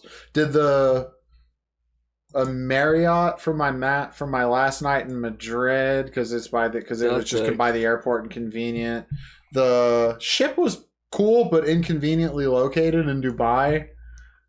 BGC, the place where Vitaly got in trouble, was a fun area to stay in. That is the most Westerner expat friendly area in the Philippines. I wouldn't see him being anywhere else because it's walkable. That makes sense. You don't have to like get a moped or anything like that. Yeah, it's very walkable, and it's like they have a rental electric scooters. Literally, like the only place in the country that has them. So I was vibing hard out there. I was like, oh, I could just walk or hop on a scooter or whatever. True that. Go back to the images tab, Sikihor it says, and just type in BGC Manila. BGC Manila. It's BGC. Yeah. So this is where Vitaly got in trouble, guys. Nice. And this is like. There's nice malls and nice shopping, and I didn't see the Venice Canal type thing. That's weird. This? No, so this is the high street. That there is the Venice Canal. I didn't see these. I don't know what I didn't see this, guys. This is in a mall somewhere. They have cool malls in Manila, in the Philippines in general. because malls are dying in the West, but malls serve the purpose out there of getting you out of the heat. And it's the same. It was the exact same thing in Thailand. So Bangkok has some pretty well-known crazy malls. Makes sense. I don't know, man. It's bigger accommodation. Yeah, I can't decide, man. I had a good. There was like three to four that I really liked. Because I was gone for a while, Faithless, almost 3 months. It's so crazy, like. And I wasn't generally spending more than like 3, 4, 5 nights in the place. Which food did you dislike the most? That's a good question. I was not crazy adventurous with food. So there's a famous delicacy in the Philippines called balut, B-A-L-U-T. They've eaten it on Bad Friends. Oh, I know stuff. balut. Yeah. B-A-L-U-T. Oh, B-L? B-A-L-U-T. Oh, balut. B-A-L. Sorry. Balut. Balut. It's like me trying to spell beautiful. Yeah, it's a rotten egg. Oh, it's a duck. It's a partially developed duck embryo. That's sick. Yeah. And I asked a lot of Filipinos if they enjoy this, and I got either yes or like just the yolk part. Some people will eat that because it's literally like a partially developed like chicken, a yolk. It's pretty crazy. I did not eat anything like That's this. a nice protein combo, though. The egg they bury, you were thinking of salt egg, and I did eat that, and that is delicious. They also have salt egg wings that I had in Cebu City. That was really good. Egg they bury, I think isn't that century egg? Salt egg. Salt egg? Okay. Or century egg. That's a rotten thing. Salt egg is a much more normie thing. Century egg. Yeah, dude. No, I didn't eat this. It's Chinese.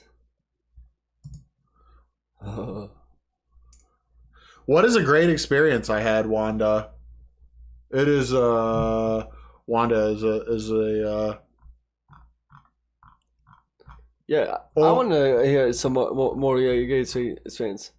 I feel like it was all pretty great. It was all pretty so many. It was all really fun. I just remember getting all the reports back home and just like I remember you being hyped over Halo Halo. Halo Halo was great. I did there. Yeah, that is like probably my favorite dessert type thing I had out there. I like Filipino food. The best like country's food is close between Thai and Japanese, kind of splitting hairs. But I enjoy Thai food because it's similar to Mexican food in the way that they mix like different types of bold flavors. You get like herbaceous and spicy at the same time. They get like fun like balances. And I'm really and truly on a mission to introduce Thai people to good Mexican food mostly, because a lot of like especially Mexican Americans have had. So you're saying the cilantro people should unite? I want to give ceviche, have a good ceviche and be like, hello Thai friend, try this. I'm just saying that give me and tell me if this vibes with you, because I'm pretty sure they're going to be like, this is amazing. Because they use cilantro, right? Yeah. So well, like, that's mostly Mexican, yeah. So like, just have the Thai and the Mexicans unite over their love for using a lot of cilantro. Do they both use cilantro? Doesn't Thai use cilantro? I don't know, actually. They get really deep with herbs, man, and I don't know too many beyond the dish that I learned to make. So because cilantro is a term Mexican coriander. Vietnamese. Oh, that's Vietnamese. I'm thinking. Never mind. But where were we? So this was about the end of the Manila thing. I don't know if you wanted to. You got some good images of this little island hop from. Oh, I forgot. I have it's on the back of my shirt. The route for this thing. That's why I wore this one. You're wearing merch. Hell yeah. Some merch. Where is it? It has the route on the back. So it was fun. It's just 3 days, 3 nights, something like that, on that little boat from that drone shot. I did good with I was worried about the motion sickness and everything, but it ended up being fine. I remember when I went to South Africa, that messed me up with the motion sickness of just driving in rough water in a motorboat that I never felt before. That messed me up. When I was younger, like when I went with my grandma and technically my mom's cousin, but a guy that's closer to my age. We went deep sea fishing in Mexico, and boy, did my stomach not handle that. It was I had never dealt with something like that, and I've been on the ocean a few times, like up in Sweden. So it's like, but I think also it was different. I'm used to sailing, right? Mm-hmm. And then when you're just driving against waves and stuff, man, that is a interest. That is a hobby I wish I could have taken a bit further. Sailing. Same. It's a good time. You grew up in a sailing city. I mean, yeah, but like it's like I wish I continued from like in my 20s into it. Like took that with me to America, right? Yeah. Would have been different. I could still do it at some point. Any cool wildlife? Well, tarsiers was cool. The tarsiers were amazing. The coolest wildlife that you could do in the Philippines is basically the whale sharks and ocelot, which I didn't do, but I would. It's not like a sketchy practice, unlike a lot of the elephant stuff that you see in Thailand. Yeah, not great. So did a couple more nights in a not like nicer Airbnb. That was good in BGC. Oh, BGC was Manila, and then flew to Bangkok, which I'm dropping him pictures of Thailand now. I'm getting good at like scrolling on the map. I'm good at this. I'm young Jamie.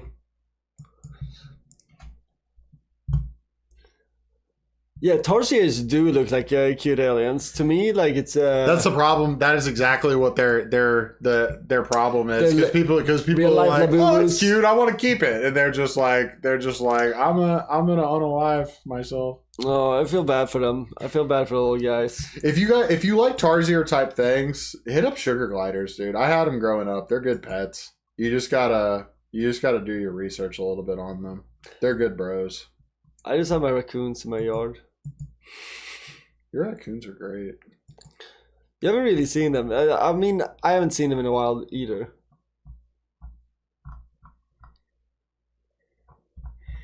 So I'm in the airport for Manila, and I've extended my trip so much that I forgot I only have a 30-day visa, and I didn't realize that until I tried to leave, and they're like, and I looked at the date, and I'm like, oh. They're like, oh, it's okay. They're like, you're good. You just gotta go to this desk and pay the fine, and got that taken care of, and then exchanged.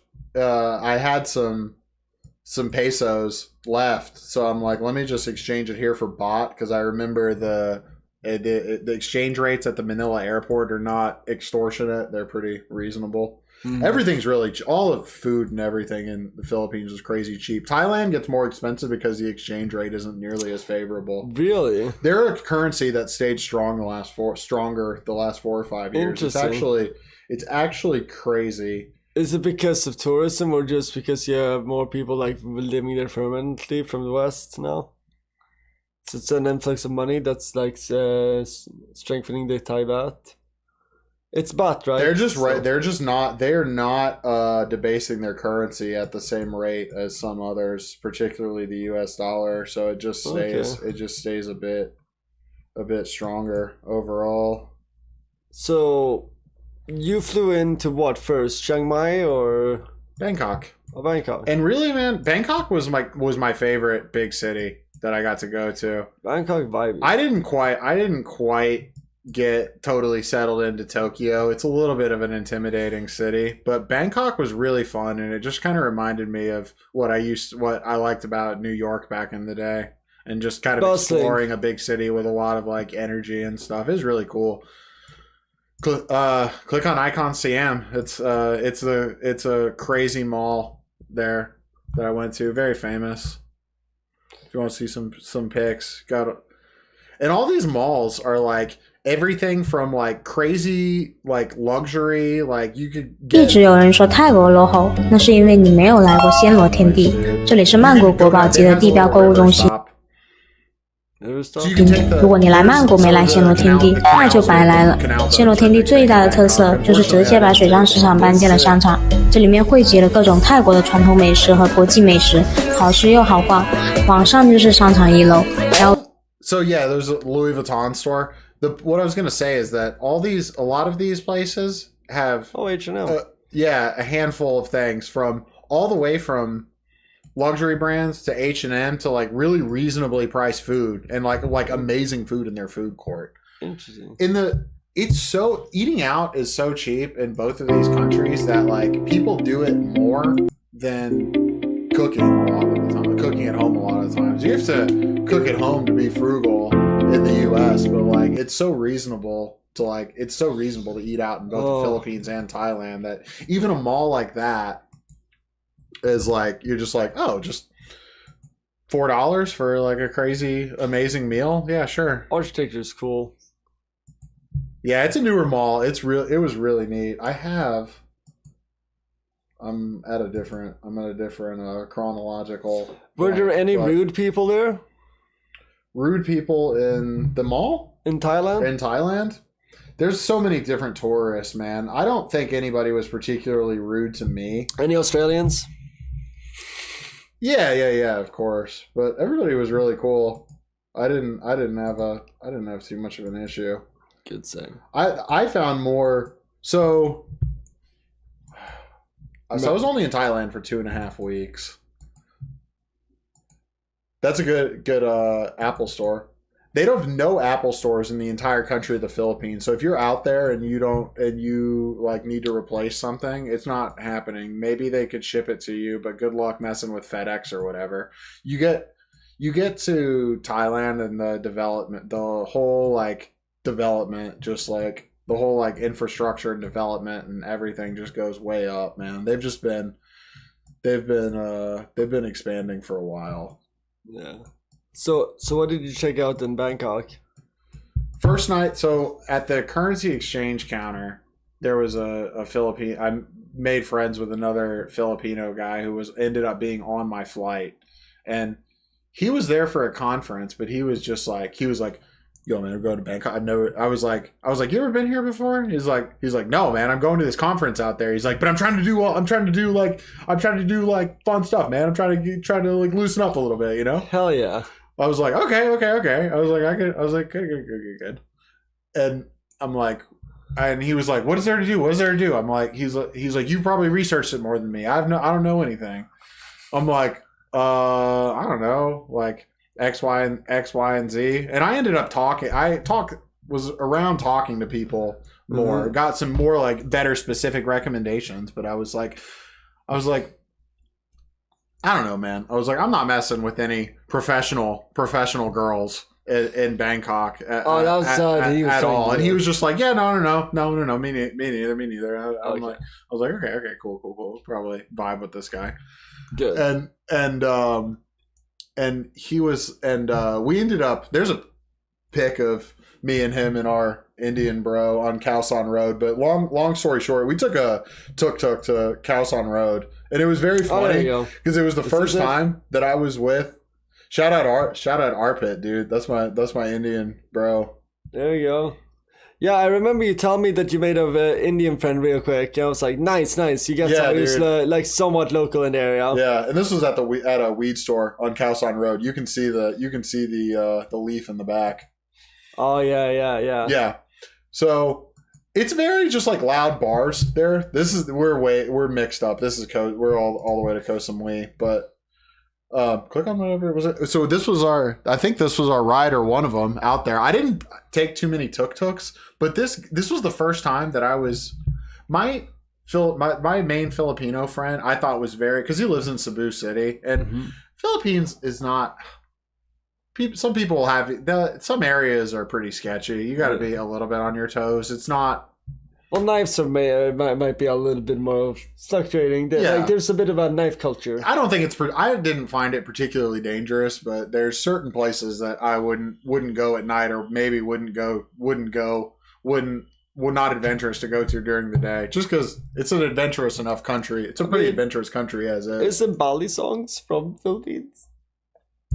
Bali songs, butterfly knives. Oh yeah. There's a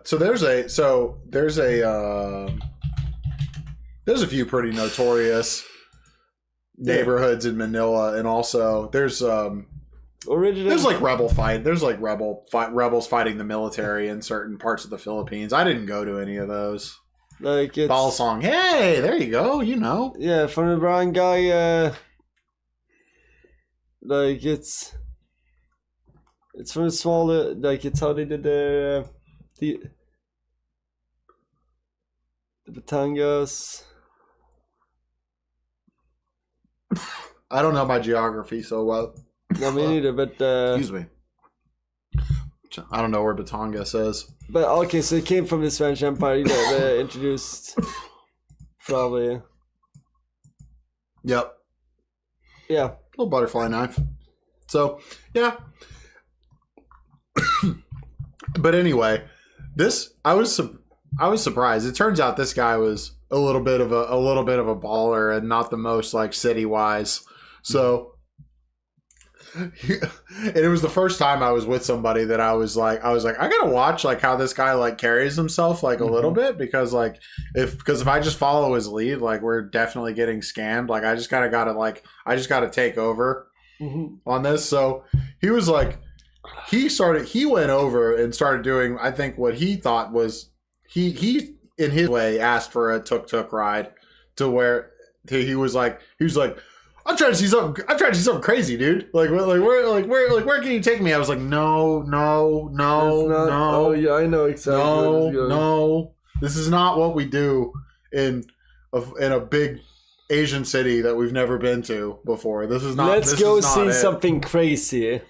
Yeah. I mean, honestly, I kind of like the idea, but I also know that like with that comes a certain level of responsibility. Well, the whole ping pong show thing is pretty notorious in Thailand, and I did not see one. He might have asked one for it. He might have asked a tuk-tuk driver for one, and I was like, that is not. And he was like, the tuk-tuk driver was basically like, oh, girls, man. Thai fella, but he in his own way he was like, oh, he's bro. being helpful. He's like, oh yeah, good. You stay with me you just ride with me tonight. I'll take you a lot of good places. No problem. Whole tour. And I was like, we just want to go. I was like, sir, can we? I was like, hang on. I was like, sir, can we just go? We just want to go to Khao San. Just Khao San Road. And he's like, no, wait, no, way better. I'm like, dude, and I had to end up walking away from him, and I was like, let me do the talking this time, thanks. And I'm like, all right, I was like, and then not crazy negotiation, but obviously not going with the first price. I was between. There's some people that have in Thailand specifically, that they're like negotiate anything and everything, and there's some people that are like, if there's a marked price, just go with it. But if it's like a tuk-tuk or something, if you're like, hey, what's the price for this? And they're like, this, dude, this white man. You're just like, I think a lot less is better. You know, there's a time to negotiate and time not to, and you can feel yourself out in those situations. But, I'm sure. Yeah, a lot of people are real about heavily negotiating out there. So, but I took a more balanced approach, I would say. So I was like, let me just I would ask people like, what's like a ballpark for things. This is the best form of Red Bull that you can get.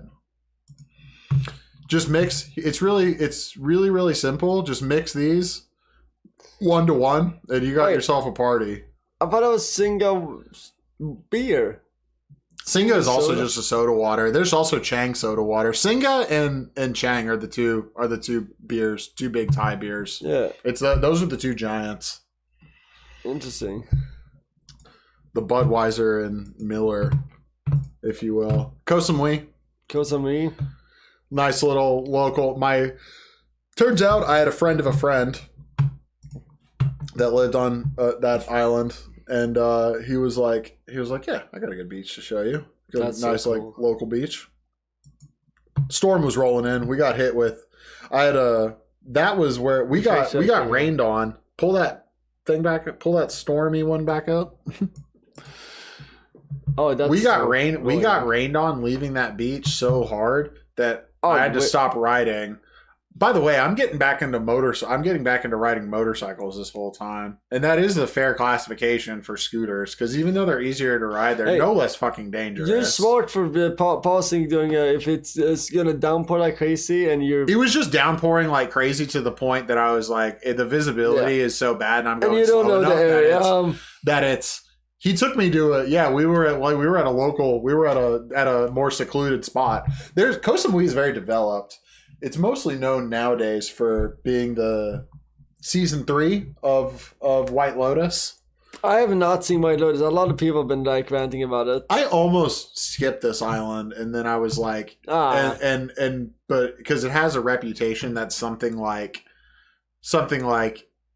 a lot of like overpriced resorts and whatnot, but it was there's really cool parts of it, and people tell me the same about Bali. Shout out Dogehound. There's really like just overly crowded areas that you could live in Koh Samui or Bali, but there's also like you could also like just go to the other side of the island and like drive a little bit. It's okay. Have a little bit more. There were where I stayed out there, and the villa where I took this picture. There was the Singa, the Red Bull. Mm-hmm. There was like chickens out. There were chickens. Like the neighbors had chickens that would like run around onto like this property. That's cool. Yeah. What's this? Which one of these should I click first? That is also on Koh Samui right there. There's a muted if you don't mind. It's a short video. I don't think there's any crazy audio, but they have cool fire shows. This is a place this is like the #1 kind of beach club at this on this island. It's the one that's like kind of the best known, called Coco Tam. Coco Tam? Coco Tam is like it's kind of the popular beach club of Koh Samui right now. I got a little bit of a hookup to cut the line. It's one of those places that I've looked. You see some clubs that are like, my natural response to seeing a crazy line at a club is just like, well, definitely skipping that because I for sure ain't waiting in that fucking line if I even ever get in the next 2 fucking hours. I'm not a line guy, but I made some good connections when I was out there. Like I said, I had a friend of a friend that lived there and stuff. I had a good network on that particular island. You networked fast. Yeah. In Asia. This was also that is Koh Samui and that's Krabi. This was a nice little spot. Basically, I climbed up to like this little thing. This is not like a temple or anything, but I climbed up to like they had a couple cool little spots like up higher in this like park. Basically, just like a little like hike, little like park type area, and I was like, oh, good spot, good spot to have a smoke. That's awesome. That's so. True. And as was this is called Riley Beach in Krabi. So this is the area that I went to after Bangkok after Koh Samui was Krabi and this little beach. There are hotels over here. What was interesting about this was I don't think I have any good pics of it, but you had to take a boat out there. You had to literally wade and to walk out into the tide to get one of these Thai longboats that goes over to this beach because there's no road access. Because I was like, oh, there's a cool beach. I'll ride over to it. But the reason that it's sick is because it's not accessible by road. You have to go get some more Riley Beach pics because I didn't really do it. I could send you more, but I didn't do it justice versus what you could show on Google.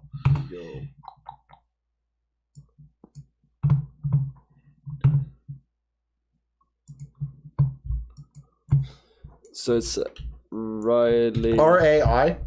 Oh, sorry. RAIL. A-Y. R-A-I-L-A-Y.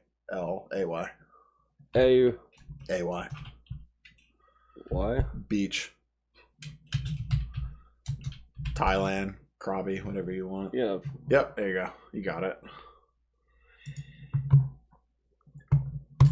Damn. So you have to actually, and what was funny is I met this a father and son duo from I think Tennessee there, as well as a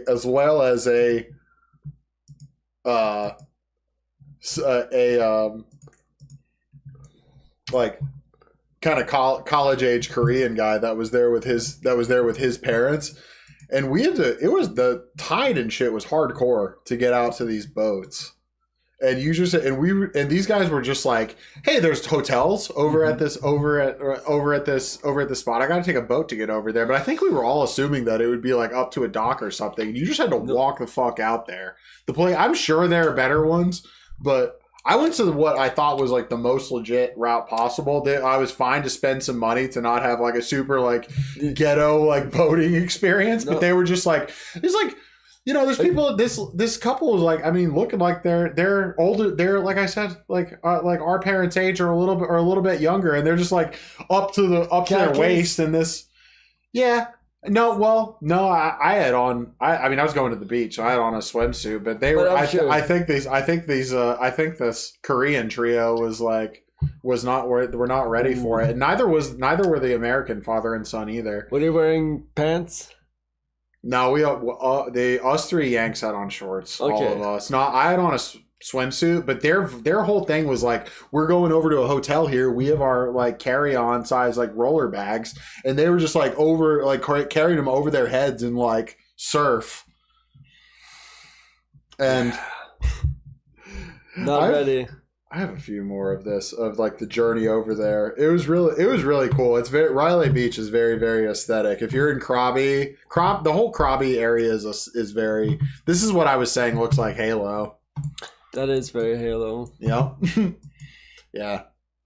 This right here. Bam. Yep. They more exaggerate the heights and everything, but it's like the same thing basically.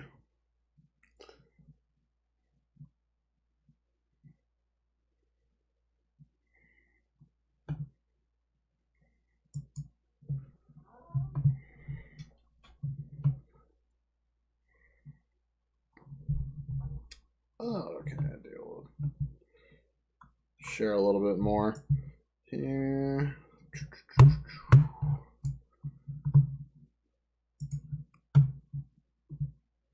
Yeah, so Top Smoke Spots was that park with all the cool that park. That's the vantage point of where I was. That is the vantage point. That's where I climbed. That's where this. Yep. Yeah, thank you. Yep. Yeah. So I just kind of climbed up there. I mean, I hadn't kind of climbed up into it's totally set up for you to do it. It wasn't really sketchy, but it was fun. It was a little bit like being back in Colorado. Finding your smoke spots. Finding a smoke spot on the high ground. I love it. I dropped you a few. There should be. It's coming. There we go. That's more of Riley Beach and Koh Samui. This restaurant was fantastic. I had an excellent pad krapow up here. Oh, and with a mango shake.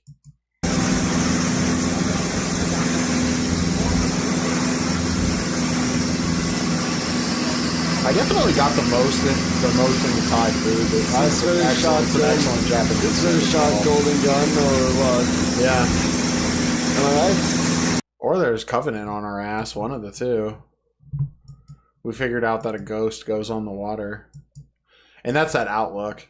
That from it's a slightly different vantage point, but yeah, same ride. That's a nice. That's like kind of up. On the high points of Koh Samui, which I took my bike up to. By the time I got to Krabi is where I rented a Honda Grom. That was the first like real bike. Little short. Dude, those look so much fun. Dude, if you have an inclination to I'm just gonna kill myself on them. It's like I'm not saying that that's like me having a death wish, but I just know. Put it to you this way, man. If you old people think about it like think about it like this: a scooter or a Grom, either way, because functional for this purpose, they're the same. They're the same type of thing.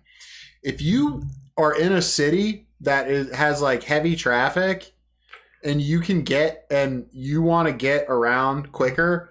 Especially if you can legally lane split, then you want to be on a scooter or like a little 125. Zine! What's good, Zine? We've just been sitting here. We've been having some wine, talking some travel for a minute, dude. Spain was back at the beginning. Check the VOD, bro. We talked a lot of Spain in the beginning. We were, And now I'm getting my second win because for a little bit, I think I went a little bit heavy on the wine, and now I got myself a Coke in my system, and I'm like, yeah, let's go. Sometimes you need just a good Coca-Cola, dude. It's to like restart the sugar and a little bit of caffeine in it, and you're jazzing. We might do more of a Dr. Pepper in Texas, but Coke is still a good choice. See, we're talking about Church of Petrol's travels in Asia. He spent 3 months traveling Asia. Sadly, he never went to India. What's up with that, Church? You never went to India? It's on the to-do list. Yeah, but India is well represented in his story because during his travels, one of his the friends that he made in Thailand is Indian. So you made an Indian friend in Thailand.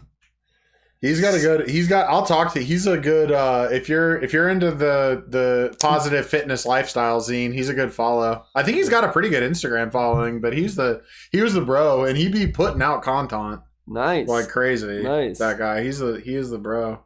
Yeah. Oh yeah, Zine, at some point we'll all hang out. We are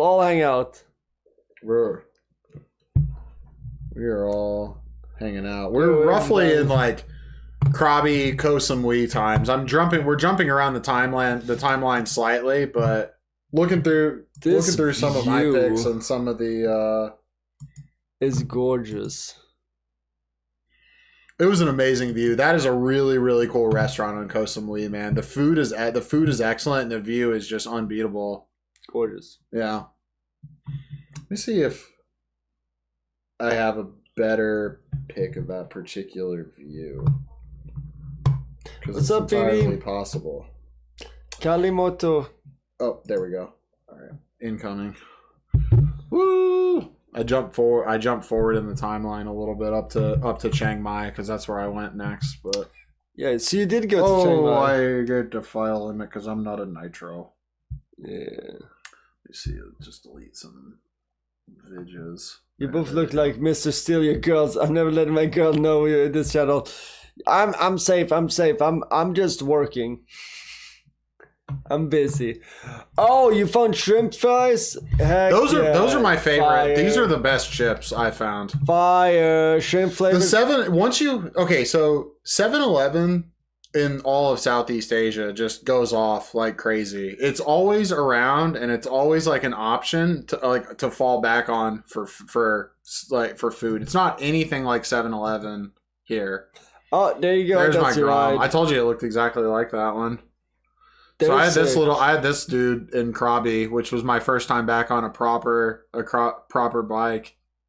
Faithless said gross. Oh, you can't handle pineapple on pizza. Gross. Dude, I can handle pineapple on pizza.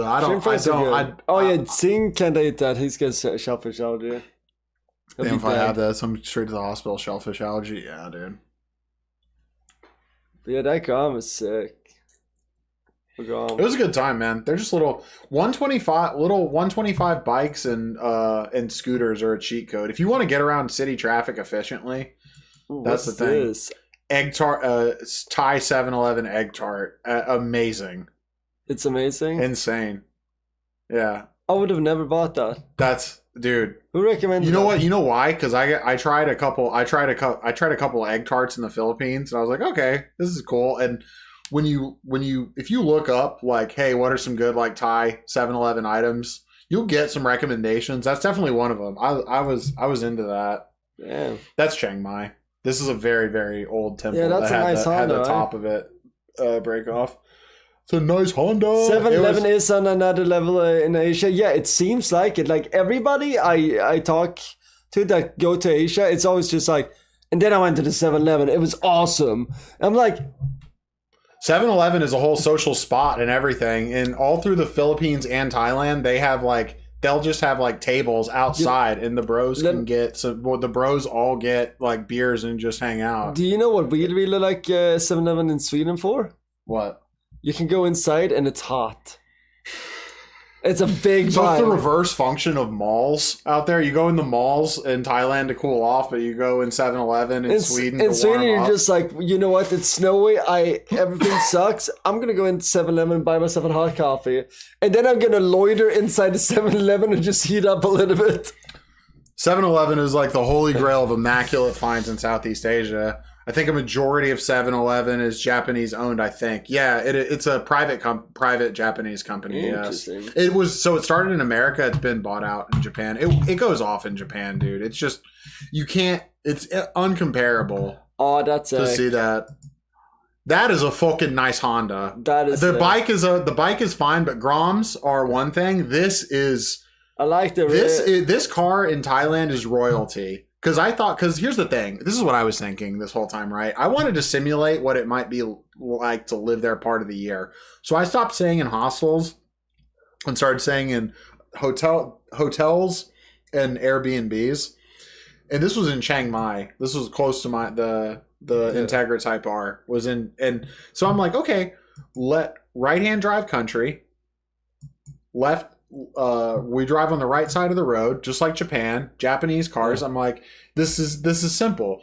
Import cool Japanese car to here and live like a king. This is great. Like like something like that, like a Integra Type R. Turns out the import duties are insane.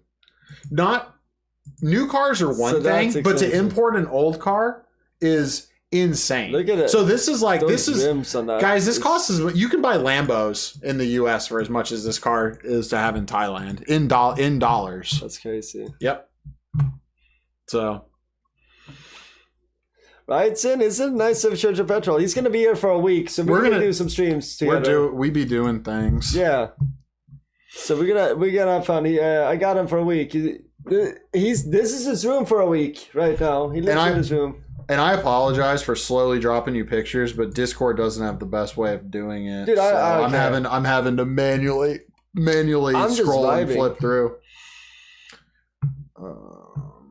I'll show you my Chiang Mai bike because I went the craziest with a bike in the end in Chiang Mai, and it was such a good lifestyle, so fun.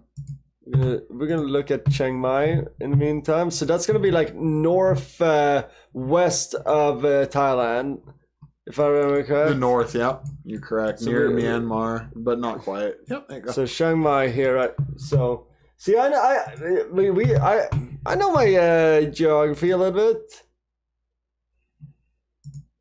For a week, yeah, about like 5. I did like 5 nights in Chiang Mai. I really wanted to like feel it out. It was really fun. It was really, really fun. That's so cool. That's an area I feel like Westerners don't go as much.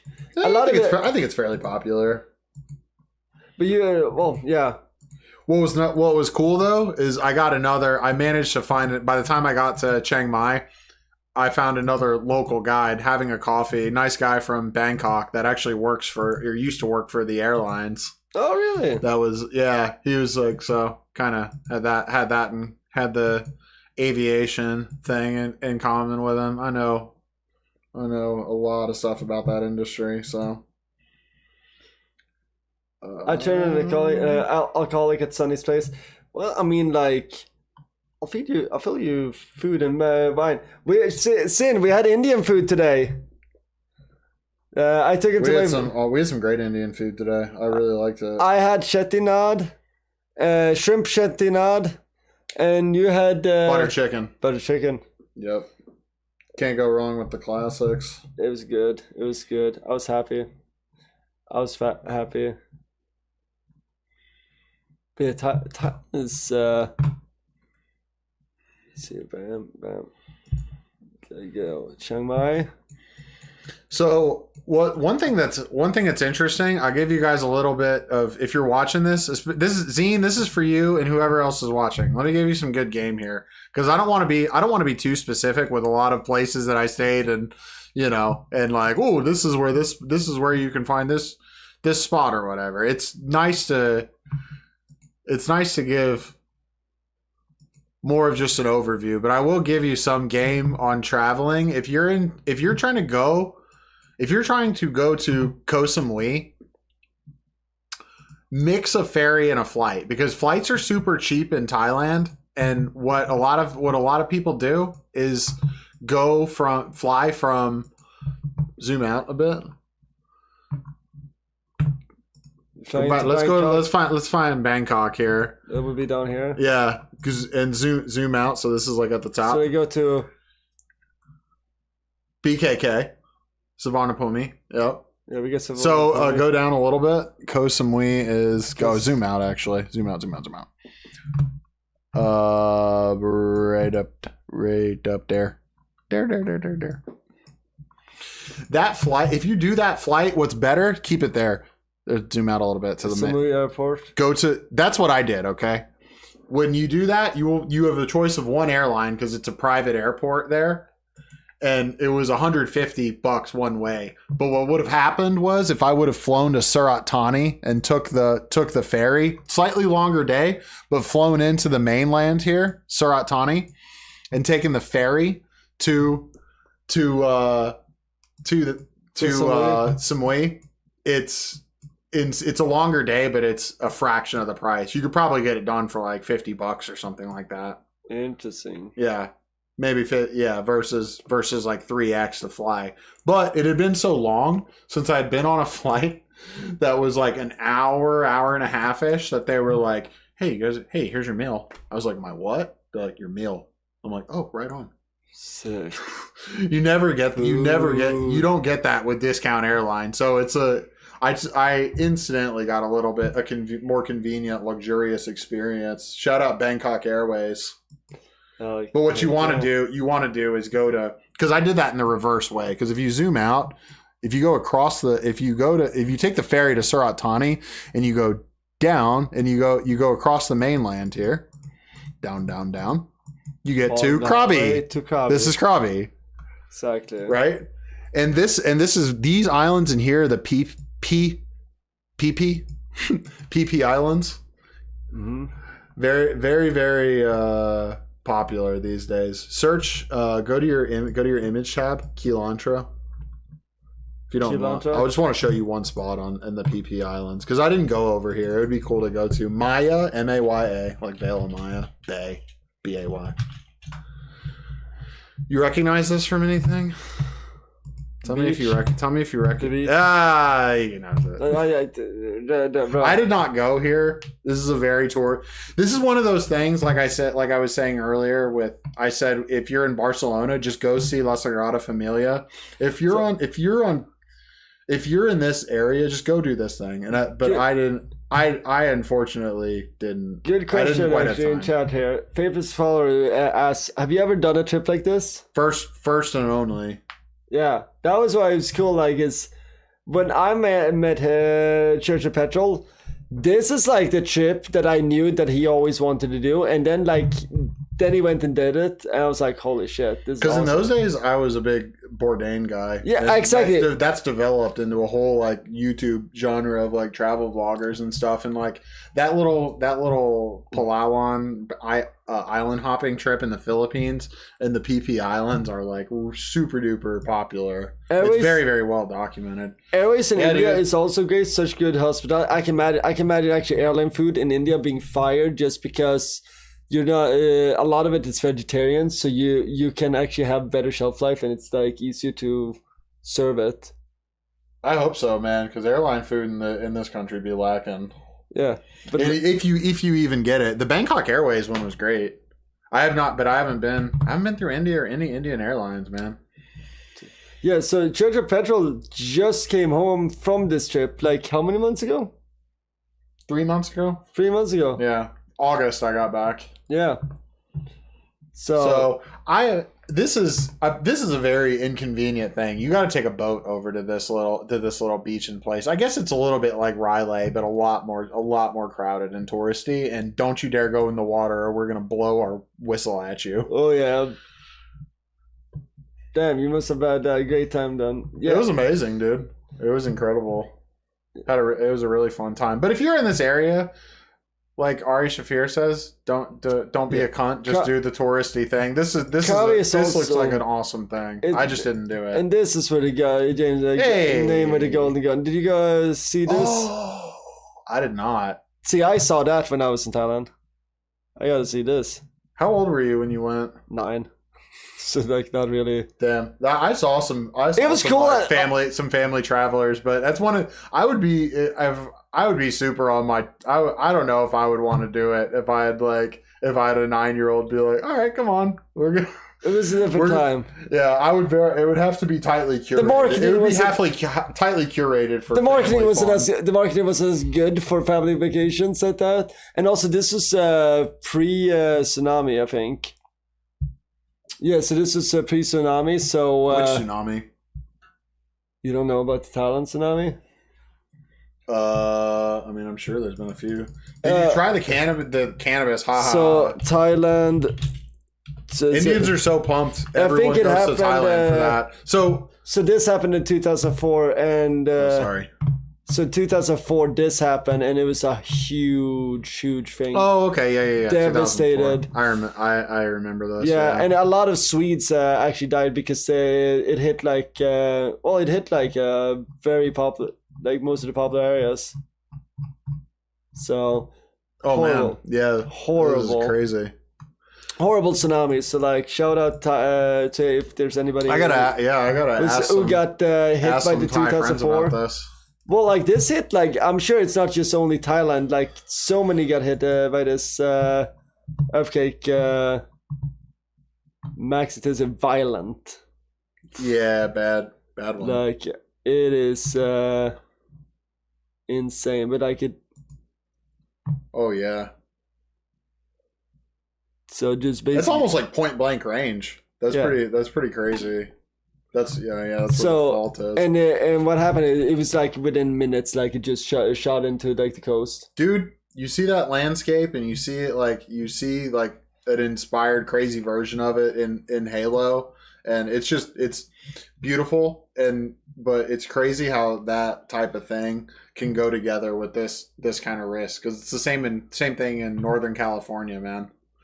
It's the single best piece of land in the continental U.S.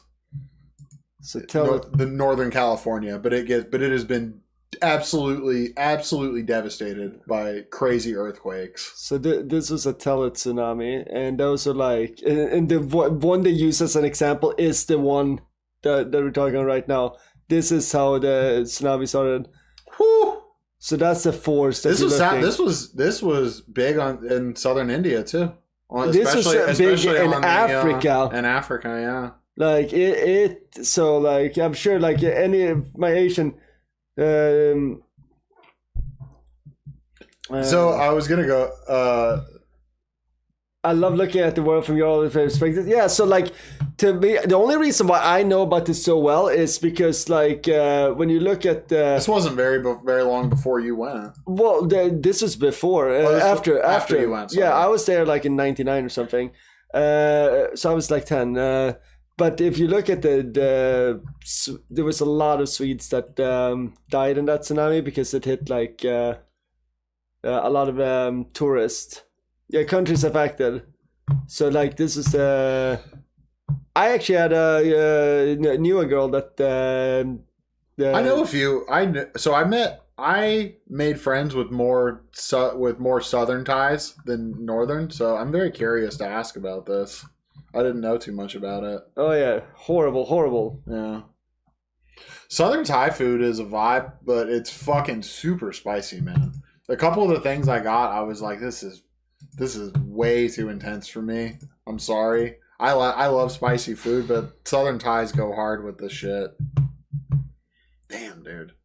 I think this is wait, is this yeah, this is the one. Can I show Zine something on the Discord quick? Because he asked if did you try the cannabis? Indians are so pumped. Everyone goes to Thailand for that. It's funny you should ask that because I made my best Indian friend in a certain kind of establishment. Like I said, Zine, I'll yeah. That's a screenshot of Instagram right there. So he's very public, dude. I'm not that. He's a hashtag influencer. Well, now you're an influencer too. Yeah, dude.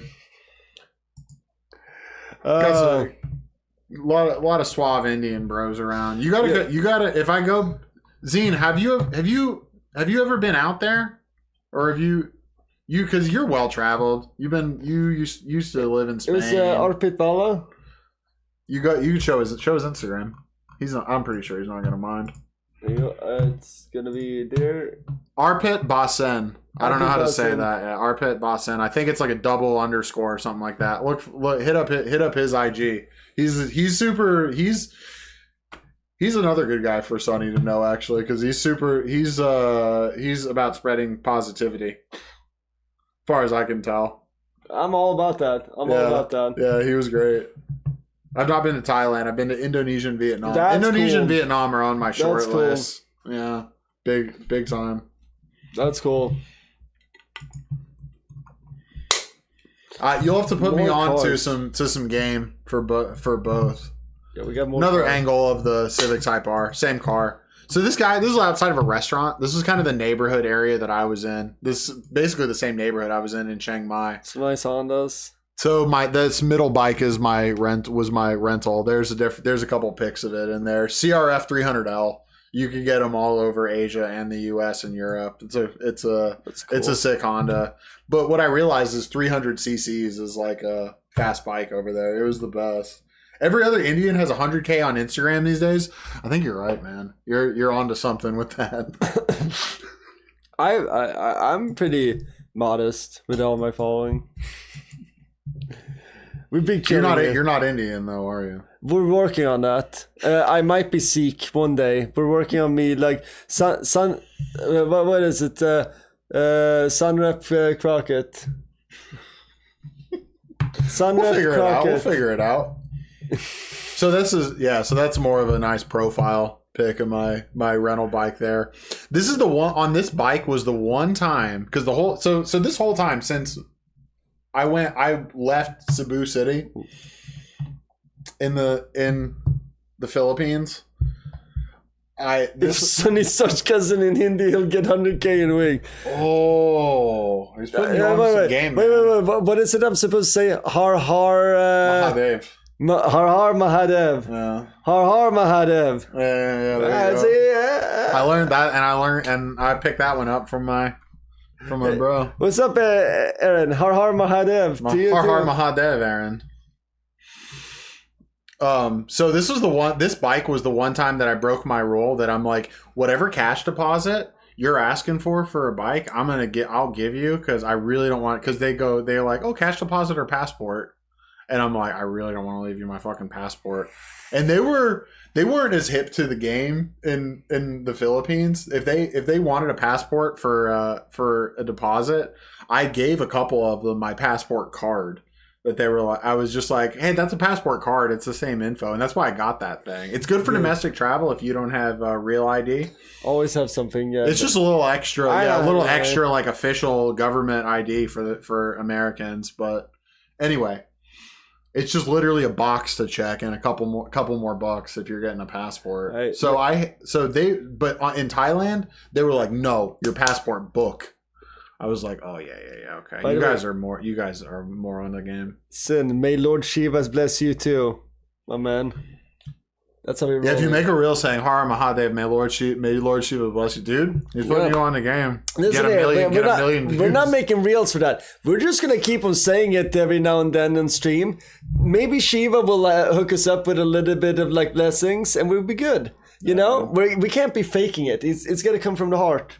No, that's right. Har Mahadev. So they wanted us. They wanted a lot of cash on this bike that I was not about to put down. So I did actually leave. I did take the risk with that one because I'm like, all right, I have to pay up if I fuck up their bike. But I had no mishaps with the bike. That's a cool bike. As you will if you're putting a lot of kilometers on bikes in Southeast Asia and you're not being like super duper conservative. You're having a little bit of fun. If you're a little bit of an experienced rider, you're gonna run into a couple things. On that island Bohol in the Philippines with the Tarsiers was probably the best riding day that I had. This thing was fun to ride around Chiang Mai, but that seat is not good for more than like a couple hours. Your ass is on fire. Yeah, you get and that's a very well known thing with that bike. So this is a little bit more expert level, but dude, a Grom, I could wholeheartedly recommend you do a Grom in your place. This is a temple. That's in Chiang Mai that you can take a cable car or these stairs. And I'm like, dude, this is like Red Rocks. I'm going to walk up this and that's the temple. That's cool. And by the way, yeah, Team Allah, Team Christ, Team Shiva, Team all of them. Maybe Odin and Ford will join too. What was cool, Zine, is I made a Thai friend in Chiang Mai that was from Bangkok and was taking me to Chiang Mai is very well known for the temples, and this is Icon Siam in Bangkok, the really cool mall that we clicked on a while ago. Sorry, I just wanted to show you one thing from that. Sonny, wait, who did I love? Who does he love? All of them. Tree Christian, sick to fear RPs. Oh, is it? Do I love the RP? The fear? I think it's the gods. Yeah, we're team all gods. Hell yeah! I can't pick. I love the pictures. Thanks, man. I tried a little bit. I'm not a professional photographer by any means, but I tried to document a few things. Oh, it's cool. I don't know. I don't remember like off the top of my head like what the name of like that temple with the stairs is. If I like look on Google for a minute or like research, I could find it, but. There's a lot of really cool temples around Chiang Mai and everything. And I try, man, that bike was great, but the most fun day I had was on a scooter, unfortunately. That's funny. Because I was with a Dutch. There's a picture of them up. Go scroll up a bit. Go back to let's go back to the Philippines here in time. Go down. Oh, I don't know what that is. Yeah, there you go. Is it right? Go down right there. These two. So these two are Dutch. They had a very good rapport going on, and I thought that they were. And everybody at this place I was staying at, this hostel, assumed they were a couple, but I had to talk to them to realize they weren't, because they were just really, really good friends, doing heavy joking around, heavy banter in Dutch, and very, very friendly with one another. And I was like, it was funny. I tried very hard not to engage in gossip, but it was too, in that case, it was too tempting for me to not go up to some of like the Filipino bros I've made friends with that work at that hostel. I was like, hey, these two, they're not a couple, right? And they're like, he was like, get the fuck out of here. I love it. It was very funny. But anyway, he is extreme. He's a super interesting Dutch bro because he was a very, very good motorcycle rider, much better than me. But he followed me for some reason all day. I kind of wish he would have taken the lead more, but we had a good 5-hour ride together. These two were doubling up. These two were 2 up, and I was on my own scooter. Yeah, pretty much all Hondas the whole time. I rented the Honda Click 125. Like scooter with the same engine as the Grom, right? And then the Grom after that, and the CRF 300L. You just upgraded your way through it. I stepped my way up to it. I had a motorcycle accident last summer, chat. We'll do it. My 500cc bike and me went for a little ride, and I messed up my shoulder. So I was a little hesitant to get into the whole like spirit of two-wheeling in Southeast Asia, but we got there. Hell yeah. There was, like I said, no damage to any bikes, nothing Couple sketchy moments, but we got through it. No problem. Did you die? Did you die? No? Well, shut up then. So the next point from... So then you ended I went back to Bangkok briefly, kind of like how I stayed in Manila. Stayed in Bangkok for 2 more nights before my flight to Japan. And I'll show. And I don't have too much of Japan, but I'll show you a little bit because I unfortunately only had well 4 nights in Japan. Well, Japan is also I meant to do 5, so, but the way that it worked out, I only got Japan, 4. that's something that I am a little bit more familiar with. You really are. Well, it's weird because it's like I am and I'm not, right? Like I've only been back. Guys, he's being bashful. He used to live in Japan. Well, I was a baby, and also the only time I've been back, I was like 16. It was like a while. That was like half a life ago. Oh, you went there when you were 16? That's cool. Yeah. I didn't know that. Yeah, no, I went back. That's what's up. Yeah, but I actually used to live here in Minato-ku. Very close to Tokyo Tower. So I was in this area. Shiba Park. Where were you in Tokyo? Here. Zoom out a little bit. Oh, Minato City, yeah, for sure. Minato-ku. Minato, yeah. So it's like it's a administrative like living. So area. I stayed. So my first place that if you wanna get specific with neighborhoods, I stayed in Ueno, Ueno. So that's see here. Ueno is fuck. Petrol, Madrid won El Clasico. Go fuck yourself. We're gonna have several this year, buddy. Don't worry about it. Everything will be just fine. What do you say you were? He said Madrid won El Clasico. Oh yeah. He's a Madridista. We have a football rivalry, me and him. You missed the whole like Barca discussion. It was the game that I went to and everything. It was great. Yeah, that's when I was still drinking on stream. El Clasicos last year were 4-0, Zine. Let me just remind you. And we had a lot of injuries. We will be just fine. Don't you worry. You guys got this. So you said Ueno? Mm-hmm. Where the fuck is that? I don't know exactly. Type it in. It's pretty centrally located. Just type it in. It's on the what's the green line that goes in a circle? Oh man, we might have to pull up YouTube for the first time because there's a really funny. How do I spell Ueno? Ueno. Ueno. Yeah, Ueno. Oh, it's a title. Yeah, title. Then I was fair. Yeah, this park was the first place. This park was the first place that I went to. Pull up some. Ueno Park is aesthetic as fuck, dude. Oh, I didn't see cherry blossom. I wasn't there at the right time. What's that thing? Oh, I didn't know. That's so. Wait. When were you there? July.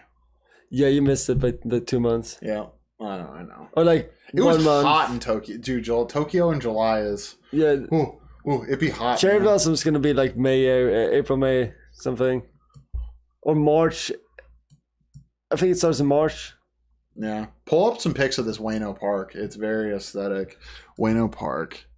Go through some images because they got cherry blossoms and it's amazing beautiful stuff. This is the first place that I went and like took a walk in Japan, and I was like, and they were like, "Did you see the gift that Trump got from the Prime Minister of Japan?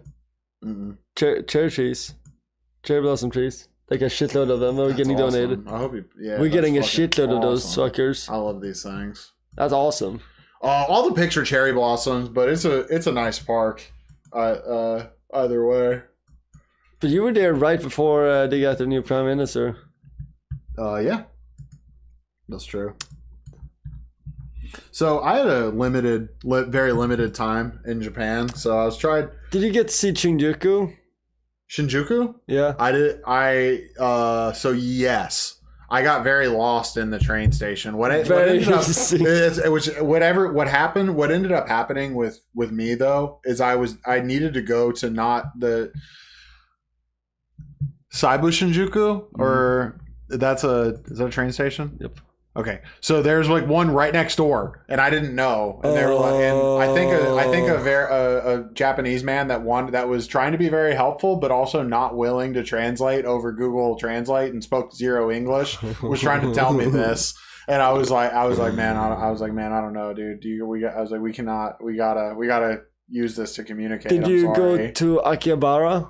Akihabara is where the main. So one of the things I had to do was I was trying to do was some electronics purchases. I bought my headphones over there. Yeah, Yodobashi camera. Shout out Yodobashi camera. Hell yeah, the Akihabara is. I don't have great Akihabara or. Oh, nope. I spelled it wrong. You didn't X out Wayno. Akihabara, you ain't got it. It's in Taito, so you were it's right next door to Wayno. Exactly. That's why I was recommended to stay there. So for anybody who doesn't know Akihabara, it's like the electronics and like if you want the latest tech, anime neighborhood of Tokyo. They have those vending machines with there's so much stuff that's over my head about this, and I did not have any. If you're a gamer, you know, you go to Akihabara, you get latest console. So when I was at Akihabara last, I upgraded my Nintendo Game Boy there, and it was pretty sick. One moment, I'll grab my purchase in Akihabara. Weeb Central. Yeah, so I'm not that much of an anime person, but I just know it for. And I'm not either.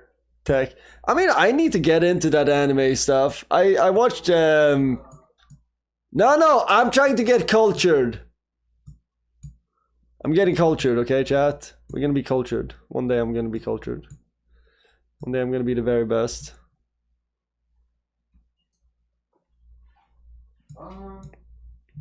What up? I probably can't locate them at the moment, but I got some cool Technics, which is Technics, the turntable brand.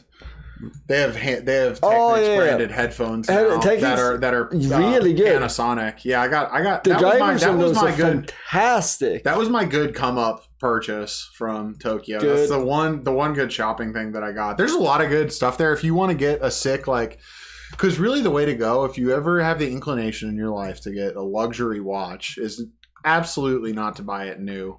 Same with like a luxury car because the value just. I ever get old Omega. Except for with the exception of a few models, the value tends to sink secondhand. And good luck buying those retail anyway. So there's a lot of secondhand jewelry and secondhand watches going on in Tokyo. I was looking for a particular Seiko, but it was not. I did not find it. It's was made for particular model that was made for 2 years. I was just I'm just gonna keep an eye out for it. Grand Seiko. Looking for a specific... There's good there, yeah. He was looking for a Grand Seiko Snowflake. Oh, it's no. I like the Grand Seiko. All their movements are cool, but I still vibe with quartz stuff, and they have the coolest quartz movement in the world. You guys should watch Death Note. Okay, I'll check out Death Note. Anime equals culture. I went into a shop there, and I was in a giant sex shop. There's a lot of that made with a wall of dildos. Rip, lol. If it drives, flies, floats, and fucks, then buy it. Always lease it. Dwayne Johnson said it. Yeah, so I'm gonna get into anime at some point. I watched Arcane, and I was very impressed because first of all, you guys know I love music, and Arcane's soundtrack was very good. So I vibe with it. So now I think I've been recommended Attack on Titan. So at some point I'm going to try to make time to watch that and see if I like it. The Imperial Palace, I forget about that. That's Tokyo is super. Besides Tokyo, what else did you see in? I stayed for 2 nights in Tokyo. Took the Shinkansen to Osaka for 1 night, and then did 1 night and flew out in Tokyo home. That's good.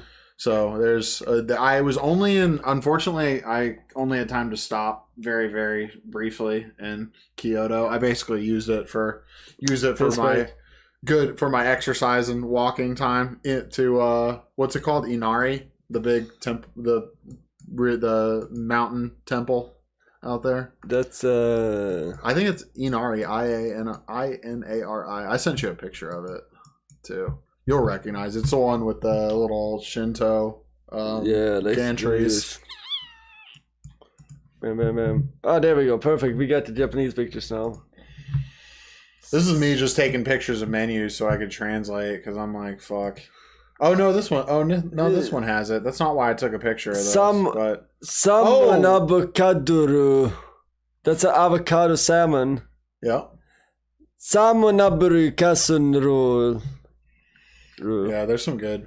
Dorongororo. Unfortunately, I was a little bit overwhelmed trying to find food in Tokyo. I was just heavily relying on ChatGPT for like neighborhood specific recommendations. Foie gras sushi. But I did do a food tour in Osaka, which was really, really nice, which is on here too. Do you see this? Foie gras sushi? You can't spell goat without AOT, Attack on Titans. Oh my god, okay, so do you have Ebi? A little bit of eel. We got this is good. This is a good setup. I think it's a salmon, or it's like one of these is like a mackerel and like a fatty mackerel. Yeah, that's like a sweet. Well, that's a That's a scallop right there. Yeah, that's scallop. That's a mackerel and fatty mackerel over here. Yep. That's gonna be tuna. That's gonna be also tuna. I got some. I think the darker one is some. And that's some kind of sugarfish. The dark one might be bluefin. I'm not. If I remember correctly. Yeah. This is some kind of sugarfish. I forget. I don't know. It's not. It might be salmon. I can't remember exactly. I think so. It could be. That's insane. Those are so fucking quick. It's worth it. It's worth it to get bullet trains to get the reserve seating. It's a little bit cheaper for the GA, but it's a lot more chaotic. So this was in Osaka, and these things are no, these are little potato cakes, which have like amazing sauce with them. A little like dark, plum sauce. I don't know, teriyaki, different types of sauce. They just do sauce. It's a vessel for sauces, basically. Sick. This was some amazing, tamago, crazy udon. The best, my favorite udon that I had the entire trip. Is that a miso paste or is it a tamago on top of it? Tamago is like an egg type omelette. thing. Yep, tamago. Yep. So it's an egg omelette on there? Like it's an egg omelette on top of it, or? Hold on a second. Is that what that is? Tamago is... no, it's a bean curd thing. Oh, okay. They're completely different. So then it's a miso. This is so that's a miso. The food tour that I got in Osaka took us to a place that you wouldn't have been able to operate not speaking Japanese. He basically just hooked it up for us. It was great. So that is probably a miso paste cake of some sort. It could be a... I know it's a deep fry. It's a fried bean curd. I don't know if that's miso. Well, miso is a bean curd if I remember correctly, because it's a traditional Japanese fermented soybeans. Okay, so I know you're right. I don't know. Yeah, I'm sorry. I don't know. No, I'm reading too much into it. I'm retarded. This place though was, this guy basically was like, I don't want to say I would never call this particular man the character from that one episode of Seinfeld that was a little bit ornery the and soup guy. the soup guy. I would never call him the soup guy, but he's a little bit of an soup German. The soup German. I wouldn't. He was a little bit of that type of character, just a little bit of an ornery guy that is if your Japanese isn't up to stuff with ordering food and everything, soup. You're just not getting it. No miso for you. Miso for you. Yeah. Takoyaki. Yeah, so octopus little balls. These things are maybe my favorite Japanese food that I discovered on this thing. So the place I'm taking you has takoyaki. Let's go. Takoyaki is becoming all the rage, dude. It's synonymous with Osaka. So I got you, bro. So I'm gonna take you. So for anybody who doesn't know this, these are little balls that are kind of like deep fried, like not super deep fried, like they got still a bit of gooiness inside them. In my opinion, they should have some texture inside of them. If they're hard, you're fucking up in life. And they're gonna have octopus in them. They're good. Then on top of it, you got a sauce that's gonna be a bit of usually a mayo base, like Japanese mayo, which has a little bit more umami in it. So and probably seasoned with something. This is fire. This is fire. That particular takoyaki was insane. Yeah. So the place I'm gonna take you to later this week, they have some fire takoyaki. So there's a little bit more of Osaka on here if you keep going down. That is the iconic. I know this guy. I got the iconic Osaka pic with the I forget the name of that tower in the background. Sorry. I don't know. But I know of it, but I don't know. This particular shot is one that you see a lot. Yeah, Osaka Tower. So like I said, they decorate with the octopus because that takoyaki is so synonymous with this neighborhood specifically. And this is straight fire. Let's see how your kanji is. I have no kanji. If my dad was here, he'd be like, "That's very rude." We got a slightly. So what happened was on this food tour was a few Australian bros, and our guide was a Canadian guy, but was fluent in Japanese. Oh, okay. Can't read it, but fluently speaks it basically. Mm-hmm. And he was like, hey, Shinsekai is the name of this neighborhood. Okay. And this is where my food tour was because it's important to this particular sign. Great food. It definitely a great place to eat, but known for a little bit of like seedy clubs and seedy business establishments with professional ladies.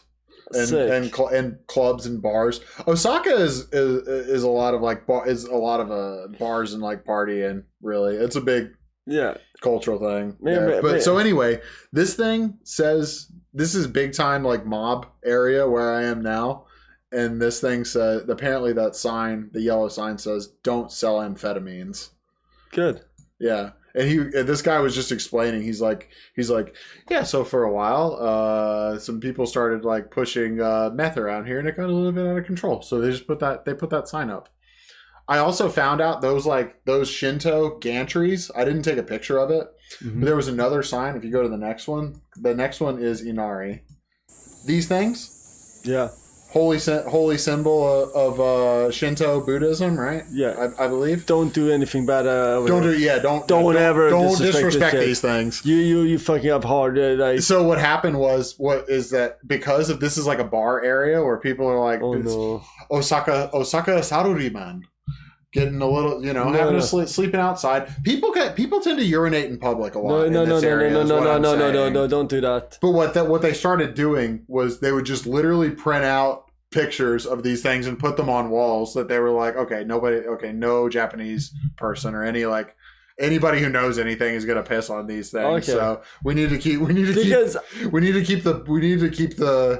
drunks off of our walls. If you know anything about Japanese culture, don't fuck around with like anything Shinto or anything like no portals or anything. Like just leave these alone. Be a respectful person. Go through this area a little bit in Google because it's really interesting. This is and especially like I said, and the people who apparently who I'm told are control that particular area. I can type it if you. You said what? Go to the search bar. What's it called? Shinsekai. Shinsekai? Yeah. SHIN, I think dash. SHIN. Sorry, I need to say letters slower. IN. SHIN. N. SE. It's dash actually. Sorry. SEK. SEK. I think it's actually all one word. Yeah. Do that. This neighborhood? Okay. Yeah, and that's where that was the Sunkaku that you got the picture with. Yeah, this is like the area with the food and stuff. It's just like a shopping street and stuff. Shinsekai Market. Yeah. Yeah, I would love to look through this. This is where I got my. This is where I had my food tour. This place is so cool. That's so cool. Yeah. Shinsekai. Yeah, Osaka Shinsekai. Yeah, that's the tower and everything. Cool. I would love, like, when I went back to Japan, I did not have time for this. Small-brained American used to live in Osaka, so he's got some good travel vlogs and good game on Osaka.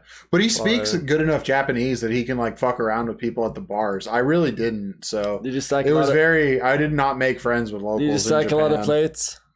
Stack plates? Stack plates, my man. Stack plates. I didn't do. I was there for 4 nights, man. I really could not immerse myself in much. Conveyor belt restaurants where you just like pay with the plates. Did you see that? So. Oh no, I know what you're talking about. The conveyor belt restaurants. I didn't go to any. No. I would have. I came. So I was there for. No, I know. 4 nights, and I came to the conclusion: if you want to have fun, you got to explore Japan. You got to do quite a bit more. Well, what you probably did, which was exactly what you should have done, is what was in front of you at the moment.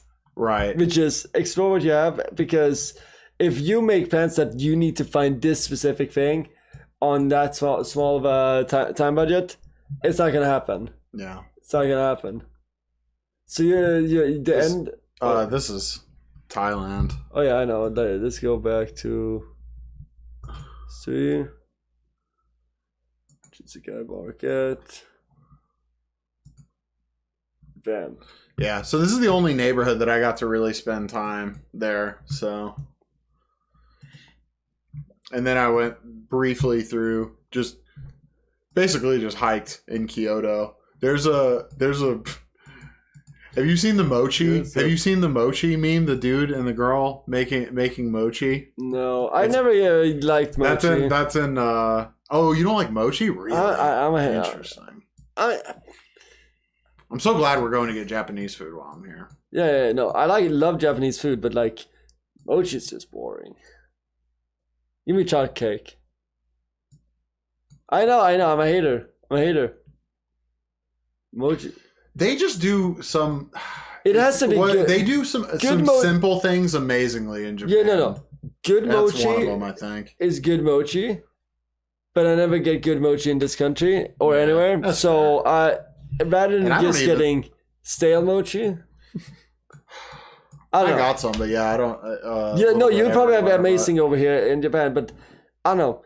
To me, unless I'm getting it like fresh, like in Japan or something, like it's just, I don't know. I've had bad mochi.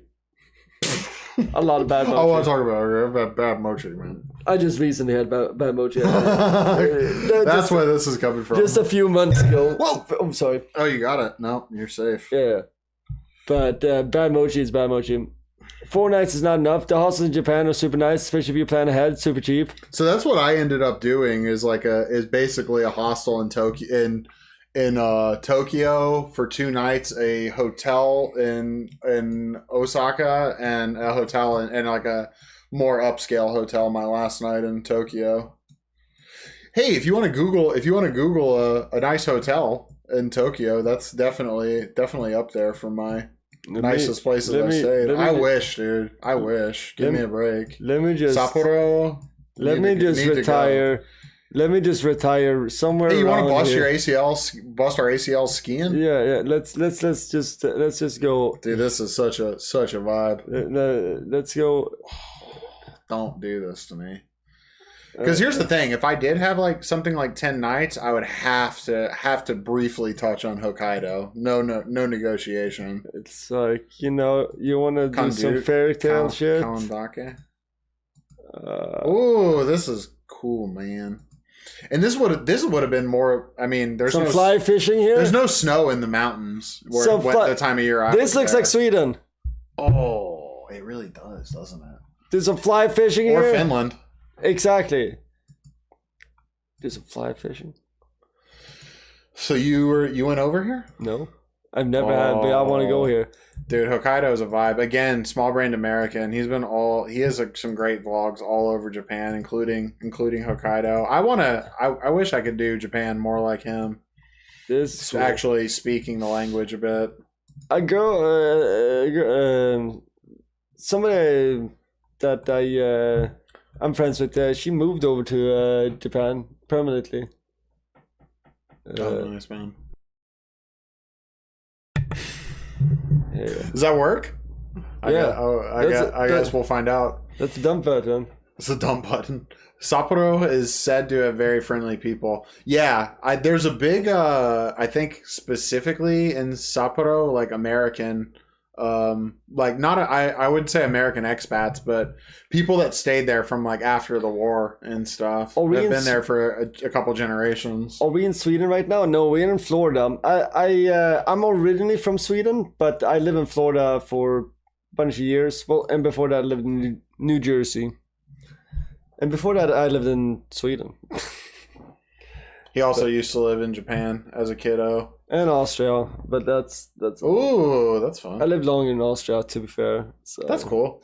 So I have more connection to. I rolled across some Austrians in my travels. A lot more Germans, but a few Austrians. Because I was like trying to identify like their accent. I'm like, okay, I know you're speaking German, but this is a slightly unfamiliar accent to me. And then it's like chill German. Chill German. Chill German. Yeah, but yeah, like there's some cool cities here. Oh, ski vacation, Hokkaido. This like you know what's messed up is that the ski resort market has become so captured in the US that it's way more economical and just more interesting to go to Europe or even Japan to ski these days. It's really, they messed up. A few people messed up the game, man. Yeah. Sorry, I lived in Colorado and skied for too long. Look at all that sulfur. Oh, yep. It's a lot of sulfur. So you can imagine how cool the onsens are around here.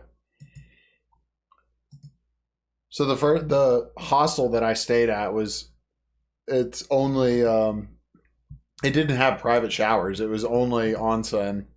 I should have asked you about this. You were probably more hip to this part. Did they think your Super Mario tattoo was sick? They didn't notice it. I might, dude.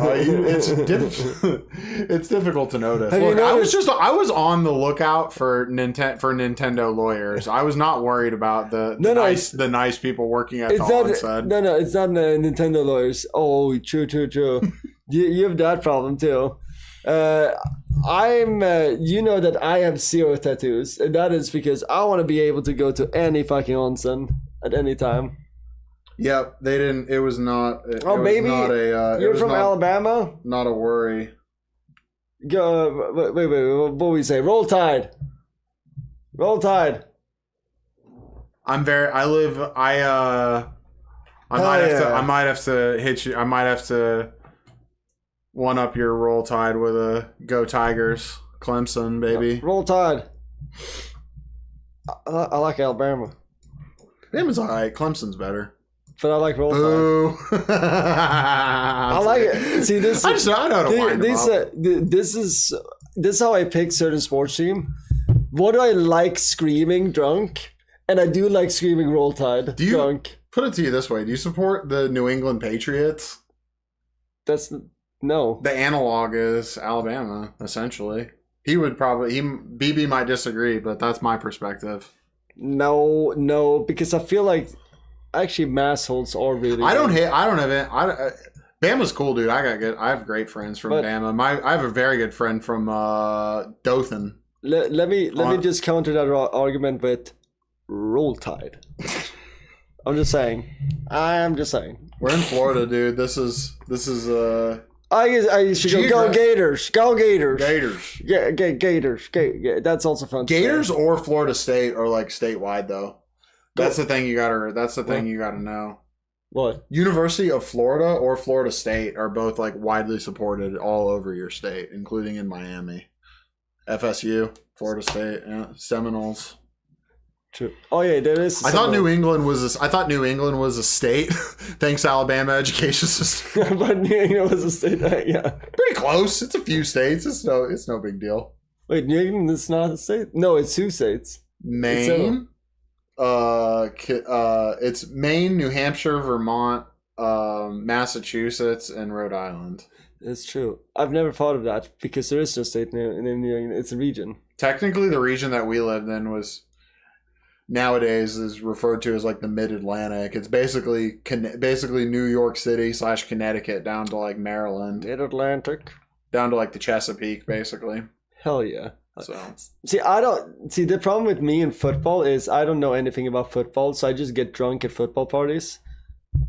And that's also a vibe, and I think I contribute to the culture in a little bit by, eating nachos and just talking. Football games are a great time, especially college football games. It's okay. So I grew up playing American football. I didn't play soccer growing up. I did American football and wrestling for like the most time. Wrestling longer than football, but I just did karate and soccer. Karate and soccer. Those are too good. I had inclinations for soccer as a young buck, but I was like, I don't really like all this running. I'm not really about all this running.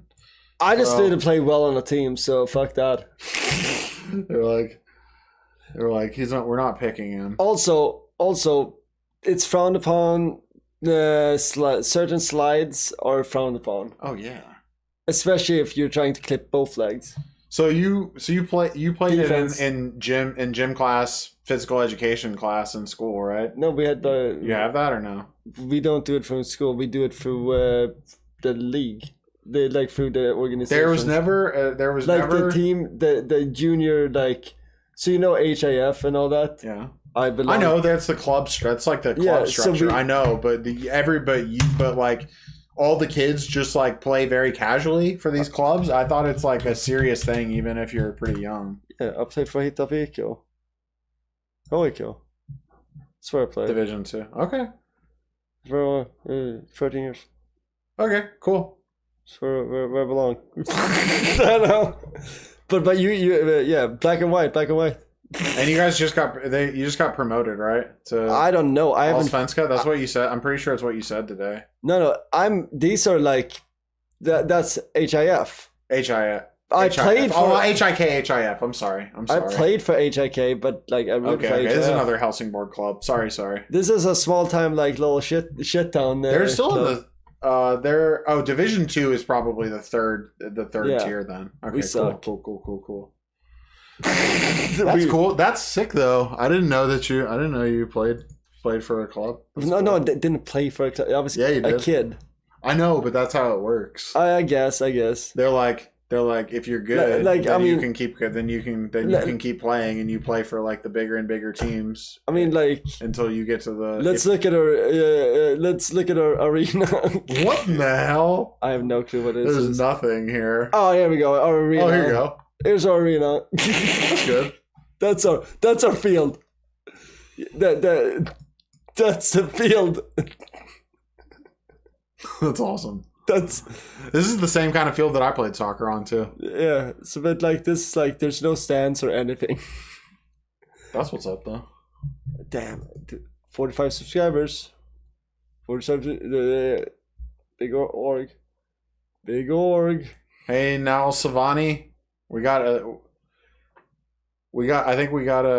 somebody new from Zine.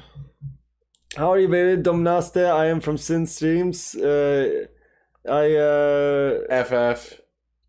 You remember? Faithful? No, I don't know. I don't know if that's Faithless or I remember something Nal else. Savani. I think I remember Nal Savani. Hell yeah. But yeah, HIK. That was my old saga. Let's see her. Damn. Let me just No English article, sorry. Well, I'm reading it here. It's damn, we're good at pool, gymnastics, soccer, futsal, and tennis. Yeah. That's indoor. Soccer. There's a lot of the clubs in, I don't know about Sweden, but in Spain are called sports club or racing club or whatever. It's basically a farm club for the HIF, So like anything that's coming out of there that's decent, just going to an HIF. They don't. But I think HIF just got promoted, so good for you guys. Good for Miyabi for being a cool story, and good for HIF for getting back into the top league. Ugh. Anyway, soccer. Travel stream and online how means. How's the stream going? Oh, it's going good. So we've been talking about it's a Church of Petrol's here, traveling in Asia. And we kind of gone over like the map, like actually it's a shame that I didn't save the map without our faces on the thumbnail, because then I could have just looked at it. Oh yeah. I just made it and never, did I ever exit out? Did you save if you saved the project, you should have the layers. I never saved the projects, but maybe I can pull it out of there. Let's see here. No, I never saved the project, but you can kind of see like, so you started in Barcelona, went to UAE, UAE, Dubai, UAE, Philippines, Manila, Bangkok, Japan, and then you flew back to United States over a period of like 3 months, basically. Close. I like that you were in Philippines longest. Now, Savani, when are you coming to India? Where are you from in India? Is a question. It's on the list, but the question is, where are you from in India? Petrol said, "Looked like it's pasted on." I think it's what I realized is I take all my pictures with the selfie, but Petrol I took with the other camera. I should have turned the camera around, and then it would have been much more matched in. My head is camera. pasted on. I hope he is pasted on. No, his face was not. By the way, that map is a map that's laying on my table because I couldn't find a good map. He took a picture of a map that he had laying around instead of getting a... I wonder how much of this is actually, like, accurate. It's a thumbnail. It's so tiny, man. Yeah, but I'm wondering if any of this blown up. Any of these borders are, like, fucked up. Any of the borders are fucked up. I don't know how outdated this map is. This is an old map that I just been laying around in my house. So, like, I'm sure, like, things have changed. How's Ukraine looking? I need that fat head. Are you saying I have a large head, sir? I hope not. I think it looks like. I think the thumbnail looks like it, which is fine. I'm not worried. I need that fat head. You know what a fat head is? Look up it was a product. It was a product from maybe around when you moved to the country. By the way, I just want to point out, yes, this is like offset in an annoying way, and that's on purpose. So somebody's gonna get annoyed with it because this is not lined up perfectly, and I want it to be like that. It's a blooper. I'm from Gujarat City, Surat, city known for diamond manufacture all over Asia. If you know, ooh. If you know, you know. Well, now I will make sure that whoever I'm trying to marry doesn't know about that because diamonds. I was gonna say, did we just make a good jewelry plug in India? Jewelry shopping in India is a vibe. I don't know too much about it, but I've heard things. Kind of like Japan. I'm scared, but you get a little bit more. If you're more adventurous, you get some more value for your money in India. True. So I'm scared of the diamonds because I feel like at some point I'm gonna have to buy one for a woman. But if I need to buy one, I'm gonna go to now. Now that I think about it, because I'm scared of diamonds. I'm scared. Dude, the lab ones are completely indistinguishable. Well, I'm not saying I would give a lab diamond to a woman that I love, but what I am saying is that if you do, you can't really tell. True. Well, that's why I need somebody to tell me if it's a lab one or not. Oh yeah, absolutely. That's the thing. You gotta get the good hookups. Go to Surat for the answer. Good, sir. I'm Google Mapsing it. Gujarat. Okay, gotcha. North of Mumbai. North of Mumbai. Yeah, so that's gonna be. That's not. We have maps already up somewhere. Yep, right there. So that's not Uttar Pradesh. No. Gujarat. Uttar Pradesh is the other side. Is it Gujarat? Gujarat City. Gujarat So City. yeah. Yeah, so that's gonna be. I'm trying to learn all the areas in India. I'm State. practicing. So this is a state. city. I don't know. So There's Mumbai. There's where. Mumbai. So this is a state, right? Because Surat export all over India and Asia, so compared to Surat have made to others, Surat may have a way cheaper. Interesting. So this is where it originates from, and then a bunch of middlemen come in. So Surat is right here. Yeah. And Gujarat is a state. Okay. Got it. I'm still learning about all the states and what differed in them. Surat.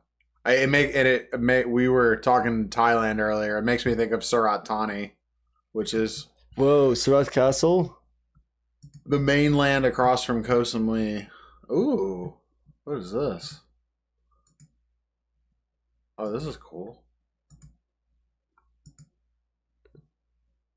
And this what era is this? So this is is this the Brits or is this?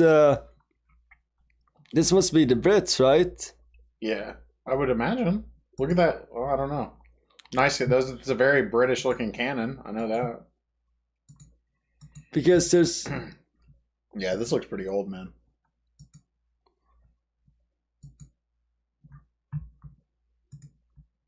Yeah, I'm always learning.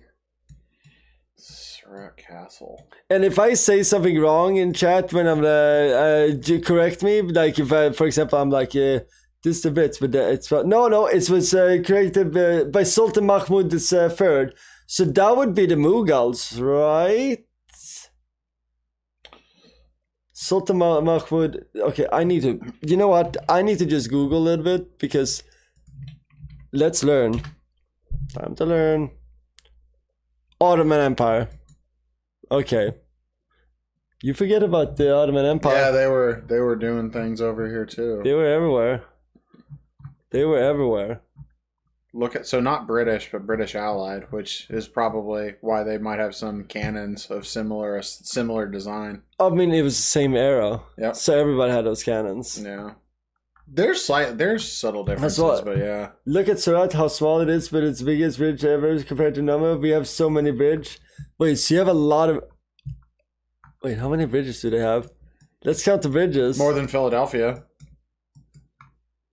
1, 2, 3, 4, 5, 6, 7, 8, 9, 10, Guys, we got 11, 12, 13, 14, 15, 16, 17, if you count that one. 18. Dude, your city? Oh, this is interesting. 19, 20. That's interesting.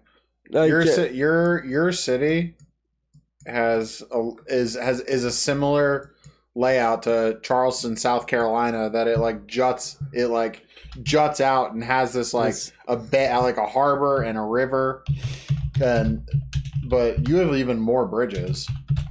Let's do a comparison. It's a reverse image of it in a way. You'll see it when you see it. Go to maps, yeah.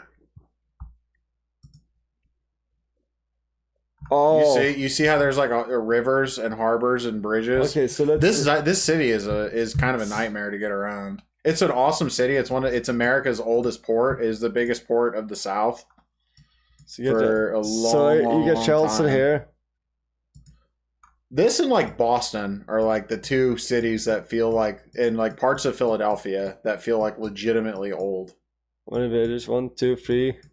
Not old by Asian standards 5, or European ones, but it's 7. It's 8, 9, 10.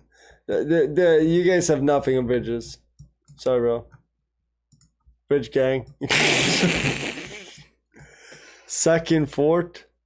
I love a good fort. But they don't even have that many really cool bridges in Charleston. There's one cool suspension one, and that's it. And that's been taken over by gentlemen driving and burning out in Dodge Challengers before. I don't know if you know about like takeovers in the car with I didn't know. with car people. Do you know? Have you seen the guys in California that block off intersections and do drifting and donuts in the middle of intersections? Oh, that sounds annoying. It's very, very annoying. It's nothing I would ever do. It's. Let me grab something. Do you want some iced tea? I'll take an iced tea, sure. What's good? Scroll down and chat.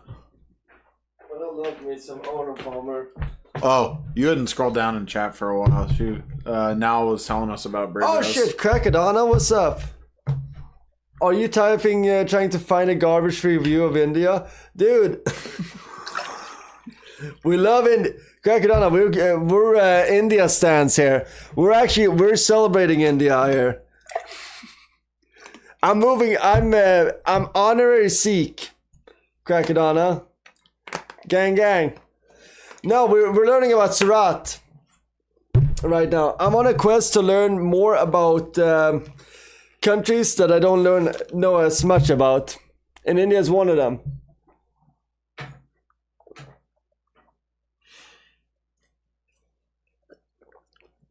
Crackadonna, I love India. We had Indian food today. We had Indian food today. We loved it. It was great. Yeah. I had chettinad, you had butter chicken. It was great. We had samosas. It was good. What else? There was maybe if you were a little bit more industrious, you would also try to get an Indian jewelry hookup. Crackadonna. We're learning about diamonds in Surat right now. You wouldn't understand. Yeah. We're on that diamond gang right now.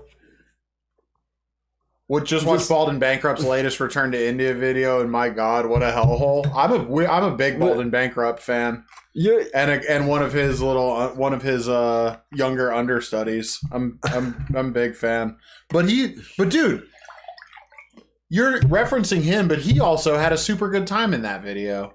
We were gonna react to some travel vlogs on this, which we haven't done, but that was actually his latest India one was actually a very good one. I say this. He had a great time, dude. He went back because he was like, look, I didn't have a good time my first time around, and I'm gonna give it another chance. I'm gonna show where I want to go. I want to check out Jaipur. Definitely, if I go to India, Jaipur looks sick. I expected us to watch some Bald and Bankrupt tonight. Like, well, we still have time. We're probably gonna do that in the later one, like because we have a week of doing streams. That's true. And we kind of tried out like today we went over like your travels, but we have other reaction streams coming up. Yeah, but we finished my travels and we've been exploring India since basically. Yeah, Jaipur looks sick. Yeah, okay. Jaipur. I want to check that up. Dan, I definitely. Let me show you. Hold on, slow down. Let me show you where Bald and Bankrupt was in his latest video, right between Bangladesh and Nepal. Siliguri is where he was. Oh, it's in Bengal. This is the gateway to the northeast of India, basically. Because there's a little like gateway that just narrows down with Bangladesh and. Watch out in chat there. We're actually a big fan of India here. India stands. Sorry, I was AFK because I got some work. No worries, Sin. Ebadraha, he too. Good to see you and try to find. Crackadonna is trying to stir the pot over here. Chad, don't mind Crackadonna. He's a good guy, but he is stirring the pot right now.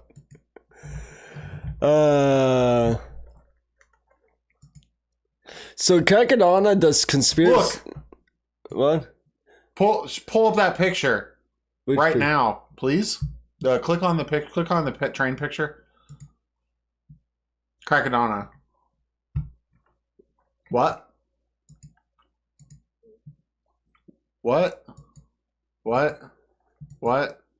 Okay. Wait. There's a little bit trash. There's a little bit. You know, There's trash there. it's not the end of the world. No, but I love Kakadana. Yeah. And sure, there is areas in India that has trash and stuff like that. Go to Street View. I know this is a meme, and I've seen this. Okay, let's go to. If he wants to do it, he can do it. I'm not pressuring him. You are. Well, let's do Street View. Anywhere in India? Can I pick anywhere? He said in India, right? What's the challenge? Pretty sure he said. Pretty sure he did. Anyway. Well, I'm just gonna go with somewhere in Rajasthan. I'm cheating too because I know a little bit about the area. Let's say that we go to. I don't know anything about Nagaur, this area. Let's go anywhere here. We just picked a random city, and then we're gonna go right here, and we're gonna go Street View. We'll do Street View, and we're gonna drop right here by the library. Okay. You have to do 360-degree view. That's the meme. There's a cow. There's some cows hanging out. It's clean. Why is it so blurry in the bottom? Is it just not loading? Dude, this isn't bad. This area is not bad. Yeah. There's some cows hanging out. That's fine.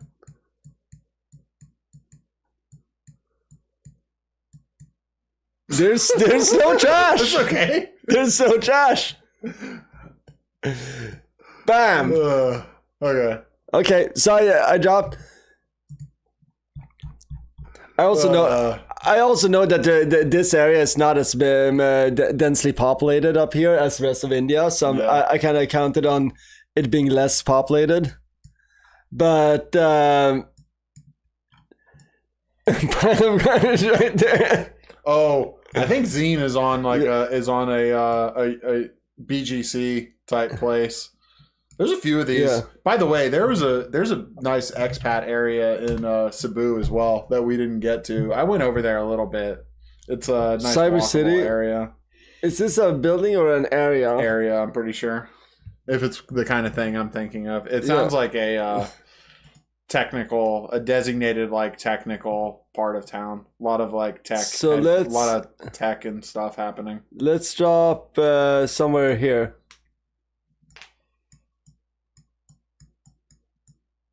It's not bad.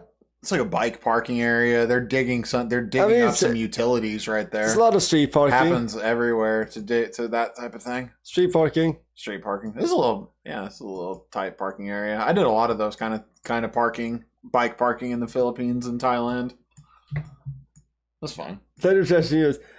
I get what Kakadana is picking, and there's a lot of YouTubers right now that are making like quote unquote like videos on India. Cyber City? Gurjon? Oh, nope, I don't think you did. Oh, no. No. Type it in properly. You're right. Yep, you got it. So. Just search that. There we go. Okay, we're pretty close by. Go through the image. Just go through the images of that. There we go. Yeah, looks like that was like a mall or something. Yep, this is the type of thing. This is exactly what I was thinking of. A lot of foreign. Yo, what is that? A lot of foreigners over here, I assume. Whoa, birdie. No birdie.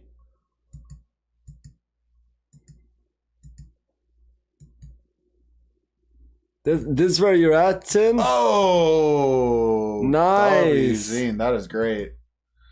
Zine, we talked about a place called BGC. I think it's pronounced Bonifacio Global City in Manila. It's where it's famous lately for the area that Vitaly got in trouble in and harassed people and went to jail for it. Because the security guards don't fuck around there, and they're basically like auxiliary police. But this looks like a similar type of area. I'm sorry, what? Where are we at? Okay, I'll find out for myself. I was just going.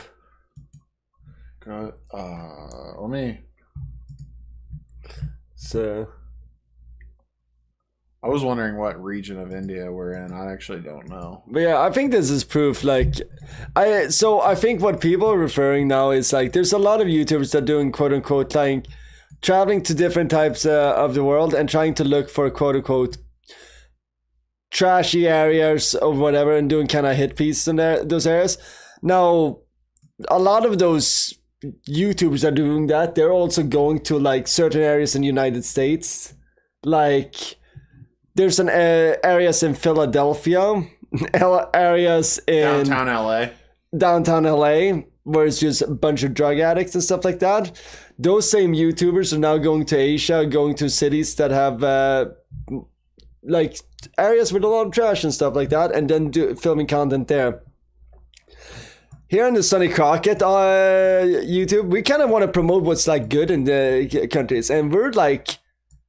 I want to hype up what's good in India. So this is like the shit I want to showcase in India. Sure, is there areas that might have some like problems with trash keeping in India? Yeah. But all I hear from people from India is that they're working on it. Or like rather, they're not like, it's like nothing that they're like promoting. It's like... Hey, can you do me a favor? Speaking of places that might be a little bit catching up on infrastructure, just quick. Google image BGC Manila and just do the pictures. For BGC Manila, similar type of area. BGC Manila. We were on here. We were on this before. Are there any untouched forests for service in India? I would go to the jungle. You can go up inside. I can show you some. That's pretty sick. There's a garbage mountain in Delhi. Since we were talking about trash, yeah, there's like problems like that. It's called Jessiper landfill. The amounts of trash. Thank the US hasn't discovered well it's in so it's just like let me tell you about the garbage. No, but it's every big city has to have some kind of like solution for it, you know. But yeah, Krakadana, would you say the same YouTubers that have been doing like India content with like trash are the same YouTubers that have been doing like drug epidemic content in the United States and Toronto, Canada? We're back up in Uttar Pradesh. That's what I was trying to figure out. Uttar Pradesh? Yeah. To Uttar Pradesh is highly populated. Noida? Noida? Or... But... Yeah. What? Or Gurugram? Or like the... Yeah, I think that, and you see so like what I'm saying is, what was I gonna say? So if Krakadana, if you want to see a cool, you said that you want a jungle in India. I want to show you. Do that. So in India, if you want to see a cool area that I've been just recently learning about, it's like Assam and Nagaland. Like this whole area is like right by the Himalayas, and that shit looks fire. So I need to learn more about the cities here to just know where I need to. This is like very much like where is the park? If you look up if you had this on Topo, this is very much like Himalayan foothills, I would think. So I'm just saying, this is in India. Yeah, my man. We had some good waterfalls, and we looked at some good Filipino and Thai waterfalls, but that's a pretty good one. So Assam and Nagaland just seem like a vibe. Oh, I got.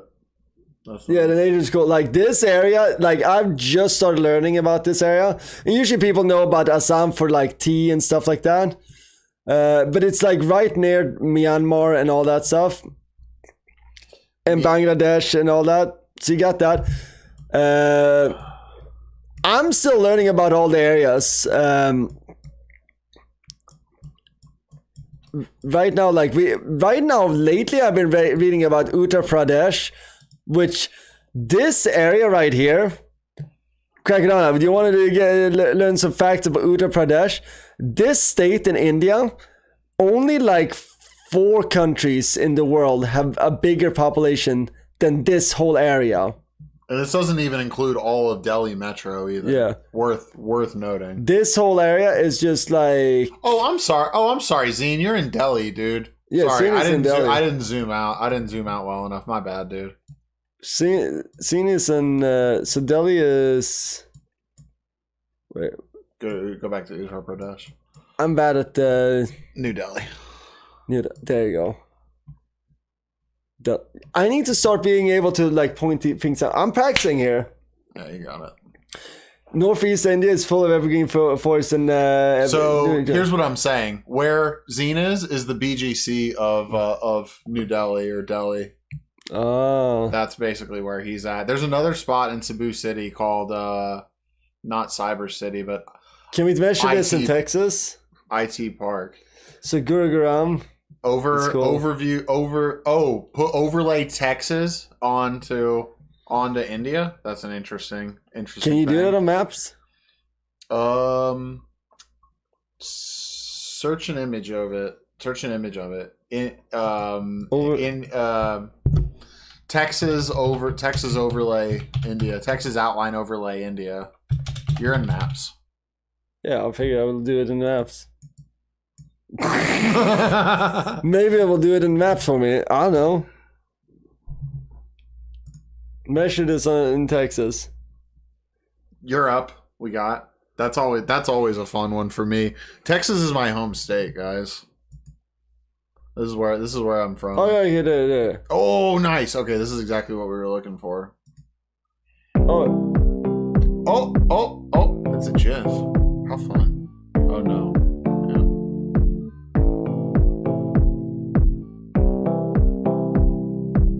Oh, there's music.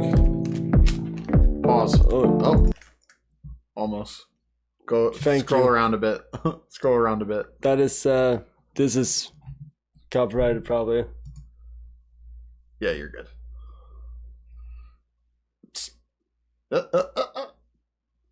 So there's like 4 Texas in India, I would say. You can look up the actual acreage, but try to pause on the overlay if you can, or find the frame. So we can do about how many Texas in this? There's like 5. 5 or 6? I would say 5. 1 here, 2, 3, 4, 5, 5.5, 6. Now I can wrap my head around it. Texas ain't so big. Listen, man. So from the east end to the west end of Texas is 12 hours. So the area here, which is Assam and Nagaland, which is just the rainforest and waterfall shit, that's like a Texas, like a small, like almost a Texas. Pretty much, yeah. Like if we do Uttar Pradesh, which was this much, right? This much is Uttar Pradesh. It's overlaid on it. Try it. Try to find the frame. So Uttar Pradesh is like a third of Texas. Would you say? Let's look at the Uttar Pradesh here. Search bar. No, here. Oh, you got it. So if Uttar Pradesh is this, right? That is half of Texas. Mm-hmm. Something like that. So Uttar Pradesh is half of Texas. But this is Uttar Pradesh. If you cut this out. It's a bigger population than the US, right? Uttar Pradesh is bigger than the US. Yeah, that's what I thought. Yeah. Like Uttar. There's 4 countries. It's relation, and China, then it's 241 million. Yeah. How many is it? 350 plus ish. US population is. Listen, it's complicated right now. You both seem pretty wordy. You ever play Yu-Gi-Oh, No, I was thinking. Should we do a stream of that at some point? We could try it. Yeah, it's a good idea. Thanks, Faithless. Let's just do United States. How many is in the population here? Officially about 350 mil. Is it 350? About. How do you know that? Just know. Why? Oh yeah, you're right. Shit, that is free because it's 224 is 340, so that would be probably 350 now. Let's just say give or take 10 million. Wait, so we are over 350, give or take 10 million. I think I got pretty close. Oh, so we have more than Uttar Pradesh then. Yeah. 241 there. Okay, it's the US, China, Indonesia, and Pakistan. Indonesia. There it is. Okay. There we go. Damn. Indonesia is also very sneaky populous. Jakarta is the most populous island on Earth. Also, And that's a sick metro. fire. Metro.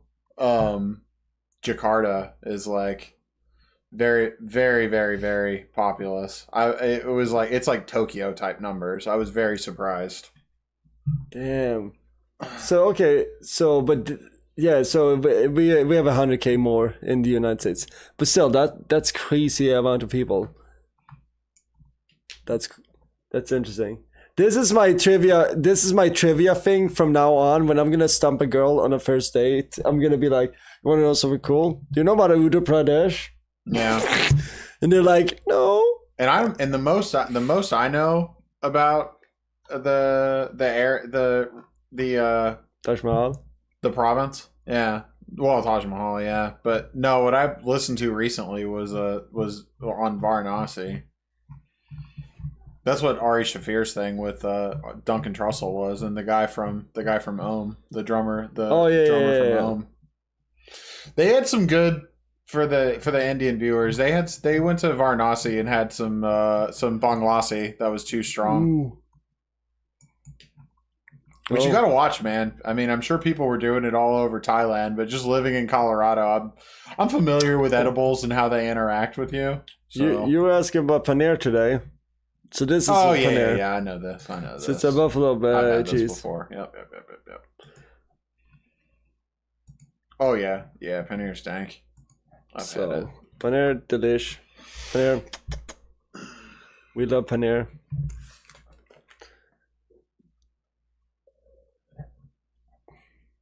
Pizza with paneer? Banglasi from Varanasi is too good, man. They almost have a psychedelic effect. Yeah.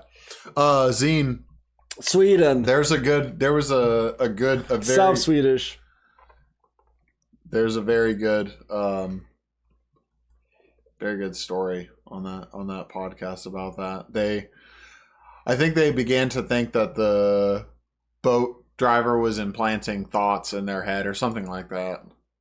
You go down that road with edibles and Banglasi and things of that variety. Let's see here. I'm a big fan of Raita.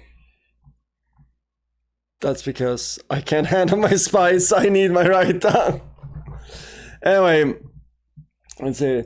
You have the black metal bassist phenotype. Yeah, I know. That's because I did play bass. We both did. Yeah. A lot of people play bass. No, I did not play that. I did not play bass in a black metal band or any band for that matter. But I didn't play for long. I tool around with a bass every now and then. Why not? I didn't play bass for very long, but the only instrument I did play was bass. When I met you in New Jersey was when I was going hard with trying to learn bass and guitar both.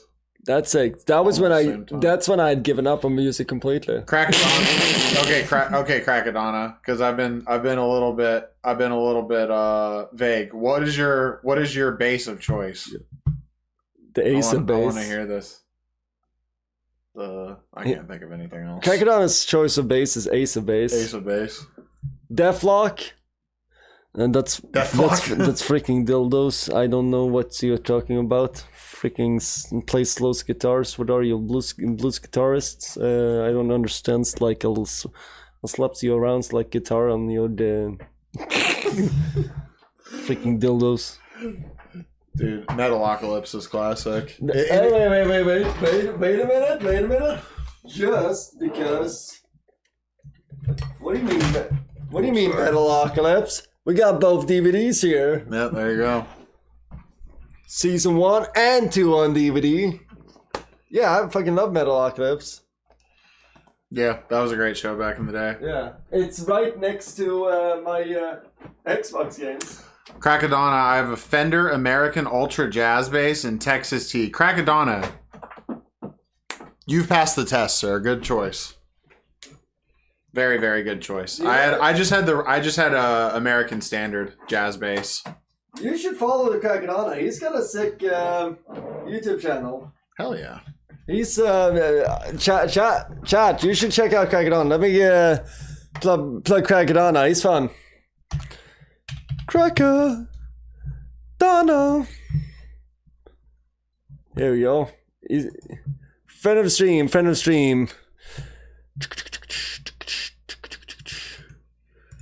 Here we go. It wasn't cheap. Nah, they aren't. I got a good price on mine, but if you know Fenders, you know that like those kind of late 90s to early 2000s standard American standard jazz basses where you could find some deals on them. So yeah, this is Crackedon. He does a lot of conspiracy streams. Oh, that's what's up. I fucked with it. Like we got anything from drones, UFO sightings. Ooh, He does okay. gaming. Like recently, he's been doing the Silent Hill shit. So you can tell I've been watching. It's nice. Crackedonna, I saw a UFO once. I got a pretty good UFO story. Here we go. Like Charlotte. I'm sure I know I've told it to Sonny at some point several times, but You only did 2 streams of Death Stranding. That's disappointing. I remember watching you and thinking like, oh, Crackedon's gonna beat Death Stranding, and then you never continued playing it. So then I just played it. scroll down, chat. Oh yeah, thank you. Rickenbacker 4009. Oh, nice, dude. I was not so fortunate, but those are Rickenbacker's nice pieces of kit, man. Rickenbackers is what's up. Oh, Even me as a no. anybody into Rush here? It was so boring, Sonny. It was not that boring. Rush? Metro was boring. No, Which no. one did he play? He played fucking Hideo Kojima Death Stranding. Oh, Death Stranding. Look, man, there were different ways you could get around. You could travel slowly or a bit quicker. I think is what Sonny ended up figuring out. I just made highways. If you make highways, you could get around a bit. I build highways everywhere. Also, Crackedon, do you like my new Harbor Freight hat? And I'm leaving the sticker on like the kids. So now we're repping hard. I'm gonna leave this. This is we're going super hardcore blue collar right now. Harbor Freight, not a spot. Actually, we're forcing the Harbor Freight sponsorship. They do not want this. I want this. It's without Harbor Freight. Harbor Freight's is a free sponsor at this point. At this point, this hat was so cheap that I feel sponsored by them. No, it's good. It's a good hat. The kids, I see what you did. Listen here. Crackedonna said you guys could do a 6'7". collab. 6'7". I don't know if you want to do a collab on some Kojima shit in the future. If there's How about Arc Raider with me and Faded Sonny? I don't feel Arc Raiders. I might jump on there at some point with you guys. Not tonight though, because I do have work in like soon. So we're probably gonna wrap up the stream right now. But maybe at some point I'll check out Arc Raiders. It is good. Everybody's saying it. Maybe I should check it out. Yeah, I played with Faded before. Faded is fun. He's the man. Bro, the amount of highways Sonny built were greater than highways in Surat, India. Surat, India is known for all their bridges. I know that today. We counted every bridge. Surat, India has 20 bridges. The fact that I know that now. 20 bridges. W stream. So it was good. I gotta say this though, chat. When you see this happening to me, and this happened midstream, I got a little dosy because I drank wine a little bit hard in the beginning. If you guys see me like a little bit sleepy on stream from like drinking 2 or 3 glasses of wine, tell me to chug a Coca-Cola and a glass of water, and usually I get woken up again because wine can make me a little sleepy. So they got a cool suspension bridge in Surat, India. Maybe not so much on the highways, but good on the suspension bridges. That's sick. It is called Cable Bridge.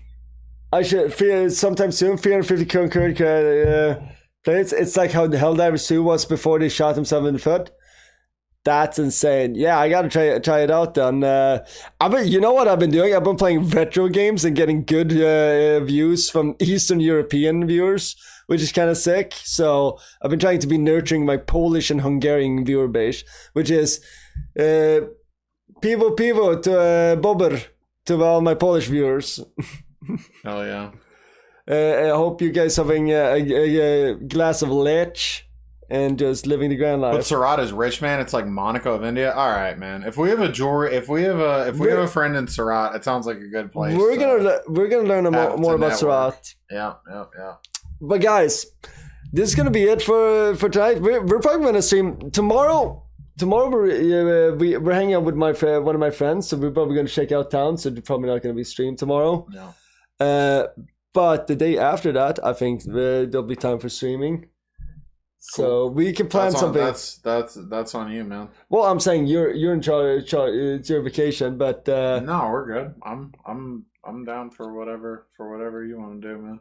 Hell yeah! I'll follow your lead on the. We got some good ideas for streams, so this guy's a bunch of cool ideas. You tell me the time slots that you're willing to do, and I'll at least give you ideas to yes or no. After the stream, I'll show you kind of the schedule, because I still while he's visiting, I still had to work this week at my regular job, mostly in the mornings, but we're gonna do some fast streams. We have some good ideas, so.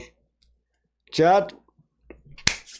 On that note, it was dope to hear about your travels, and I'm super excited to I don't know. Thanks, man. It was a little wandering and all over the place, but we got a lot of it in, man. We got a lot of I think I had a good bit to some good stuff to say on Philippines and Thailand. Put some people onto some good game out there. We got into a flow after a while with how it was to show the pictures and then supplement with pictures from online. Yeah. I think in the beginning we were stumbling, but I don't know, with any of these streams, it's kind of experimental. It was meant to be. I think it was meant to be pretty laid back, and we'll figure it out as we go type thing. Yeah, and then also yeah.